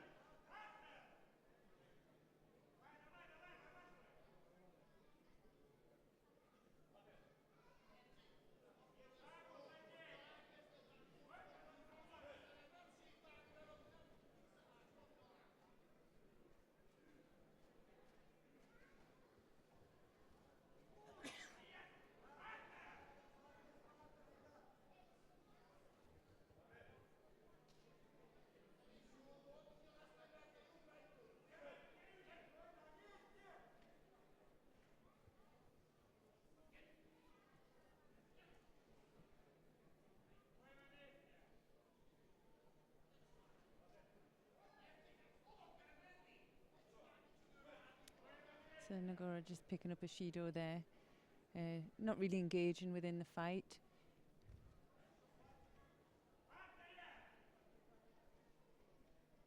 She's just proven a little bit too strong for the Hungarian. So less than a minute to go now. She really needs to step it. She needs to find a way through here if she's going to get, and she really needs to score Nippon if she's going to win the fight. So it's not looking too favourable for her.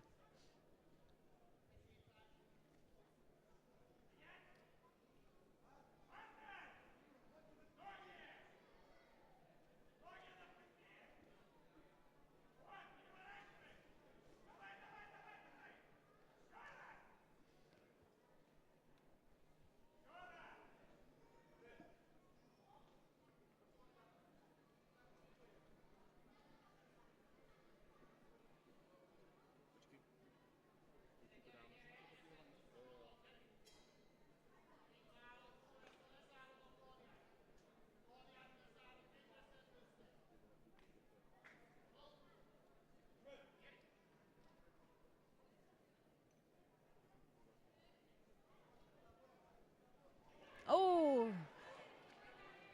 And that was a nice score, but it's just going to be too late in the day now, so it's all over now. Negrova takes the bronze medal for Russia. And it's a nice last-ditch effort by Zikvara from Hungary, but a little bit too late.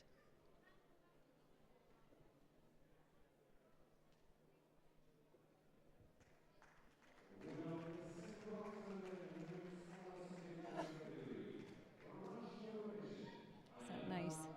Karai Makakami for Yuko.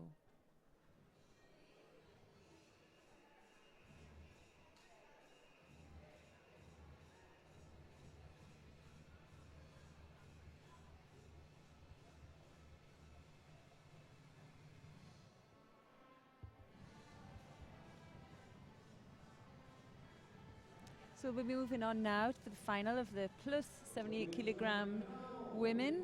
We have the final. We have Caroline Weiss from Germany and Ivana Sutulo from Croatia. So that's Weiss in white and Zutulo in blue. The players will be making the way to the mat.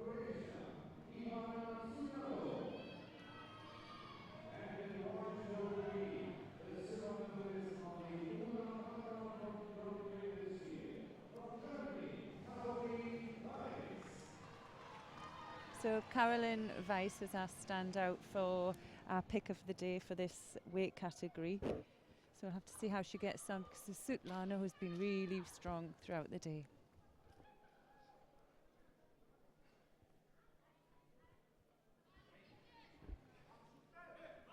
Now we've seen Sutalo earlier on. We know that, you know, she's got her tactics. She makes things difficult. We've seen Caroline Weiss as well.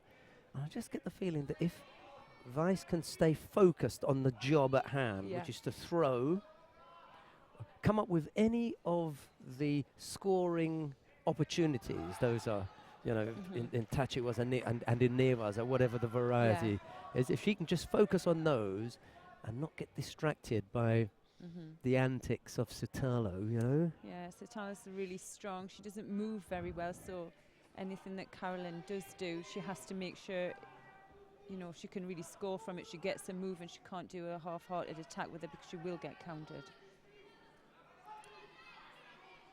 Good size matchup as well. We haven't got, you know, completely different body types here. They're both, you know, not that tall for the weight category, so they're fairly similar builds. So the Croatian picks up a penalty for passivity.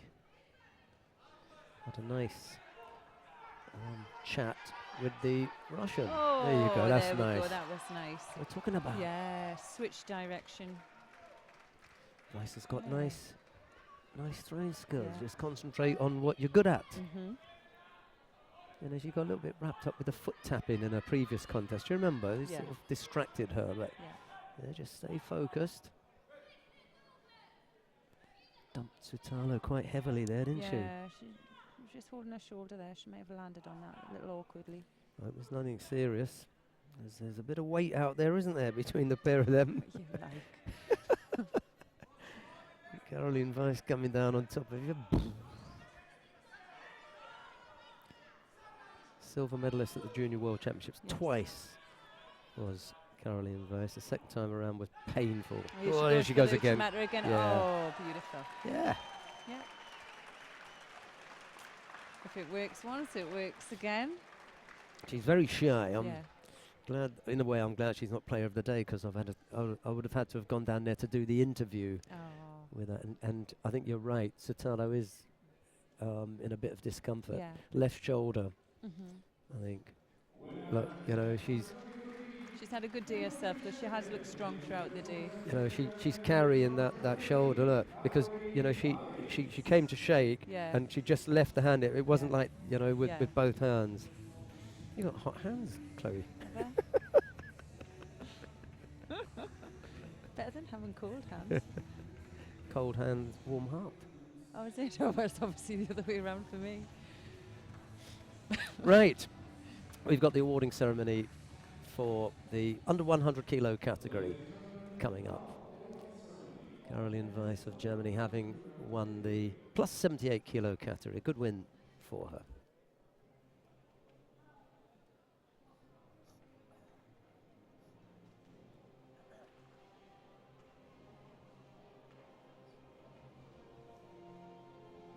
How do you fancy having a run through these these names? And you come on, did the last one yeah, wonderfully no, well. but there's a couple in here that are a bit. Oh. It's all right. Yeah. We can just right. Okay. Let's do All the right bronze then. medals first. There you go. Okay, so we've got first bronze medalist. We have Nizaz Bilavov of Russia, and second bronze medalist is Giorgio Fogassi from Hungary, and silver medalist goes to Zlatko Kumrik from Croatia, and gold medalist is Oleg Ishimov of Russia. There you go. Oleg Ishimov, by the way, is from Chelyabinsk. Oh, wow. His coach is Vyacheslav Shishkin. He trains at the Olympic Training Center. His favorite judoka is Ebinuma Masashi of Japan. He started judo when he was 7 years old, and he's got a sister who's a dancer. How's your luck? Wow. And that was from a fighter who didn't speak English. Hi.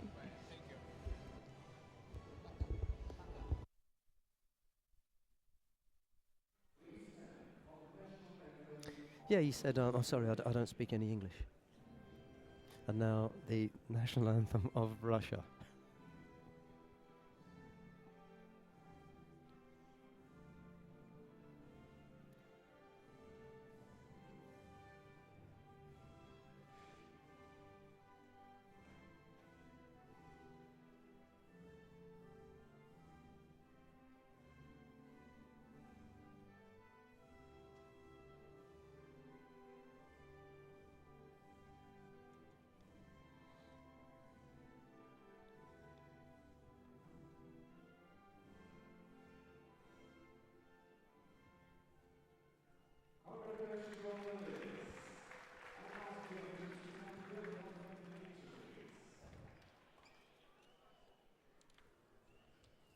And that is your player of the day on the top of the podium, Oleg Ishimov. All Ippons today. Can't beat that, can you?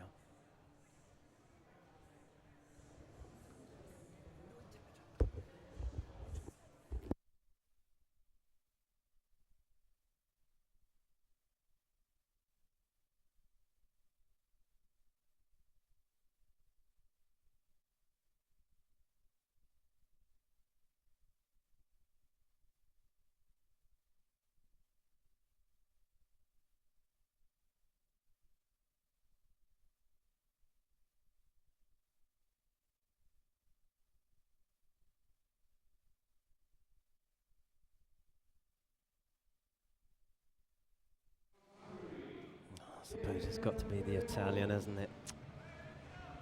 The plus 100 kilo category.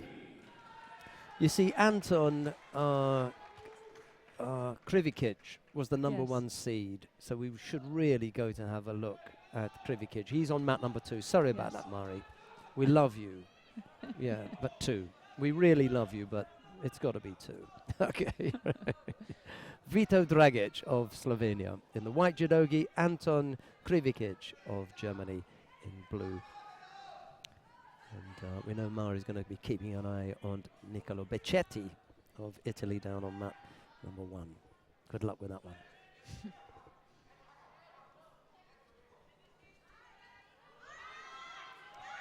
Oh, nice close auto attack there. When the fighters Yeah. come out, they have their kit carried them by volunteers. It's always some young kid. It's nice, And what happens is, whomsoever the kit carrier goes out with, they support them. And the little boy behind the mat there, when his particular fighter came up, he threw his hands up in the air. He got all excited, didn't he? Yeah. And then when they go back into the warm-up area, they try to come out with that fighter, and they okay. swap, Oh, and that's great. Yeah. Yeah. So they're always with them. It's like a mascot, if you like. That's that was close, close. Yeah. He just lost grip, didn't he? Just lost control of that opposite sleeve. Still a Q grade, isn't he? No, number 1 seed, isn't he? Have a look. Yeah. Well, he's wearing a brown belt. Yeah.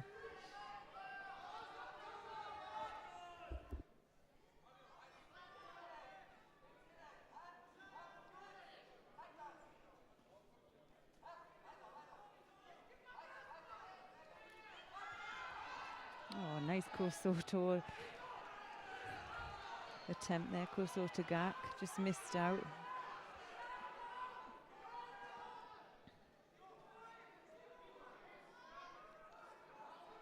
Oh, I wonder what they're looking at here. I wonder if they're thinking that he actually held underneath the belt. I'm not sure.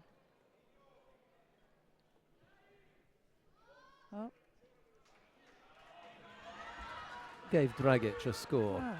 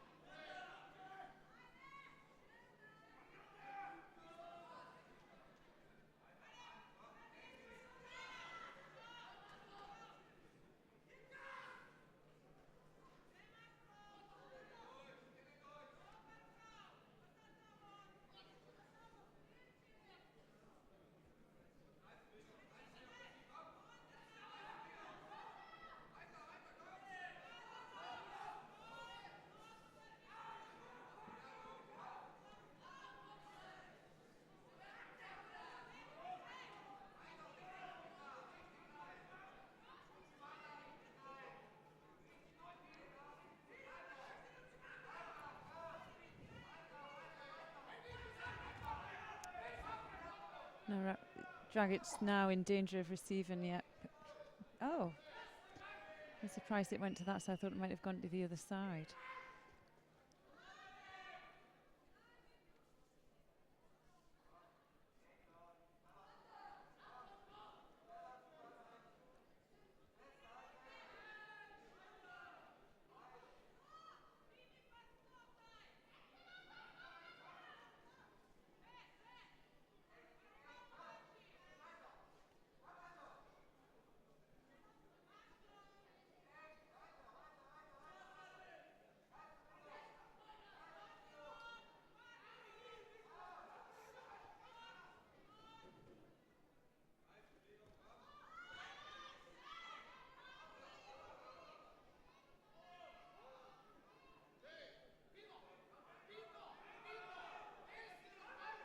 Just over a minute to go.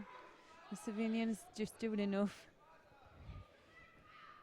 Strong with the grips, but he is on his back foot.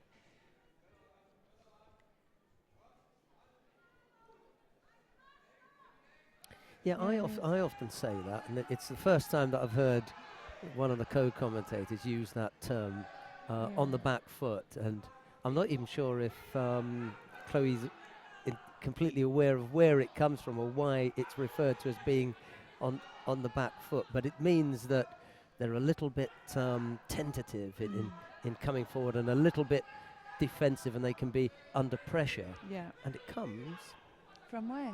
Oh, from cricket. Uh-huh. Yeah. Yeah. When the bowling is really quick and it pushes you back on, yeah. you get on the back foot. Okay. When you're on the front foot, you're knocking it all over the place. Of course you are, yeah. When you're on the back foot, you're under pressure. Yeah. And you know what? He's on the back foot. He's on the back foot all over now. He's on his back. I know, I won't be surprised if he did pick up another Judo now. Very well described, though, Chloe. So. Oh, it's time to chuck those kits in. And the other thing is backpedaling. He was backpedaling. He wasn't going forward, he was going backwards.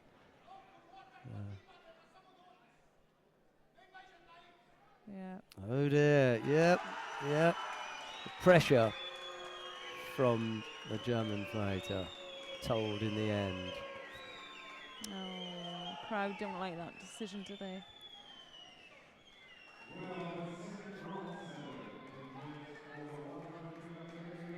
Well, it's a fight that you could look at again, and when you've looked at it, you'll decide whether or not they were justified in giving the penalties when they did. Yeah. I'm sure they were. Just squeezed out that Yuko as well. Oh. Well, Chloe, this is it then. Yeah, Come to the final. Makes for an interesting final. It's the final of the plus 100 kilo category, the last contest of the day. Andrei Kolesnik of Ukraine faces his teammate, Fedor Panko, who's a little bit surprised, isn't it, that he's made it to the final. It's Kolesnik in the white judogi, Panko in the blue, and this time I'm really going to put Chloe on the spot and say, right, where's your money this time? Pick one. Oh, can I see the first 30 seconds first? I'm going to go for Panko. Okay. It's a good mover. He's a bit lighter. But he showed some nice techniques to do. I knew I'd catch you out here, because I'm going for the Ukrainian. All right, yeah. Oh, you didn't catch me with that yesterday, though, did you? No. No. I'll let you go. I'll let you have that one. It's late in the day, isn't it? You know, she's a bit tired now. A bit tired. So didn't see that one coming.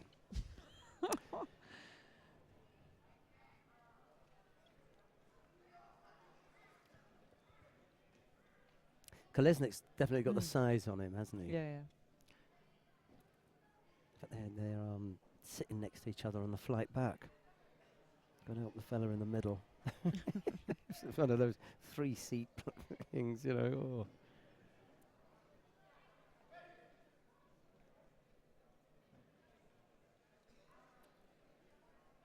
He doesn't look like a genuine plus 100, does he? No, he doesn't. Panko. No.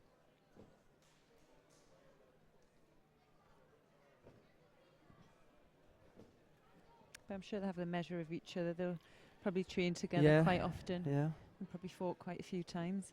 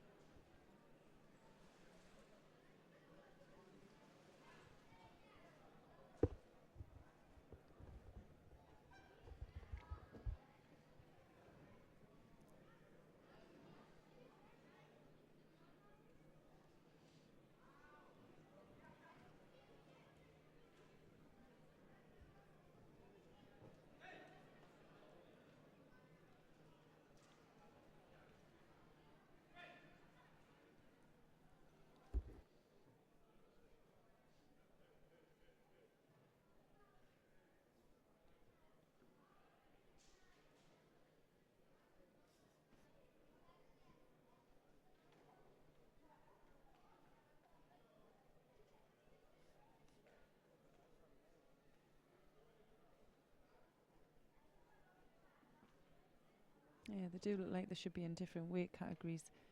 But Panko has proven to, throughout the day that he can throw, but he does need to get these big guys moving to do so.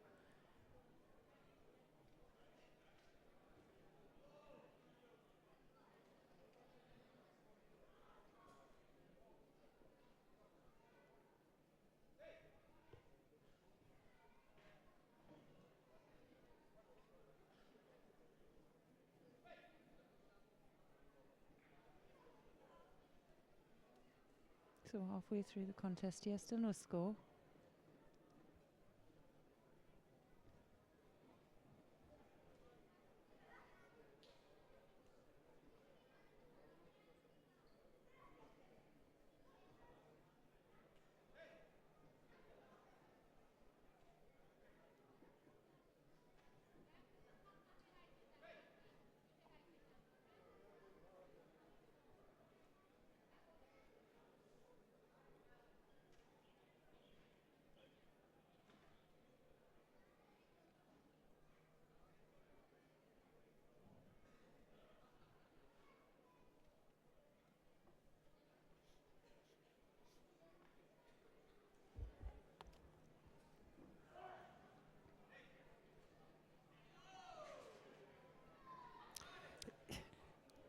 He was only halfway there, wasn't he? Yeah.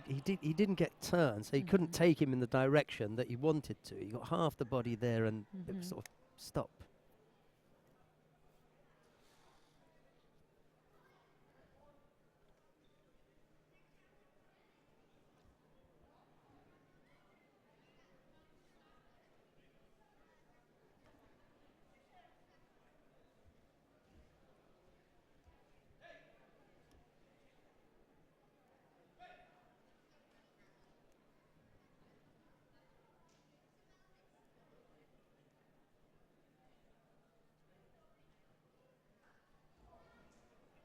Yeah, the trouble with this fight is Kolesnik. He's not been afforded to get his grips on. Now he's picking up another penalty there because he's not managing to get any attacks in, whereas Panko is getting the attacks in, but he's having to do it quick off the grip without really getting his opponent moving. So they've been unsuccessful so far. It's a bit of a tactical battle here. Looking good for Panko at the moment. Inside the last minute, only just over half a minute left to go, and Panko could sneak this. He just has a little stab there and then comes back out.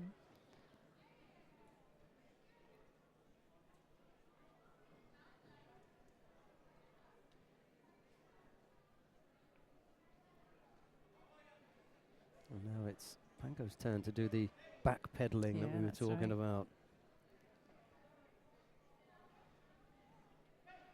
He does pick up a penalty, has a quick look at the clock and a grimace as he realises, hey, I didn't need that. I don't need to run that kind of risk.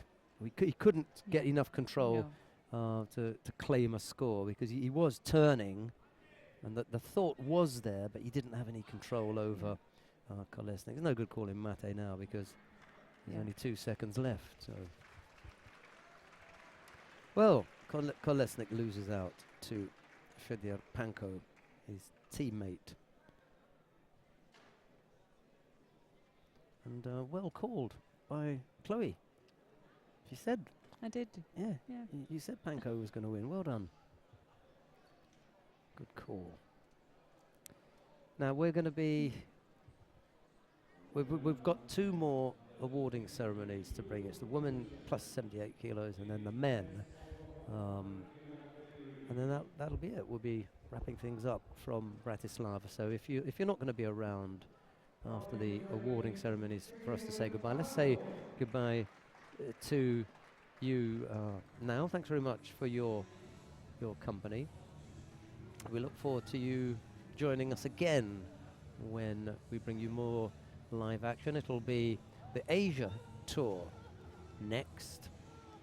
And don't forget, we've got the Golden League coming up and the European Club Cup next month in December. But before that, we'll be off to Qingdao in China. We don't have a live broadcast from Qingdao. It will be delayed, but we will bring you those on Judo TV. And then after that, we'll be back to normal broadcasts from Jeju in Korea, the Grand Prix there, and then the Grand Slam in Tokyo.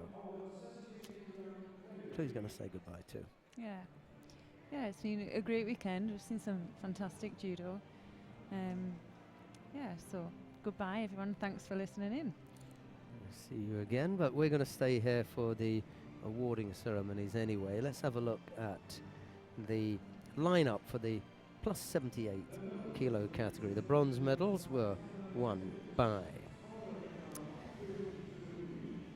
Aidana Nagorova of Russia and Beata Pakut of Poland.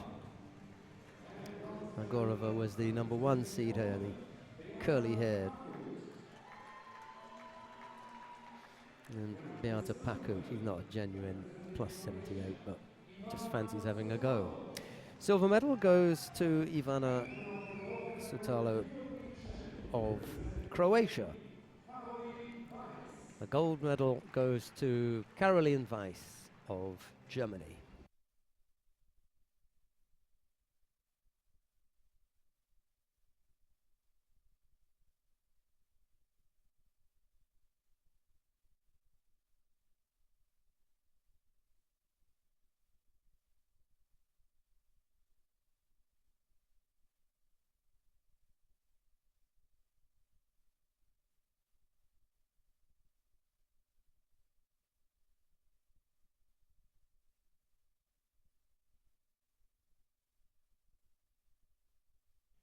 And now the national anthem of Germany.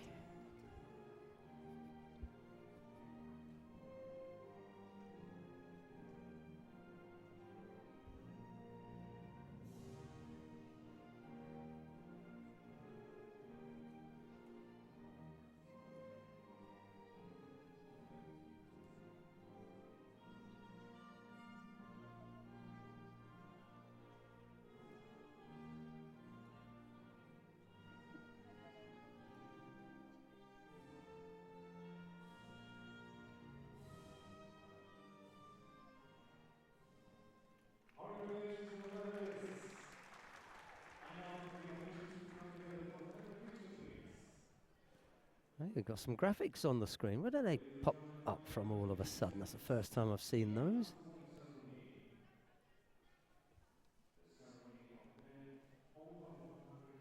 Well done, Mari. That was really good. That was very helpful. It's a nice shot, Caroline Weiss. Sutalo on the far edge, and we can't really see Nagorova. Don't look happy though, does she? She doesn't look happy at all. Yeah. Thank you very much to Alexander Yatskevich. Say hello to us. Superstar in there.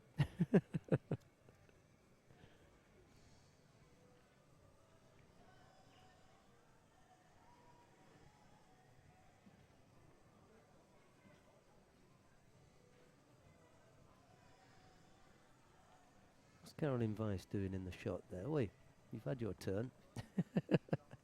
Let the fellas get up there.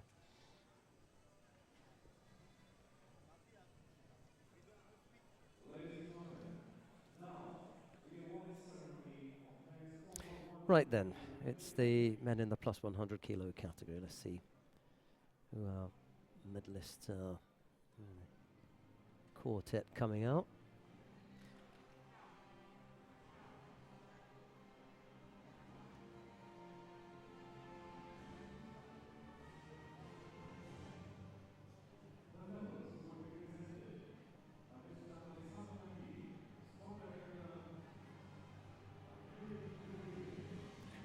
Alexander Nagabin from the Ukraine is about to present the medals. He's on the one of the marketing directors on the EJU.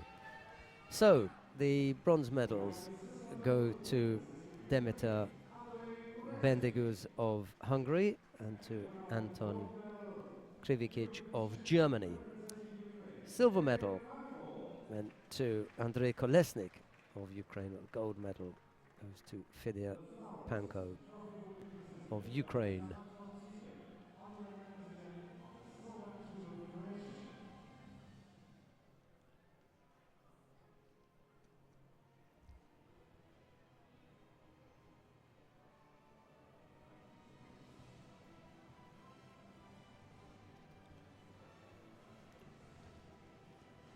Yeah, Murray, I like that. Plus 100 kilo category, there's the lineup for you. The bronze medalists, Kirovikic, Demitar, silver medal to Kolesnik, and the gold medal to Panko. I like that. Now the national anthem of Ukraine.